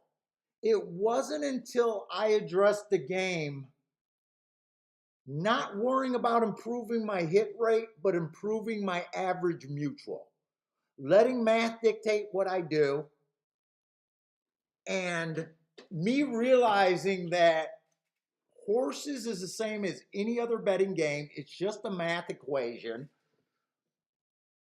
You use your handicapping to get to scenarios that you can reasonably get to. That's what you're using your handicapping to get to. But your betting decisions, more often than not, you should be concentrating on the group of horses that you can get to that gives you the most bang for your buck that's reasonable. Like, I'm not saying you just go out and just bet 10 to 1s every race. You got to have a reason. You got to be able to reasonably get to these horses. So handicapping matters, but you can't out handicap bad math. You know, every time you get a horse that you say, you think a horse has a 20% chance and 4 to 1 is your fair value and you're getting 10 to 1s, you're better off focusing on those type of horses long term. To me, you can't play horse racing short term. You can't play short horse racing with one day, one weekend in mind. You need to basically be able to hit jackpots.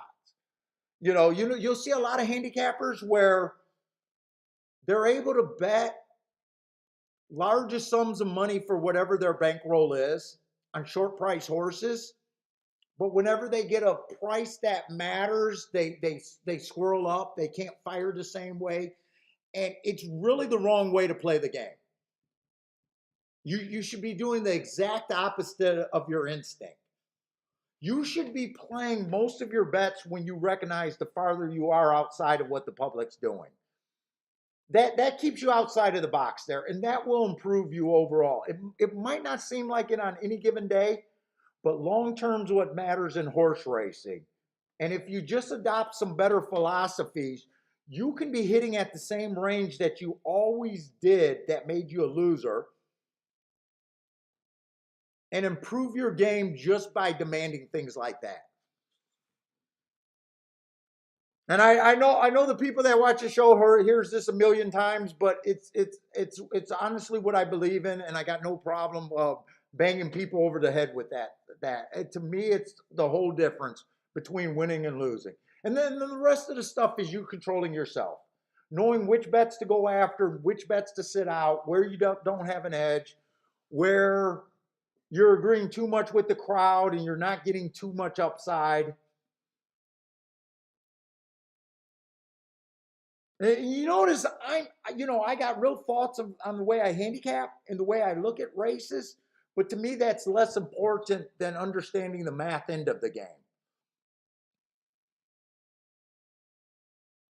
So the newer you are, you if you can learn that lesson earlier, it's going to be better for you.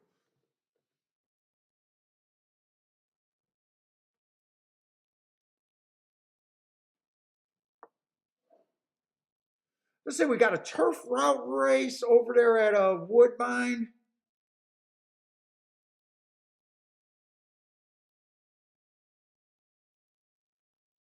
Oh boy, it's an $80,000 claimer, a little out of my comfort zone. Let's see, I might want to check at Gulfstream first. This is going to be, I think, Gulfstream's last race. Oh, I'd rather look at Gulfstream. Wait, no. There's two more races at Gulfstream. Wait a minute. Okay, this is a Tapeta route race too. I'd rather look at the Tapeta route races. I got a pretty good understanding, and we've been doing very well on the Tapeta route races, including last race where I wasn't able to get a bet in, but still had the right direction there. What's up, Lewis? Lewis got a best bet of the day, that the 2 in race 7 over there at Woodbine. Best bet of the day, so I got to look at him.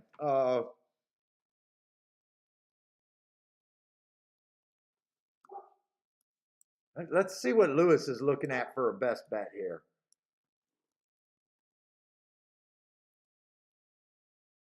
Dropping from a grade 2. 2 races ago, bad rail, fastest winner of the day. I got no problems on my marks. Who's the other favorite? He is a short price, and so is the 4. Yeah, I don't think I would be interested in that race either way.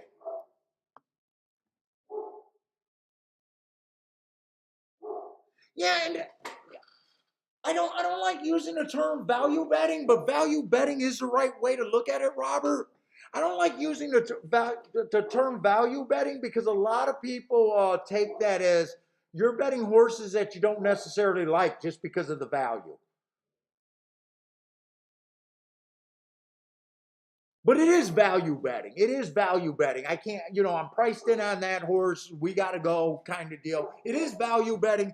For some reason, I just don't like that term, but it is the right, it is technically the right term that they're using.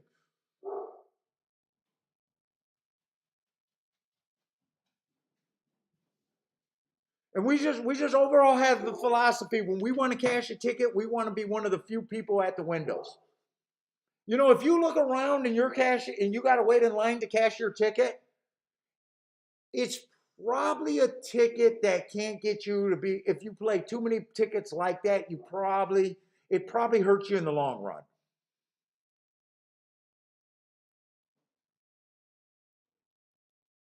But I like saying your pricing scenarios as a handicapper. Like even when you got a 2-to-1, like let's just say you love a 2-to-1, right? Well, you should know that 2-to-1 says the horse has a 33% chance to win. You need to think about that flip side. 77% chance to lose right there. Do I really want to go all in on a 2-to-1 with a 77% chance to win in a field where I can get there on other horses? Maybe he has the best chance in the race, even according to my odds line. But is he enough to overcome him losing that race 77 times out of 100 kind of thing?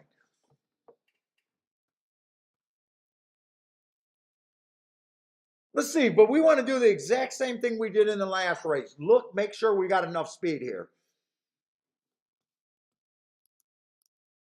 Because Gulfstream's 3 minutes.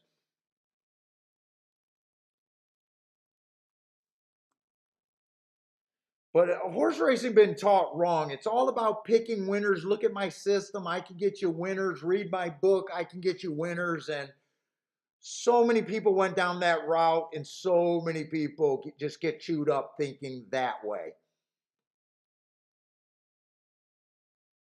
This race, I'm not so sure there's that much speed in this race.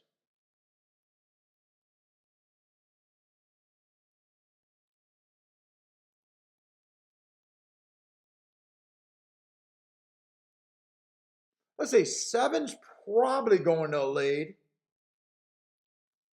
But I'm even looking, like last race, he was dueling wire to wire and he got an extremely slow pace and was able to wire that day.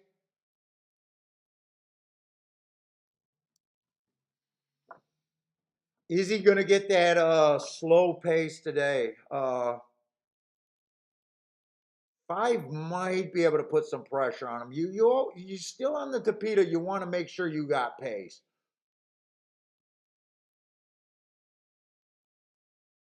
4-horse been on the lead some, but sometimes he's way back. 4 looks like a horse to me that's in good form. And they know he's in good form. And he's probably getting some races where, because he's in good form, he's being forced to go near the lead. But overall, I think he comes from behind. I might be reading a lot into that. I'm going to say the 4-horse fits, but the 4-horse in such good form that they're willing not to let horses get in front of them. I think he gets a good trip here. I am worried about the pace here. 3 got the running style that I think is beneficial. 4, like I said, I think got the running style that's right. So does 2. 1 looks like he's going to lead. One in that 7-horse. Both look like they should be on the lead. I'm still worried about the pace here.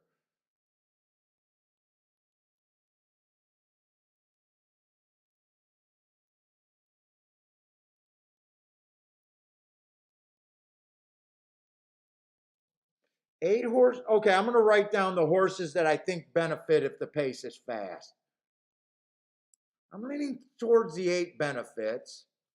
I definitely think the 4-horse benefits.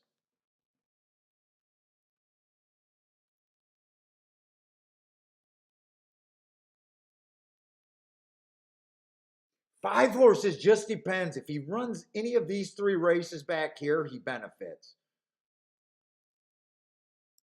If he runs here, it's questionable. I'm going to leave him into he'll benefit, but I definitely got questions on him.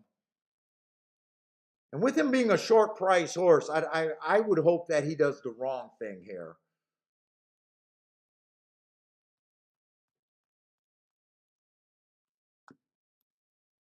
I do got a lot of horses again. Let's see, 5 at 5-2 is a no-go for me.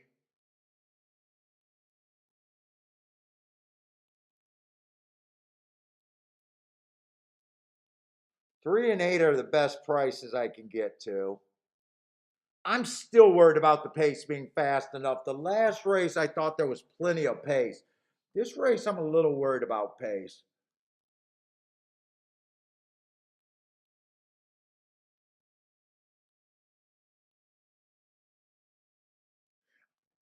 I'm going to take a shot on the 3 and the 8. Another play bet here.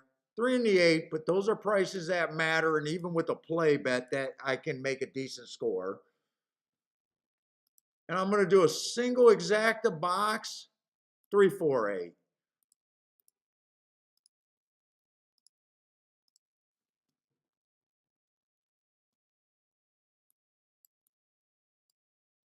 Three and 8 to win. I'm doing. The prices are pretty tempting here. I guess you'd say that this is a value play and a play bet. But that, to me, there's scenarios that I can get to that are reasonable. What's up, Grows It Well? What's up, man? Yeah, Robert. So I always tell guys, once you get to a decent level of handicapping, you don't have to be a winner because most good handicappers are good are bad bettors. Read your books and kind of forget about them. You know, read your books, get a good understanding of what the racing game is, get a good, because everything gets you on winners. Speed figures get you on winners. You know, I think they're priced in, but you know, we can I can go through racing forums and give you thousands of examples where the best speed figure won. So speed handicapping is why I don't like speed figures. Class handicappers work, but you usually get a question where there's like a lot of horses that are dropping. You know, it's not the end all there, but you need to get an understanding. Pace handicapping, I mean, you can get prices. Every angle that they give it in every chapter of the book puts you on winners. So whatever kind of handicapper you decide to be, whatever you weigh the most on, once you get there and like, you know, you feel like you got an understanding, you feel like you're hitting enough races, pay attention to the math side of things. Just pay extreme attention to the math.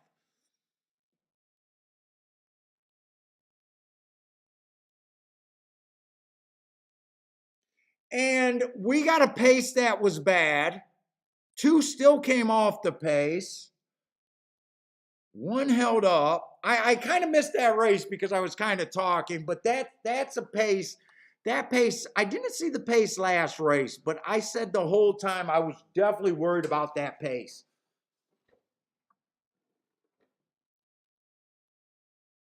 You know, I got a losing bet. To me, I'm okay with that little stab because to me, the math was okay, even though it's a loser. You know, I'm keying off of a 15 to 1 and a 15 to 1. You know, I had the winning horse in my contention, but there wasn't too much to do there.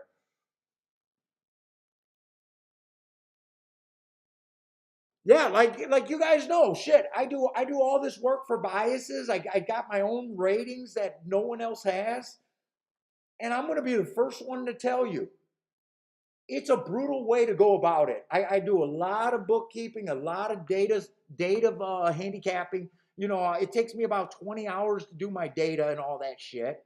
It takes me an hour to mark up each form, and I'm not cashing any more tickets than anyone else out there. But if you see the tickets that I cash, you know, they're always for the most part, they're always tickets that matter. I make mistakes and play bad tickets, you know, more than I want to admit. But I know where my bread's buttered. You know, so even though I believe in bias handicapping, track profiles, all that, dude, I still got a small edges. My edges are still super small. You know, if I'm losing 80% of the races that I like, obviously I have not found the golden grail of what gets me more winners. I think I found the golden grail to get me the horses that matter. I think I found that golden grail. But as far as improving my win, fuck, oh, Jesus Christ. That's why I'm not ashamed to come on here and tell you guys I'm going to lose 80% of the races I play, and I'm okay. I'm ecstatic. I'm proud to say I'm going to lose them.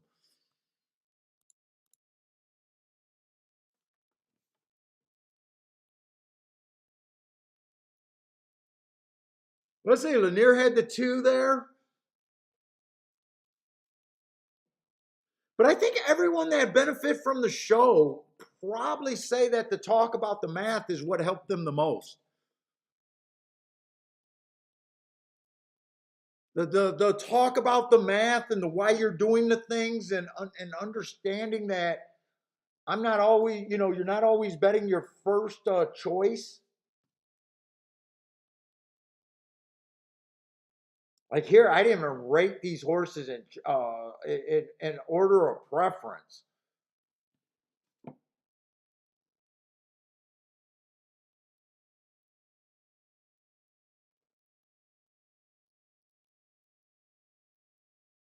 God, I wish I would. That's a 98 to 1 double over there, Charles. I wish I would have been able to look at the double.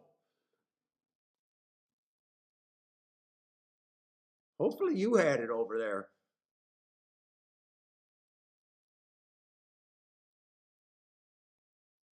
Let's see. K-Phil started a double with a winner. He got the 2 home. He singled to the 7 next race. Good luck, K-Phil.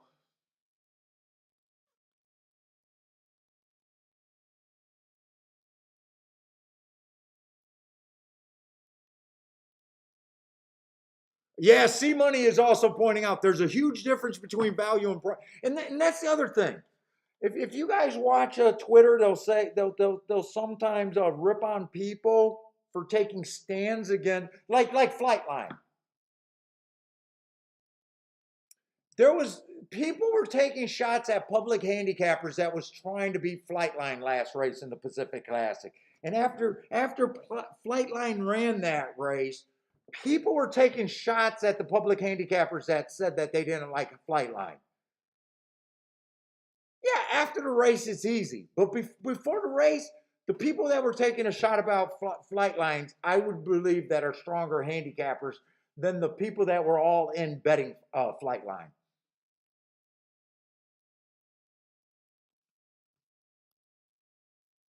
And some public handicappers even apologize for their bad opinion on flight line. I would never apologize for trying to beat a one, whatever flight line was that day. He could have won by another 50 lengths and I would have still never apologized.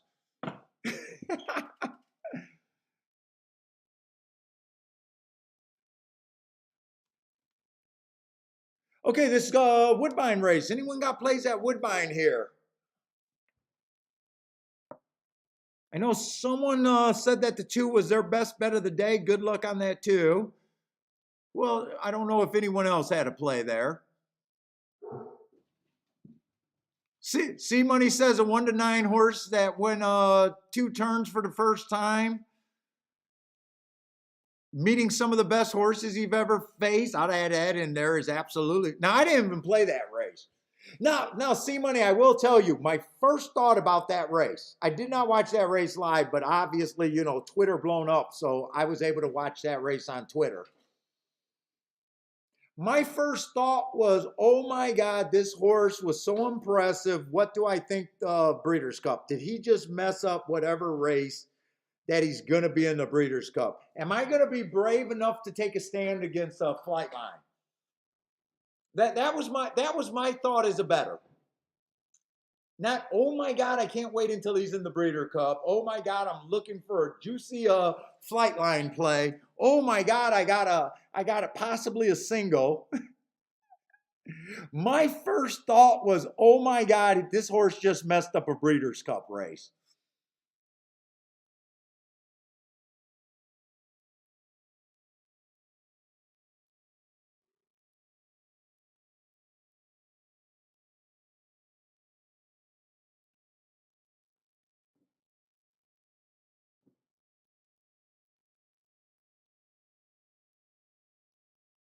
Let's see, it's going to come in 3-4, looks like 1, possibly 3-4-1.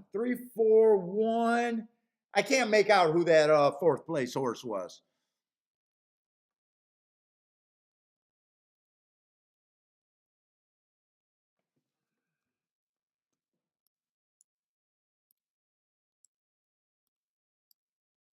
Let's see, I just got to circle him. Let's see, that was the 7th race. This horse, my only note on him was he ran against the speed favoring track last race.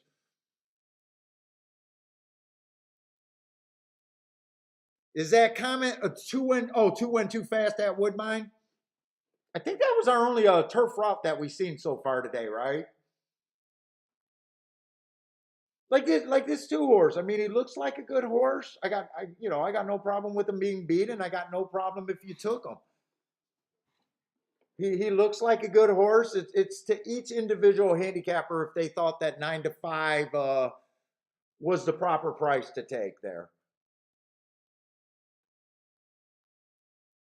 He definitely looked like a strong contender. I'd say 3 looked like a fairly strong contender.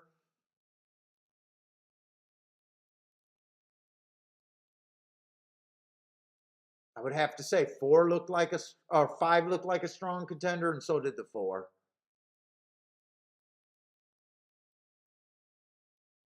Who was the best marked horse in that race? I'd say the two with his last race was the best marked horse in the race. 3 had the most interesting excuse last race. 3 had an excuse last race that was interesting. And outside of that, there was no extra marks there.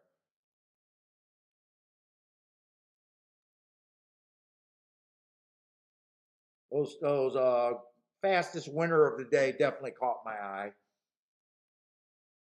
And the bad rail speed favoring day definitely caught my eye.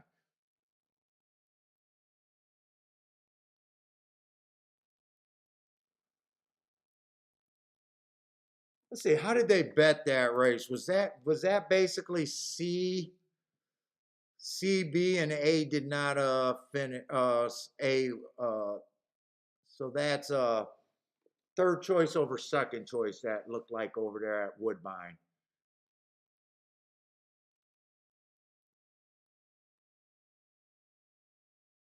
Oh, JW, I've never bet futures. I've never looked at futures. To me, futures are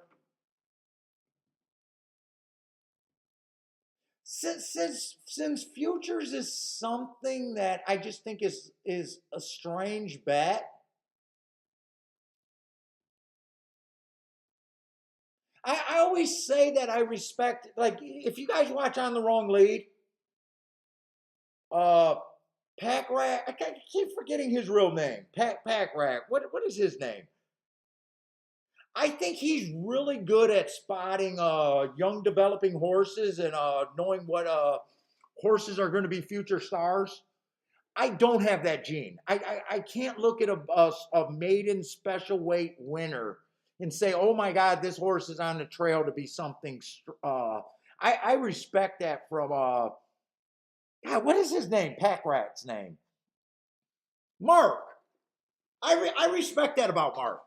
I think Mark's really good at that, especially in the New York circuit. I think he has a really good understanding of what's an impressive maiden special weight win, spotting future stars and stuff. Since I know I don't have that gene, uh, or that eye, or that understanding of racing to be able to look at that, futures are so unappealing to me. I also think it's funny, like the Kentucky Derby futures.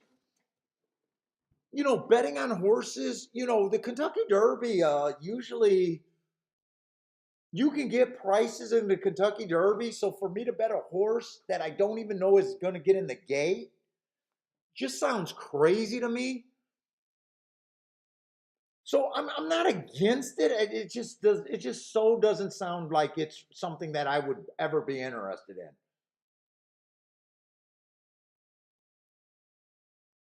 Oh, Derek, you also respect that about Mark too. He's one of the best with 2-year-olds at the NRA.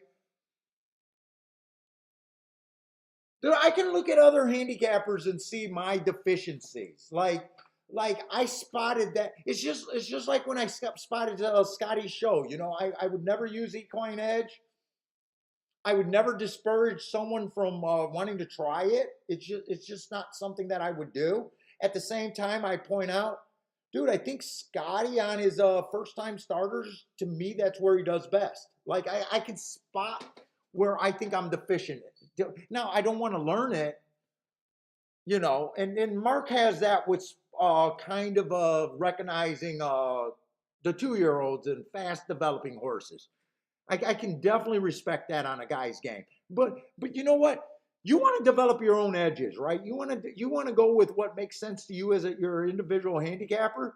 So I can respect you. Put it this way: when I was on the tour doing a lot of tournaments, some of the best friends that I made on the tour, their handicapping was so different than me. I can tell you, very good guys. Mike Licata was a guy that I would sit at every tournament. We became friends. He's out of Ohio. The year that I finished 18th, he finished 4th. We both came from the Thistledowns tournament. I beat him in the Thistledowns, and he qualified. I think he finished 3rd. Dude, he's so into jockeys and trainers. I don't believe how he ever catches a winner. But I respect it. It obviously works for him. That's the way he approaches the game, and he learned everything he could about that. And he's one of my best friends. And he looks at my bias stuff and goes, "Yeah, it's all hog cocky. It's all bull cocky." But he respects me as a player.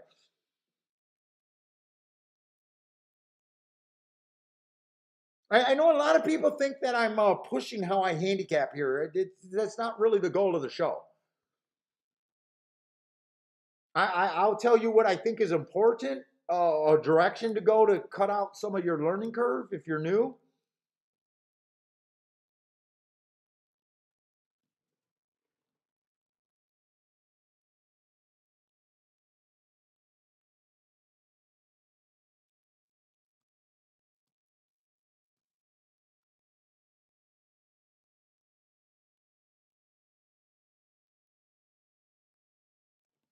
Let's say we got the last race at Gulfstream, and it's going to be a Tapeta, and I got a feeling I might be able to finish the show. Actually, I know we got a reservation. Well, it's 4:30. They're going to get done early at Gulfstream. I got 6:30 reservations. Derek, good luck. Good luck on your pick three, man.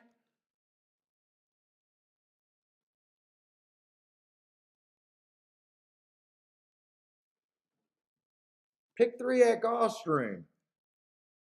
That's got to be a pretty solid. Let's see. You started off with a 13-1, and then you got a 9-2. Is that the Pixie three sequence you're in? Good luck on that one, man. That sounds like a good one if I'm remembering the races in order.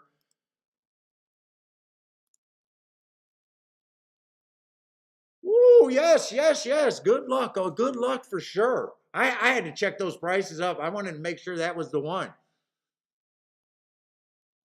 Yeah, Derek, I took a shower. I might have to take another shower. I sometimes I sweat during the show and I get some it's like I worked out some of these shows.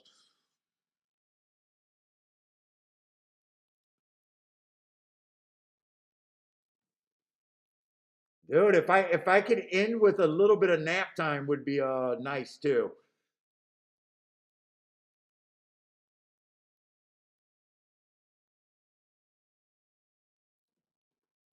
All right, let's see what we got here. So we got another Tapeta route race. I do want to care. I want to see if they got the charts from the race that the 8 horse won there.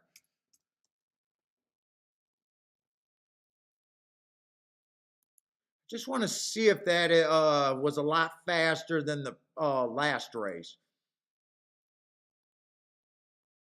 I think that's the 7th race I want to look up. Yeah, 23-1, 47-3. They closed that race. That pace was a lot faster. The last race they went 25-50. All right, but they both came off the pace. I know I know the two won that race, and he did come off the pace. I know the one had the lead. He held up better, but that pace was a lot slower.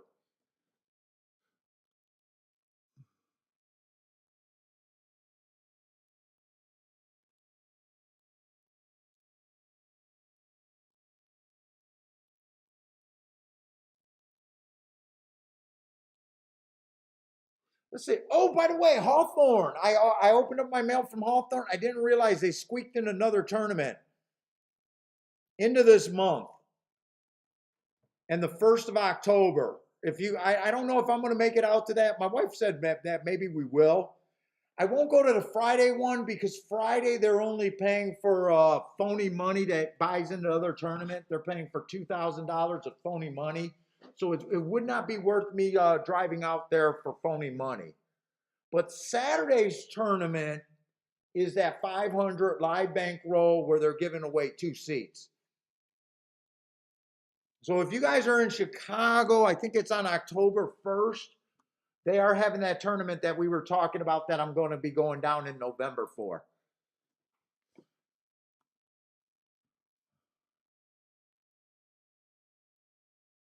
And I don't know why they're doing this Friday tournament with the funny money. I mean, if you live in Chicago, you can look at it as no takeout, and you can use that $2,000 to buy the entries in the other one. But it's funny money. It's not even real money where it's a real $2,000. It's like tournament credit is what they're giving for that Friday tournament. So that one's just not that appealing for me out of state. If I was there, I would do it. But with me being out of state, it's not worth it. And in a way, it's not even worth for me to pay to get the dog boarded overnight and to drive out there and pay for a hotel. If I do the October 1st tournament, I'll probably drive out in the morning and drive back. Wife drives. Wife drives me. I'm important. Let's say the one, depending on what this pace is and if he goes to lead. Let's just see if there's enough speed in this race.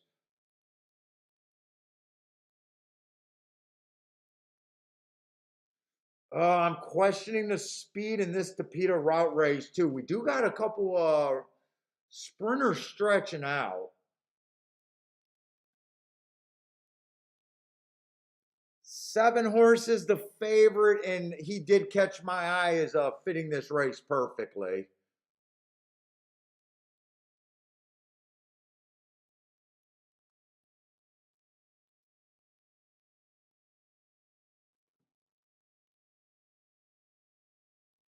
I don't know how appealing this race. The favorite is going to be a favorite that I do like.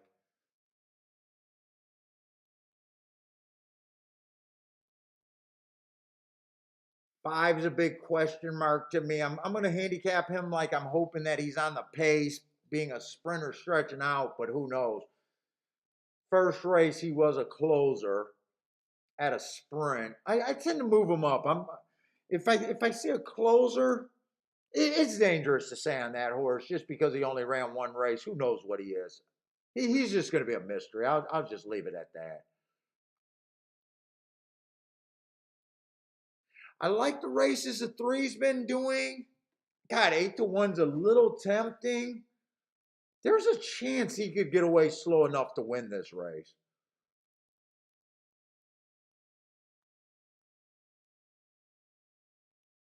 Three races ago on a stalking closing day, he went too fast to win. Nice second there. I like that race. Last race, he was too far back to do, or 2 races ago, he was too far back to do anything. Last race, he earned a heart again, but tried to go wire to wire on a freaking stalking day. If he gets that 25-50, I think he 3 could hang around there.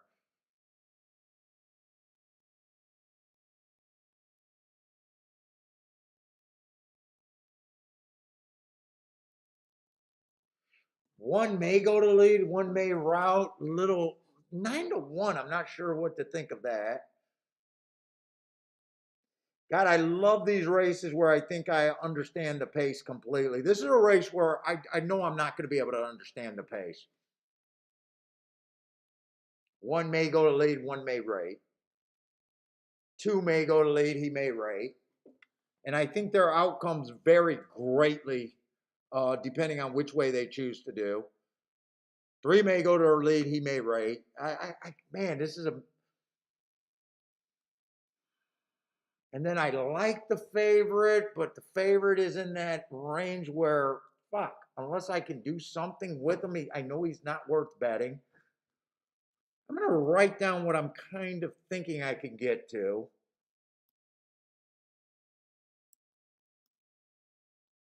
I think that's already too many that direction.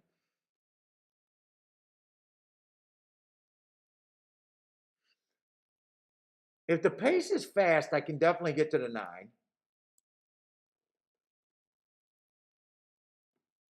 The pace is fast, yes, I can get to the 9. Overall, he looks like an off the pace horse. He got this one oddball race where he was challenging to the lead, but again, we're looking at a race where the pace was extremely slow, and they probably just said, "Fuck it, we got to go. No one else is going."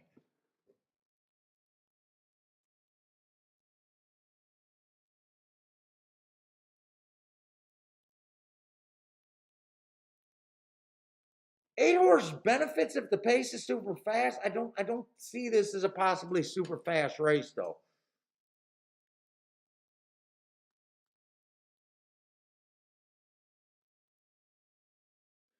5. Oh wait. Oh no, 6. 6 is the first time starter. I think I've been calling the 6 the 5 horse the whole time. 6 is just a mystery to me. 4 is another mystery with the first time starter. I'm going to guess that the most likely leaders are probably between the 1, 2, 3. But all of them got a rider's chance of getting a perfect pace. Stalking and being able to get there. Let's see. I still think I want to look at the 3 and 1. I think those are the main horses I want to focus on. Let's see what these exactas are paying. If the 7 wins, is it even worth it? 7 to 1 is 28 to 1. 7 to 2 is 22 to 1. Not terrible, not great. 7 to 9 is 47 to 1. I'm going to write down what I'm considering. I still haven't decided if I'm going to do anything here.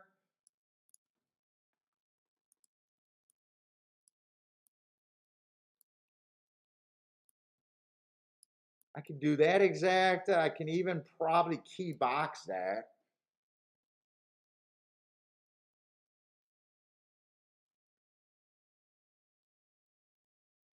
There's no doubles.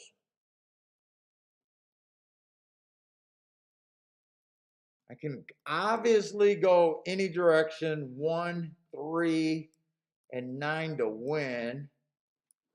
I could play towards the front end or the back end of the best of my ticket. I could do. Whoops.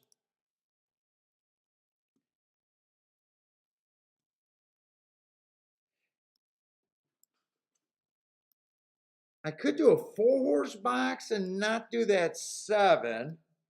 But if the 7 wins, that's looking like an even money return. Unless the 9 gets second.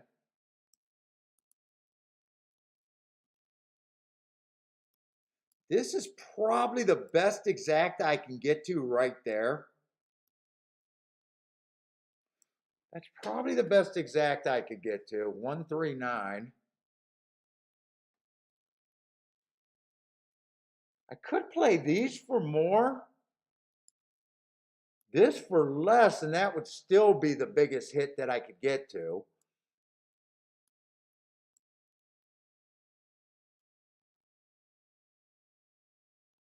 I could do any of those win tickets. I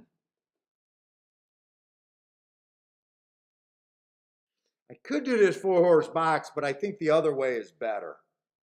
If I do the 4 horse box, I'm playing this like they're all the same, and my worst outcomes probably play like even money.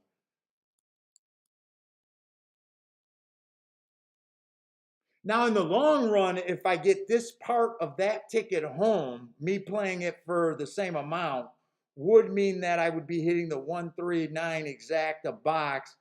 I would be making a lot bigger of a score than playing this ticket for more and this ticket for less. These are this ticket and this ticket actually equals this ticket. It's just if you separate them, you could play this for twice as much as you could play this, or however you want to do it, is the way that I'm looking at it.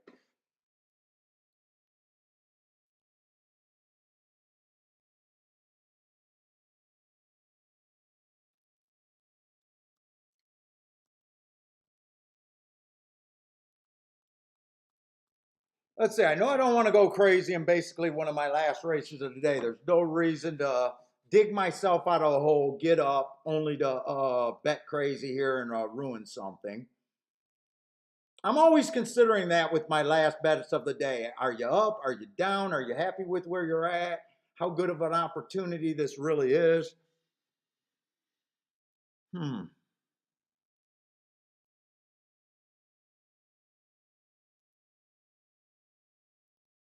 I'm leaning towards doing it this way.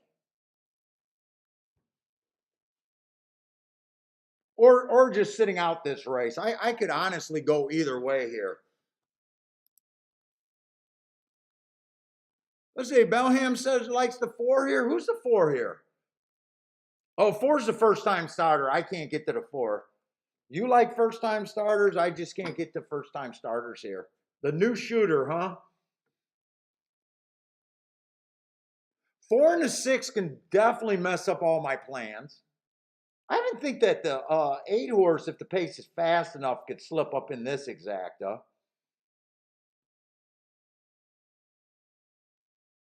Let's see, I'm up. I'm not up a ton. What does it matter?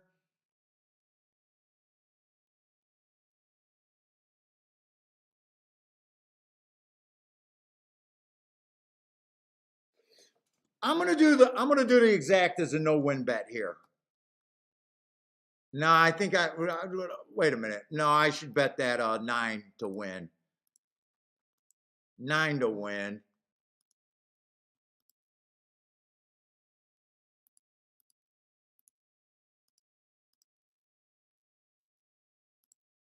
Well, I get the key box in.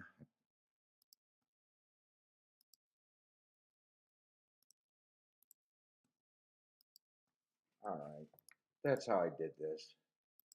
I did 9 to win.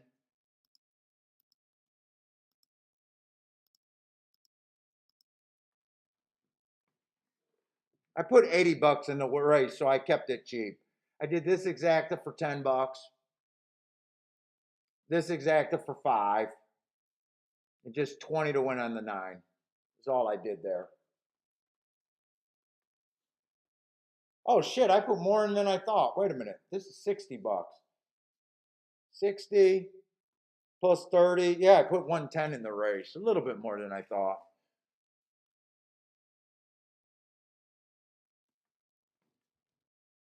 I hope the 8 horse is the other questionable horse that I could have threw in there. Let's see. I almost want the 25. Well, no, I don't want the one to go wire to wire. That's right. I don't got a win ticket, but I got a 139. I don't care how this race plays out. Maybe I do want a super slow pace. We're not getting a super slow pace. 23 and 2. That pace is already fast. I think they come from the back end. I think this definitely helps the 7 and the 9.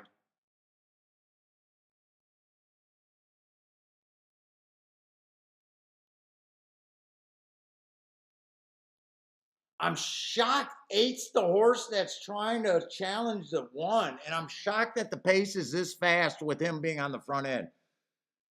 Keep this 9 interested. Keep this 9 and 3 and 7 interested.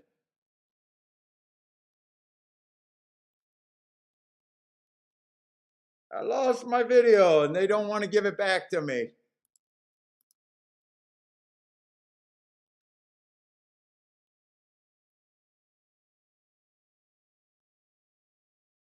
Seven nine is way better than 7-8. Well, I don't have 7-8. 7-9, 7-9, 7-9, 7-9. Tell me this is still paying 40 to 1. When I looked up that exactly, that was paying 40 to 1. Tell me that's paying 40 to 1 and that ends up being a $400 score.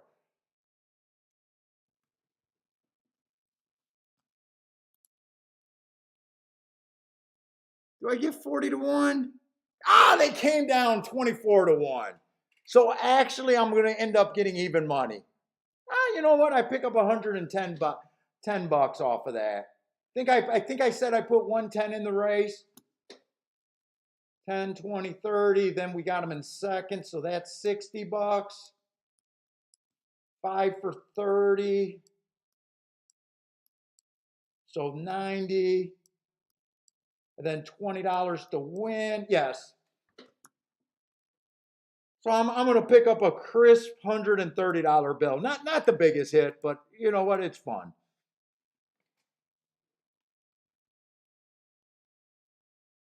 Dude, I thought I know when I looked at it, it was paying 47 to 1. That's why I was saying I think it could go down to 40 to 1. God, they bet that heavy.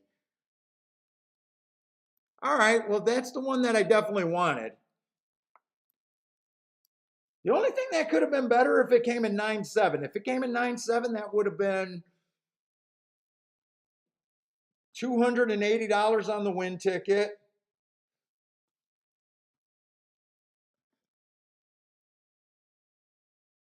And another 400. Oh, that was $41. So that could have been a nice $600 hit if it came the other way, but it didn't. All right, I'm gonna have a solid day. Solid day.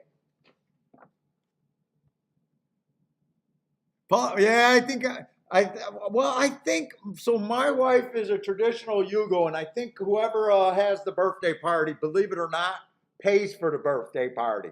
I think that's how my wife does it.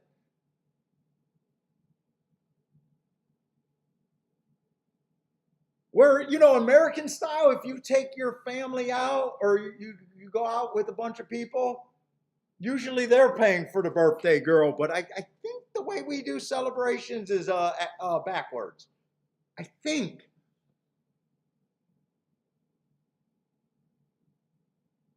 K-Phil won that race. Nice. Turf Daddy looks like you hit it. Derek says okay. K-Phil with a boom. I'm okay with that. Pick up $130 on a bet that I thought was pretty safe. Other than the 8-horse pot, I'm surprised the 8-horse ran so good. I thought the 8 was going to be nowhere near the lead. I thought he needed a fast pace. I was kind of shocked that he was challenging for the lead and still outdueled the 1 and still had something in the stretch. Well, I guess the 1 put him away and the 8 re-rallied. And that 3-horse, if you would have asked me which speed I liked better between the 1 and the 3, I would have said the 3.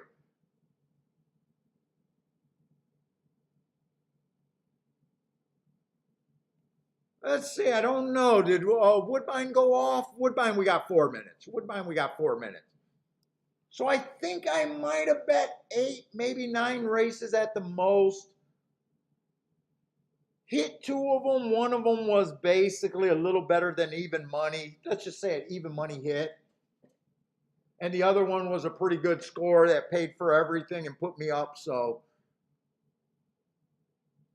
and we still missed that 8-horse that we handicapped good at 13-1 and probably should have had that one. But definitely not going to complain about my day today. But again, I'm hitting at about, if I played 8 races, maybe 25%. Nothing special.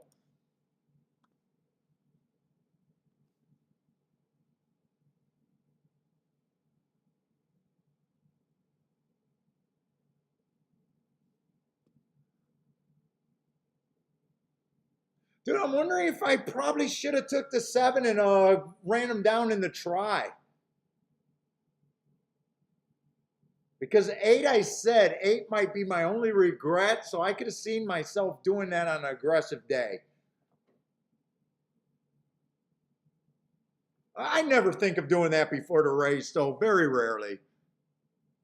Hey, Boulder, right now I think I got Gulfstream at least for tomorrow in a range where I think I can do a show if I can't do any more handicapping tonight. I think I got Gulfstream mostly done. Right now, unless I'm a mess tomorrow, I'll come on and definitely will do Gulfstream. I'd like to pick up another track, but if I do another track, what track do we want to do? I'm not going to make any promises, though. I'm definitely not going to make any promises. Let's see, we got Gulfstream, Kentucky, or Gulfstream is done. Gulfstream will be done. But if we pick up another track, it'd be between Kentucky Downs. Part of me doesn't want to do Kentucky Downs because with that nice hit yesterday, I got Kentucky Downs beat without a doubt. I got Kentucky Downs. I could already say in the bag, I already have a winning meet at Kentucky Downs. I could go with Woodbine again. I was even looking at Monmouth. Monmouth is a possibility. Derek says KD for sure. Oh, yes, Parsons, I will do that. I forget that you're a horse player anymore.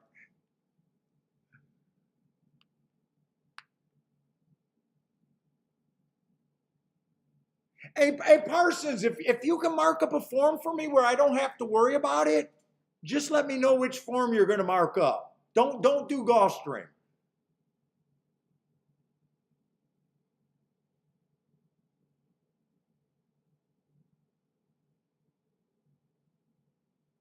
Yeah, I can't consider Parsons a horse player anymore.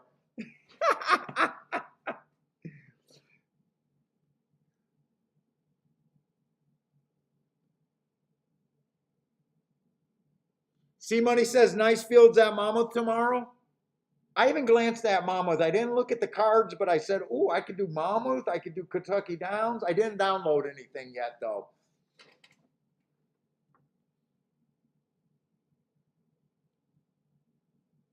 Yeah, I know. You're a working man. You can't be a horse player anymore.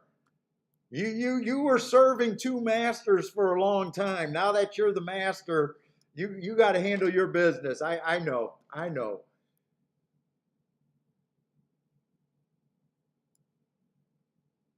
But by the way, Parsons helps me with the marks. He used to be able to help me with a lot of the data, and he hasn't been able to help me. But I know his heart's in the good spot. I always appreciate Parsons over there.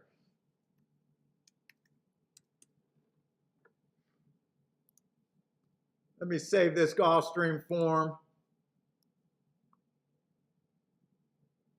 And let's look at Woodbine. Let's see. Woodbine is in the gate. Let's see. Who are we rooting for? Woodbine. Oh, Woodbine is off.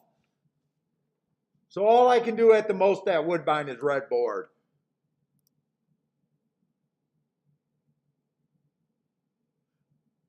Let's see. K-Field needs the 3-4-6 over there at Woodbine. Anyone else that I'm rooting for that got money on something that I want to root for?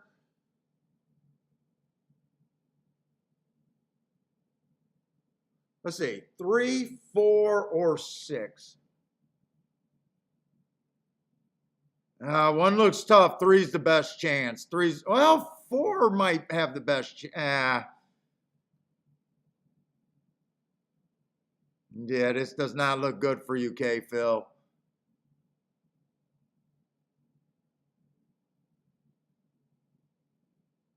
Looks like it's going to be 1, 4, 7. I cannot tell who's on the rail there. So Parsons, you're going to mark up Kentucky Downs?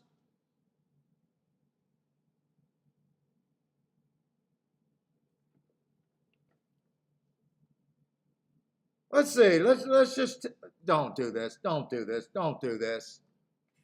Don't do this. All right, if you guys are new to the show, you guys don't know what the marks mean, but what's great about my marks, a lot of the people that in the chat room know what I'm already complaining about. So when I read about the horse, I'm just reading what the marks are. They are what they are. I get them off of the profile that I build. The one definitely had some stuff to like. Dropping in class, 2 races ago, he matched strides with the fastest winner, average slow. That's 2 races ago. Last race on an early pressing day, average match strides with the fastest winner, average. I haven't looked at any other horse yet. I wouldn't be surprised if he's one of the top marked horses there. Two looks pretty bad off of 1 race. I'm just saying it because this was a marked horse at 11-1. If you guys are new to the show, circles are my best thing, or worst mark I got. So this horse was average slow. This horse was match strides with the slowest winner, slow, nothing. Match strides with the slowest winner, slow,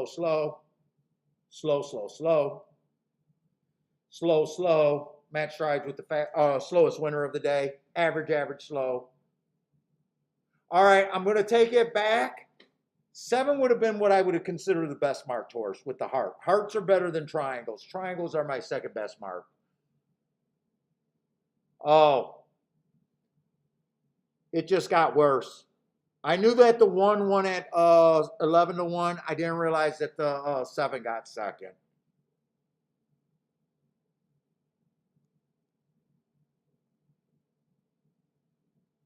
Okay, you know what? I wish we would have had some time. That's all I can say. I can't say what I would have done. I'm just saying, you guys that know the marks, you guys are saying that he's not bullshitting. Now, whether I would have did the right thing, we don't know. But if you watch the show a little bit, you know that I'm not scared to bet prices.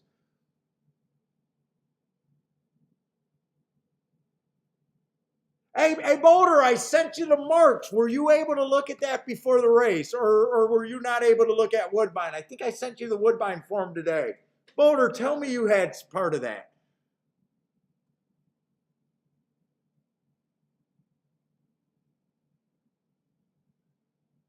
God, I hope Boulder had that. Boulder, you're supposed to be close to that if you played. Now, if you didn't play the race, you know, that's a different story.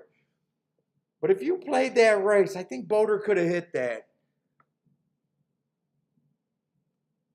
I got a feeling he didn't look at it because I don't see a boom here. I just see a have fun tonight.